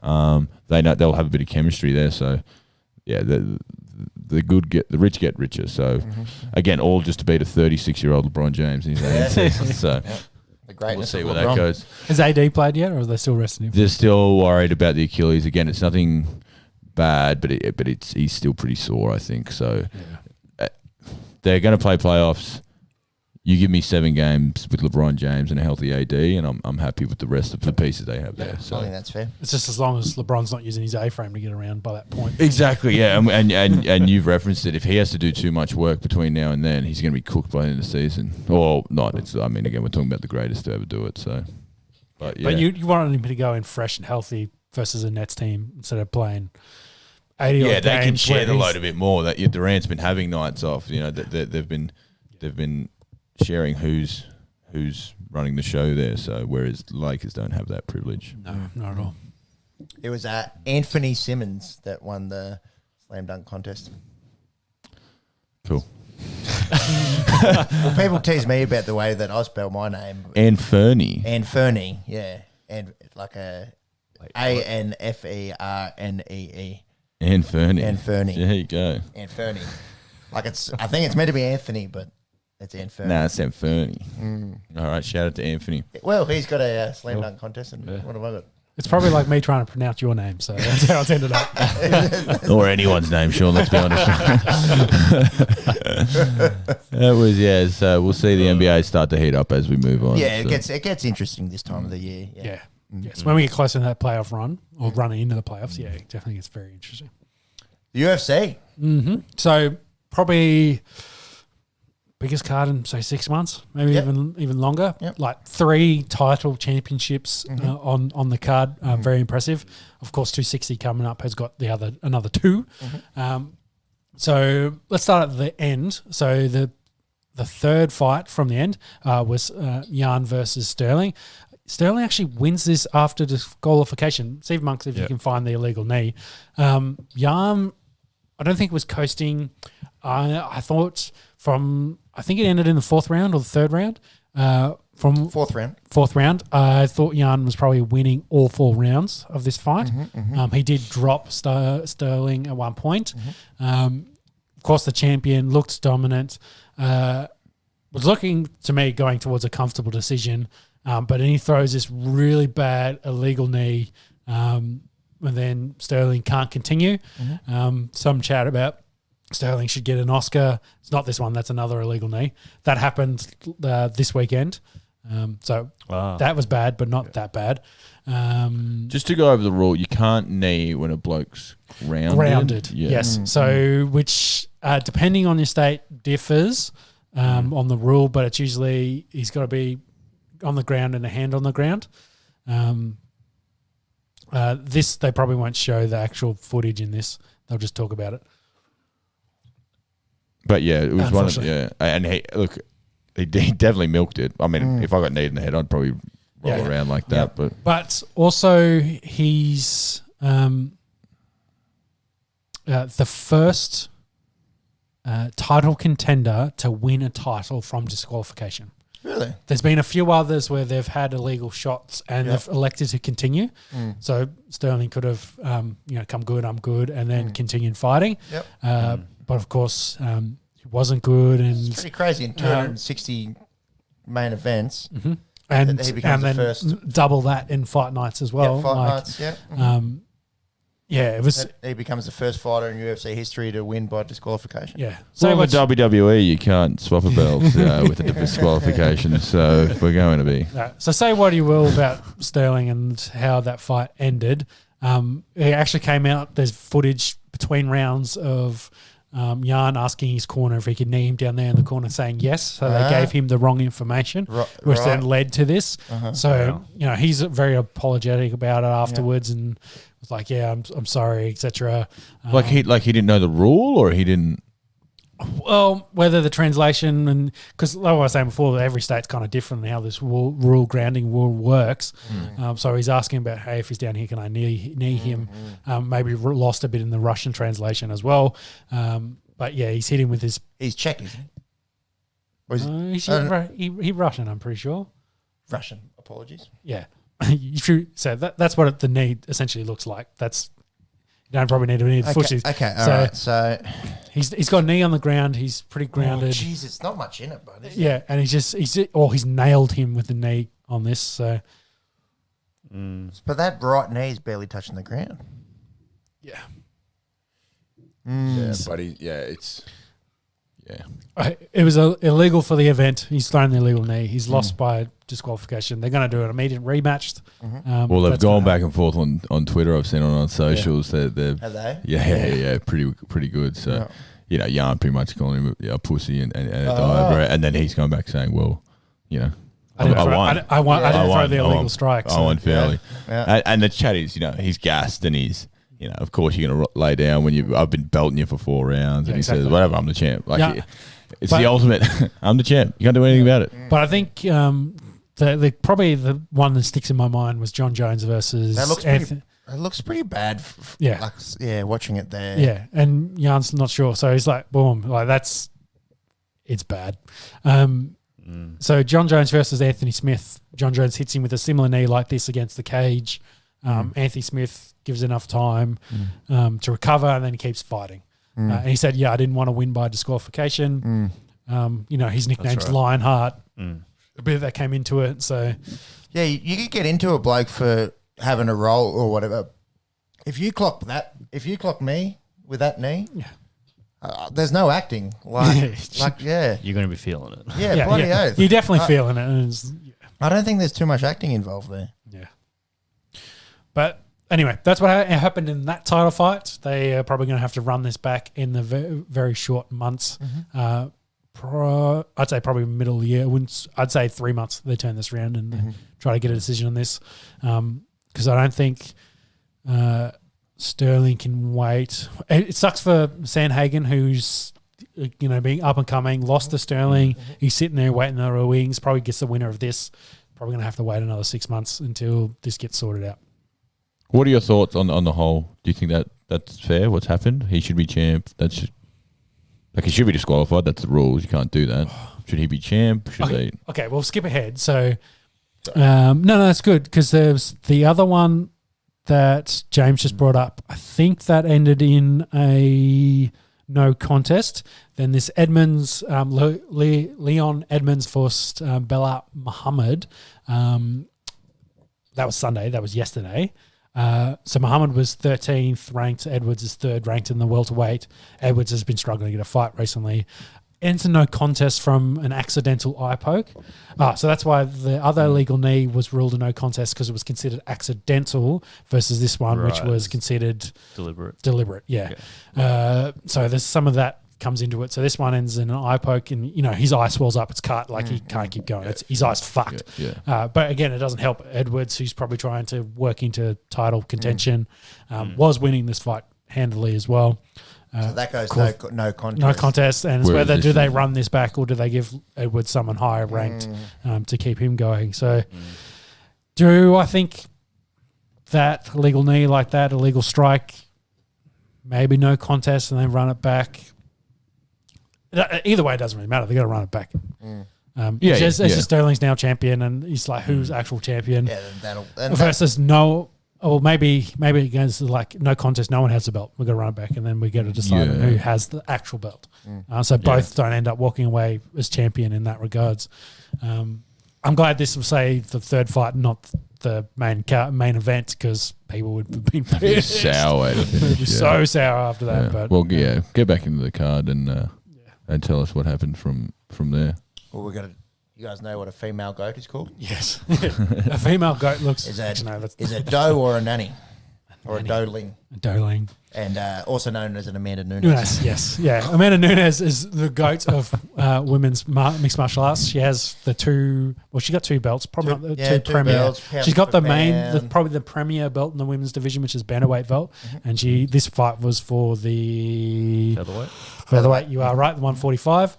Of course, against the Australian Megan Anderson, but she didn't stand a chance. No. Got armbarred in under 2 minutes. Yep. That's pretty fucking impressive. 2 minutes and 3 seconds, actually. Credit to Megan Anderson. Just got over that. Lasted the extra 3 seconds like Pepe over here. Hey, 2 minutes and 3 seconds is a valiant effort. If you're thinking of what I'm thinking of. Is anyone going to beat her? Like, I wouldn't mind. Well, Cyborg was there. I wouldn't mind them running that back because I think Cyborg got a little bit gun happy and they were just blasting each other, and one of them was going to get knocked out. Whether a better technical fight helps. Shevchenko is probably my only option. Valentino. I don't see her beating her. Just because their one fight they fought. Nunes ended up winning by decision. She faded, though, in the third round, and Shevchenko won that third round. And if it was a 5-round fight, Valentina probably wins it. But, Valentina, of course, went down in division. She's now at 125. Probably I got that right, 125. I think she's at 125, so she'd have to go back up. Zhang's at 115. So, I'd say, Shevchenko and Nunes are the two top pound-for-pound women's female. Yeah. And if I was going to make a fight, I'd try to work that out somehow. Okay, all right. Just because I know there's previous history there. Actually, go to Valentina's record. When was her last loss? It could be Nunes. I can't think of when she's lost since then. Yeah, Nunes. Yeah, which is way back in 2017. So she dropped down, became champion. Nunes has also been the champion there. That was a decision. So she'd have to go back up to fight Nunes. Yeah, that was a 5-round fight. I'm wrong. And it was a split decision. So that's how close it was. Okay. And it was for the bantamweight title. There you go. Yeah. Oh, no, she did fight Nunes twice because the one I'm thinking of is the one down below her. So her last 2 losses are to Nunes. Yep. And both been very close fights. And she's 20 and 3 in the cage, so she's only lost once outside of that. Yeah, maybe that's the fight. That's all I can think. For both of them, that's the only one that makes sense. But I think Shevchenko is probably booked against... I can't remember off the top of my head. Jedrage still kicking around? No, she's division down. She's in 115. Yeah, I couldn't tell you. I can't tell off the top of my head. They called that fight recently. Yeah, they've booked it recently. I just can't remember what it was. It doesn't matter. Should be able to bring that up for you shortly. There you go. She even says there she's number 2 ranked in the pound per pound. So they're 1 and 2. Like that's the only thing that makes sense at this point. And whether she wants to go up and steal one of Nunez's belts. Expected to fight Jessica Andrade. Yeah, I thought it might have been Jessica. That's next month. Because Jessica's just come down as well, and she's been at 135 and come down to 125, I think. Oh, no, she's gone the other way, I think. I'm not sure. Anyway, women's weight divisions, hard. The only thing I would want to comment is when Rousey was at the peak of her powers, it was a bit like this. It was kind of like no one can beat her. She's undefeatable. She's the best female fighter ever. Rah, rah. And then Holly Holm went out and did what she did, and ended her mixed martial arts career, obviously doing very well. I think outside of the octagon. I don't want to say Rousey wasn't for real, but the timing played a factor, as in the growth of mixed martial arts. Like the skill set the ladies have now is so different to how Rousey came in. You got to remember Rousey was such a specialist in her judo. Absolutely dominated with that, just arm bar and people left, right. Just catch her and break your arm in the first minute. Whereas minute and under, whereas, and then she got a bit of, I think she bought into the baddest woman on the planet aspect and then thought her striking was all that when it wasn't. And then Holly Holm, who'd won boxing championships and kickboxing championships, like we said, like Macca said, kicked her head off because she had the ability, and it was like, well, I'm not going to go to the ground with you, and if you're not going to engage with me to try and take me down for judo, I'm just going to beat you on the ground. And that's what happened. She won that fight convincingly. So Ronda bought into the celebrity that came with her thing as well. And Nunez is a bit more of I'm a fighter. I'm just going to rock up. Whereas a complete package from talent-wise, jiu-jitsu, the grappling, the striking, like Nunez has it. She has it all. So, that's, I guess, my difference between the two. Okay. Be very interesting to see what happens there. She might, really solidify that. Yeah, well, she's got the baby now with her partner, so partner, I don't know.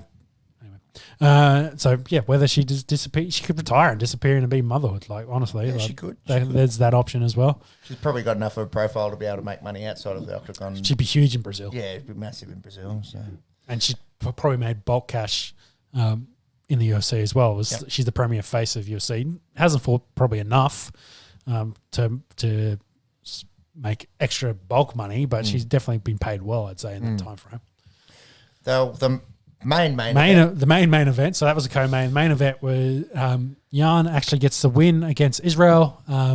Is he obviously going up from middle weight up to light heavyweight? Checked in at only 200. Jan Blachowicz, checked in under 200.3 while holding a pizza. So, what do you reckon a pizza weighs? A pound? Yeah. Right. Depends how much of the pizza you'd eat. Chicago deep dish pizza. That's 10 pounds right there, big guy. It's just 10 pounds in cheese. Yeah. Whereas Jan was 205 and, on the coverage Rogan talked about, he's probably 220 in that ballpark. And that size really played a big part towards the end of the fight. He, I think of the last 10 minutes, the last 2 rounds, he probably wrestled for 7 to 8, completely dominated Israel on the ground, which I think is going back to the middleweight, maybe something some of those boys like, that's what Romero I think should have done. I'm not sure how good Costa is on the ground, but wouldn't surprise me if guys start thinking about getting into his range and taking him down, because Jan did it and did it quite easily, though he probably had 20 odd pounds on him, then used his size and just beat him up for those last 2 rounds. Israel probably won round 1 and 3. 2 was debatable. I gave it to Jan. Then Jan dominated the last 2. He definitely won the last 2 rounds. The judges were 49, 46, 49, 46, and 49, 45. So one of them gave... What's that? One draw round. That's 4 rounds to Jan. And then the other one gave a 10-8. Actually, no, 2 of them gave 10-8, so that's kind of all got fucked up. So one gave a 3-2, but one round was a 10-8. One gave 4-1, and then one gave 4-1 and a 10-8. They got to make this scoring a bit more appeasable to the casual fan. Hard to catch up. There's 5 rounds. You should just win 3-2 or 4-1. Yeah. Did you hit Dana came out and said There was no 10-8. in this. 10-8, like 10-8 isn't, because it can't get worse than a 10-8. Like a 10-8, you have to beat the absolute shit out of a bloke to be a 10-8. Yes. There was no It's a 10-8 beatdown. here, and he actually called out the judges, saying you're not doing it justice. You're actually ruining. None of those rounds were 10-8. You're gonna make it close. Because to argue your point, Peps, you might win the first round, but then if you get your head beaten up, you should actually lose it. You know, after 2. Yeah, I guess it's always been something for me as like, you know, really quite interested now. But when I was a bit more of a casual fan of the UFC, found it very difficult to keep up with the scoring. And and it's subjective as well. Like so it's still down to what that human being thinks. And God, we talk about DRS in the cricket. Like, sorry, again, cross sports as much as we can, but again, it's down to what that person thinks at that time. And but it's for Dana. I mean, Dana calls out anyone he wants to, but he calls out the judges of his own company. It's his baby, isn't it? So. And with the UFC, of course, you're not just judging one aspect. You got to judge striking, boxing, kickboxing. You got to judge the wrestling, the takedowns, the grappling on the ground, position control. Exactly. Like just score the damn thing. Yeah. Well, the problem is a lot of these athletic commissions then use guys that like the judges are boxing judges. So right. It's like how much are they actually understanding what they see? Yeah. So they got to it's Rogan's big thing. He's always on about get guy either add more points or get more judges. Like have 5 judges or have 10 judges. Yeah. Have judges that are in the ring and then only watching the video with no commentary, no crowd. So that's adding to that number and then crowdsource the answer essentially for who wins the fight. It's a really good point actually. Crowd would play a massive factor into that. Yeah. Exactly. Yeah. So if everyone's chanting McGregor's name and he's not doing over well, but he, like in a close round where he lands a couple good shots and they all go ooh, all the judges hear it. Yeah. So it's there's a whole point of judging that we could go into and discuss for hours on end. But I think the point of this was the 10-8 round. Maybe suspect. I think that 5th round he had top control for 4 minutes. So he didn't beat the shit out of him, but he had controlled the entire round. So maybe he could give it 10-8, maybe not. I kind of thought, but it doesn't make a difference, does it? If it's 10, he still wins. Well, my thought was I thought it was either 3-2 to Jan, or it was 3-2 to Israel, with the 2 rounds at the end, with Jan winning a 10-8. So I thought this could probably have been a draw. Right. Really? So you could have got a draw out of this. Okay. And I thought I could have leaned that second round. I could have leaned either way. So Israel could have got a draw out of this, which is a lot closer than what any of the scorecards gave. I think it's for Israel, and full credit to him to step up and come up a division, give up a huge amount of weight, test himself against the best guys. Of course, trying to push John Jones a little bit. Angling for that. But put your record on the line, like you put. Exactly. Exactly. And he'll go back to middleweight. He's got Whitaker's there ready to go. He's called out Till, who's I think needs 1 or 2 more wins in that division to get into that kind of conversation. But he's got guys there he's going to have to fight coming up. What did you think about Israel being the favourite from the bookies going up? Probably a discredit to. I know a few guys that made a bit of money on Blachowicz here because they like. I think size-wise, record's a record, but when you're giving up 20, 30 pounds to someone, because I think if Israel was going to do it, he had to do it like Jones is doing it, which is I'm moving up. I'm going to spend the next 12 months building my body, the fuck up, getting in to the point where I'm 220, so I'm cutting down versus I'm having bulk pizzas to. Even make 200. And he still look thin, doesn't he? Exactly. Because you're just giving up so much size and it's very hard to beat size, honestly. But it went the distance. Credit to Izzy. He didn't get finished as a character. And did he get dropped in this? I think he got. Yeah, I think Jan hit him with some bombs as well. So give him credit. Like he cuts, didn't he? Yeah, I don't think he got cut too bad in this, but he did. I think he got knocked down once, but he got straight back up. Like he was never really out of it at any stage. Great chin. So I think he'd go back to welterweight and probably not welterweight, back to middleweight and dominate. I'd be interested to see someone like Whitaker and whether he try to out wrestle him in their next rematch into trying to get in a gunfight. But we'll see. I'm just trying to find the post here. Yeah, he's pretty self-deprecating. Israel doesn't mind a funny post. Goes Polish power, yum. As he's getting smacked. He posted himself a photo of him just eating one from yarn, and he said wasn't too bad. Got fed, and I'm still hungry. Give full credit to him. Literally Other blokes have on the been chin. sat down with Yarn's power. Oh, so. yeah. And they make excuses and they bitch and whine. And I tell you what, I'm a bit off Paulo Costa, but that's another conversation. Yeah, just Too many wines. straight back into Israel. But anyways, I like. Did you see Israel in the post conference? He said, "Yeah, I might have had too many wines last night." I'd love to see him fight again, and I'd love to see Izzy flog Costa. To be honest. Yeah, knock him out again. Yeah.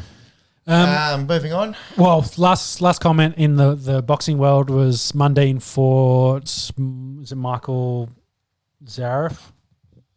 You got the story. Safa, here. that's the one. The guy that lost to John Horn. Yeah. Not John. Joe Horn.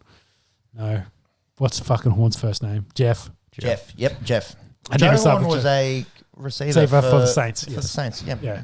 I knew I was in there somewhere, but We're getting close to 4 hours here. So but Mundine gets KO'd inside 2 minutes. That's his career done. So he's actually now officially retired. see you, the man.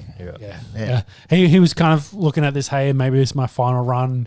I will string a few together and maybe get one of those big title fights overseas that he's been angling for. But I like your spelling mistake there on mundane. Mundane. Yeah, that's what I think of that story. anyway, from the fighting world to golf. I like this segue. It's just It's fitting well. So we've actually had 2 results. 10 days between podcasts. Bryson. What about Bryson trying to hit Yeah. across the water? And You see the angle? he did it twice. Yeah, he did it twice. So going back now to... Have you seen this hole, by the way? Yeah. I love this hole. It's a big U shape. Yeah. And it's water all on the left, so I'll be safe. Slice. Yeah, slice is good. I'm fine. Am I putting it where Bryson's putting it? Probably not. Probably not. So he's essentially making a long par 5 with water into a short par 4 by just cutting over the water. What was it? Did he get eagles in any of these? 370. He hit 370 across the water. 370 I think it's a 350 carry, but he put it because he put it in the rough. He actually went over the fairway. Yeah. And then he's hitting like a gap wedge or something like 80 yards. It was 80 yards. I think both of them were around the 80 yards they had to make. Yeah. But I'm not sure if he then made like a 1 putt and got a 3. I think he eagled at one. I think he got, or maybe he birdied twice. He eagled today. I'm getting a little bit confused. So he Big goes power, on. though. Showing his power. Yeah, goes on and wins last week and takes the lead in the FedEx Cup by a lot. And it was him and Lee Westwood going at it last week, and they were there and thereabouts. This week Westwood again, the poor bugger. I thought he would have held on, but couldn't think of 2 more different players. Westwood obviously a lot older, so he can't bomb as far. 47 he is. Yeah, but his putting was just for the last 2 weeks. He's not missing many putts, and he's scrambling like a lot of the time when he's just off. It was getting the Texas wedge out. The condition of TPC Sawgrass, unbelievable. That sort of allowed that the long putting, from off the green to be even attempted. You don't mind a Texas wedge? Yeah, I love a Texas wedge. Coward wedge. Because I can't play my normal wedges. So I'm going with the safe bet. Well, there's pros doing it all through this weekend. Players' Championship, Justin Thomas gets a win at TPC Sawgrass. Oh, boys, golf trip, 1 day, Florida. add it to the list. Yeah, it'd be amazing. There's plenty of courses over there we could play. I doubt if we even could get on this, but anyways, we go. I reckon I'd hit 250 at Sawgrass. I honestly think if I broke 250, I'd be cheering. Well, what about 17, right? So you've got a green in a lake, and there's a bridge. But you got to put it in the middle of the middle because it just trickles off. Yeah, well, how many times you saw runs blokes fast, and you go off the stick? That's not bad. And then Bad breaks and 3, 4th bounce and in the water. Yeah. That Need the green is backspin just just to so see it. unforgiving. Not too many birdies there this week. I sent you boys DJ didn't I? Oh, yeah. And whack the stick. Barely made the cut. He was one of the favourite guys going into this. And, he got the stick hot. And it went 90 degrees off to the left and in the water. But exactly. So a millimetre, he hits a hole in one. If he was 2 millimetres, to the other way, he misses the stick and it just sort of plugs and he can maybe 2-putt in. Yeah. But instead he gets the bloody whacks it and it goes off. It goes straight in the water. But even he was laughing. He said, you can't do anything Not about much it. I can do about it. Not much you can do about that. Not much you can do about that. Justin Thomas is 27 years of age. He's got 16 PGA Tour wins. He's been through a bit of adversity the last couple of months. He lost his grandfather. He's a third-generation professional golfer. So his father and his grandfather were both pro golfers. He said that we did mention the F word. I think it was a Devin Booker slipping the F word. The F word that we shan't say tonight. To his golf ball. Yes, he's not directed at anyone, just directed at himself and his golf ball missing a putt.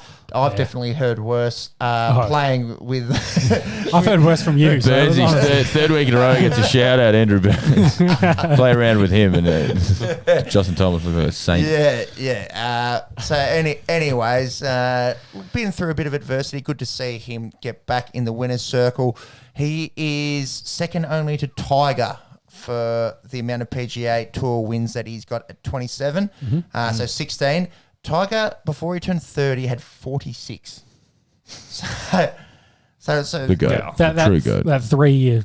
Unbelievable in his late 20s. Yeah. Yeah, when he 130 odd.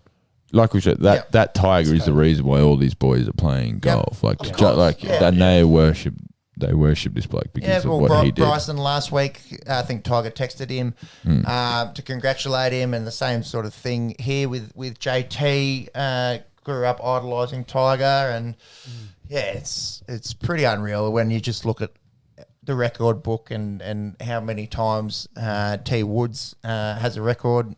Plus that body count. So. Indeed.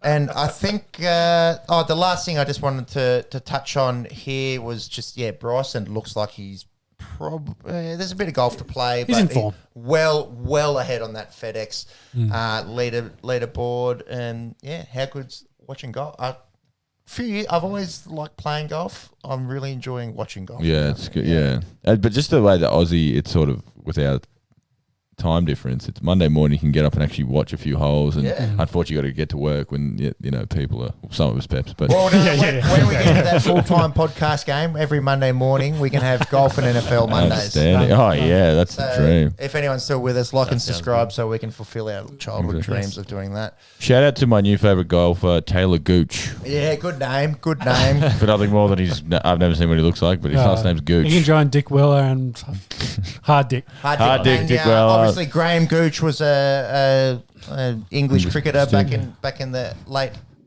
80s, early 90s. And there's of course there's Wayne King as well. So Wayne King. Is that actual? Yeah, soccer player. Oh, Wayne King. There you go. Wayne King with the ball. I'm sure we can come up with a few more. There's probably some more funny names. We are really encroaching on 4 hours here. Yeah, so let's Tongue wrap on it up. Big Willie. Let's wrap it up. The EPL's done. The United was red, actually. Manchester was red this week in the derby. Doesn't really matter. City are 14 points clear. Sheffield, they're not going to be the worst team ever. They're going to get relegated. They hit 14 points. They got another win. Regardless. Fulham and West Brom, I think, are also in regulation. Oh. Relegation? It's late. It is very late. I can bring that up in just a second here. So Sheffield on 14 points, they're gone. West Brom on 18, they're in big danger. Yeah, probably gone. Actually, they're gone.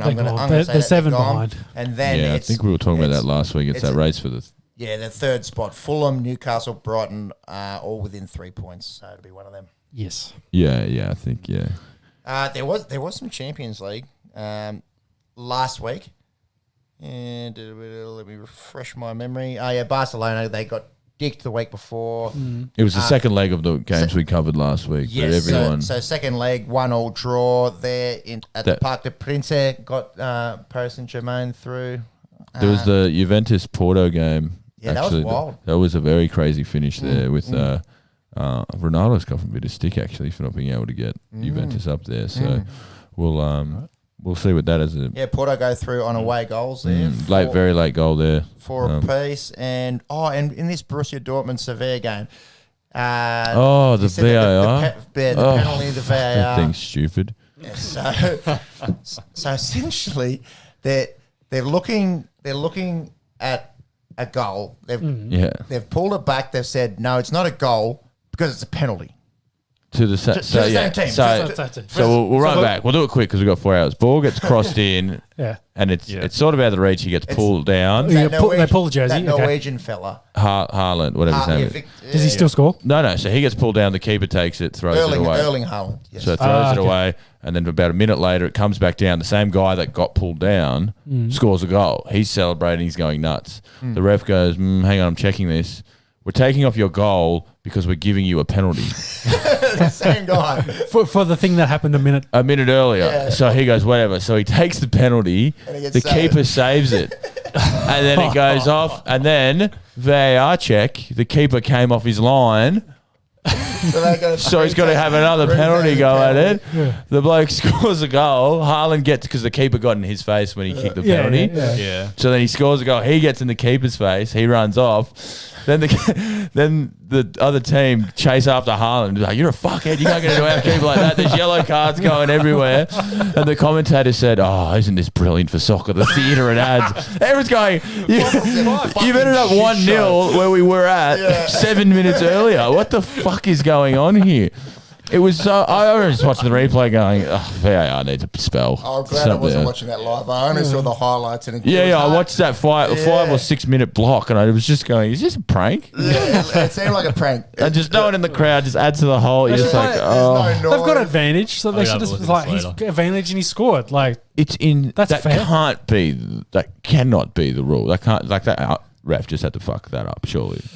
Hard to watch. Anyway, to wrap it up, Borussia go through. Sevilla miss out there. 5-4 is the aggregate, and we have the second leg of the other side of the draw that will happen in the next couple of days. Yeah, Wednesday morning, Thursday morning, our times. City should go through. Real should go through. Bayern should go through. Chelsea Atletico is probably the key matchup there. That Haaland, he's about to be a rich boy in the next coming years. He was signed by Barcelona as a youngster, I thought. I think he's part of the Dortmund. Dortmund have this young core that just seems they farm really good players. Maybe I'm thinking of another. He's only very young. He's going to be a very rich boy. He's like It's taken to score 20 Champions League goals. I think it took Ronaldo 50 games. It took Messi 40 games. It's taken him 13. He's ahead of. And absolute false news there. Ever being at Barcelona, Red Bull Salzburg, the young Norwegian. There wasn't a young Norwegian at Barcelona. I can maybe look that up. That's one for another day, I reckon. Perhaps you spend some time doing that in your top 10 receivers. Yeah, top 10 receivers. That's come back to me on Thursday, and big news next week. That'll be Sjansnikker Klustad. Maybe that's a Norwegian you're thinking. Klustad. Papa Lily. That'll do us, I think. Well done if you made it through that far. Yes. I love you if you did. Yeah, if you're this deep, thank you. It does go very quick. I'm having a lot of fun here on the Esky. Yeah. It's always good fun. Yeah, around the boys. If anyone is still listening at this stage, like and subscribe, please. We have an Instagram. Might try and get that actually doing something. And we shall see you in a few days' time for the next episode of On the Esky. By the end of the week, there should be another one out. Yes, we shall. Start of the footy, some Champions League, obviously some fight cards coming up that we're looking at. Yeah. Some good. World sport is heaving at the moment, and we're going to be here to cover it all. Sports back. Life is healing. Let's go. Thank you all. Thank you, boys. Thank you very much. Catch you next time. Bye. Bye.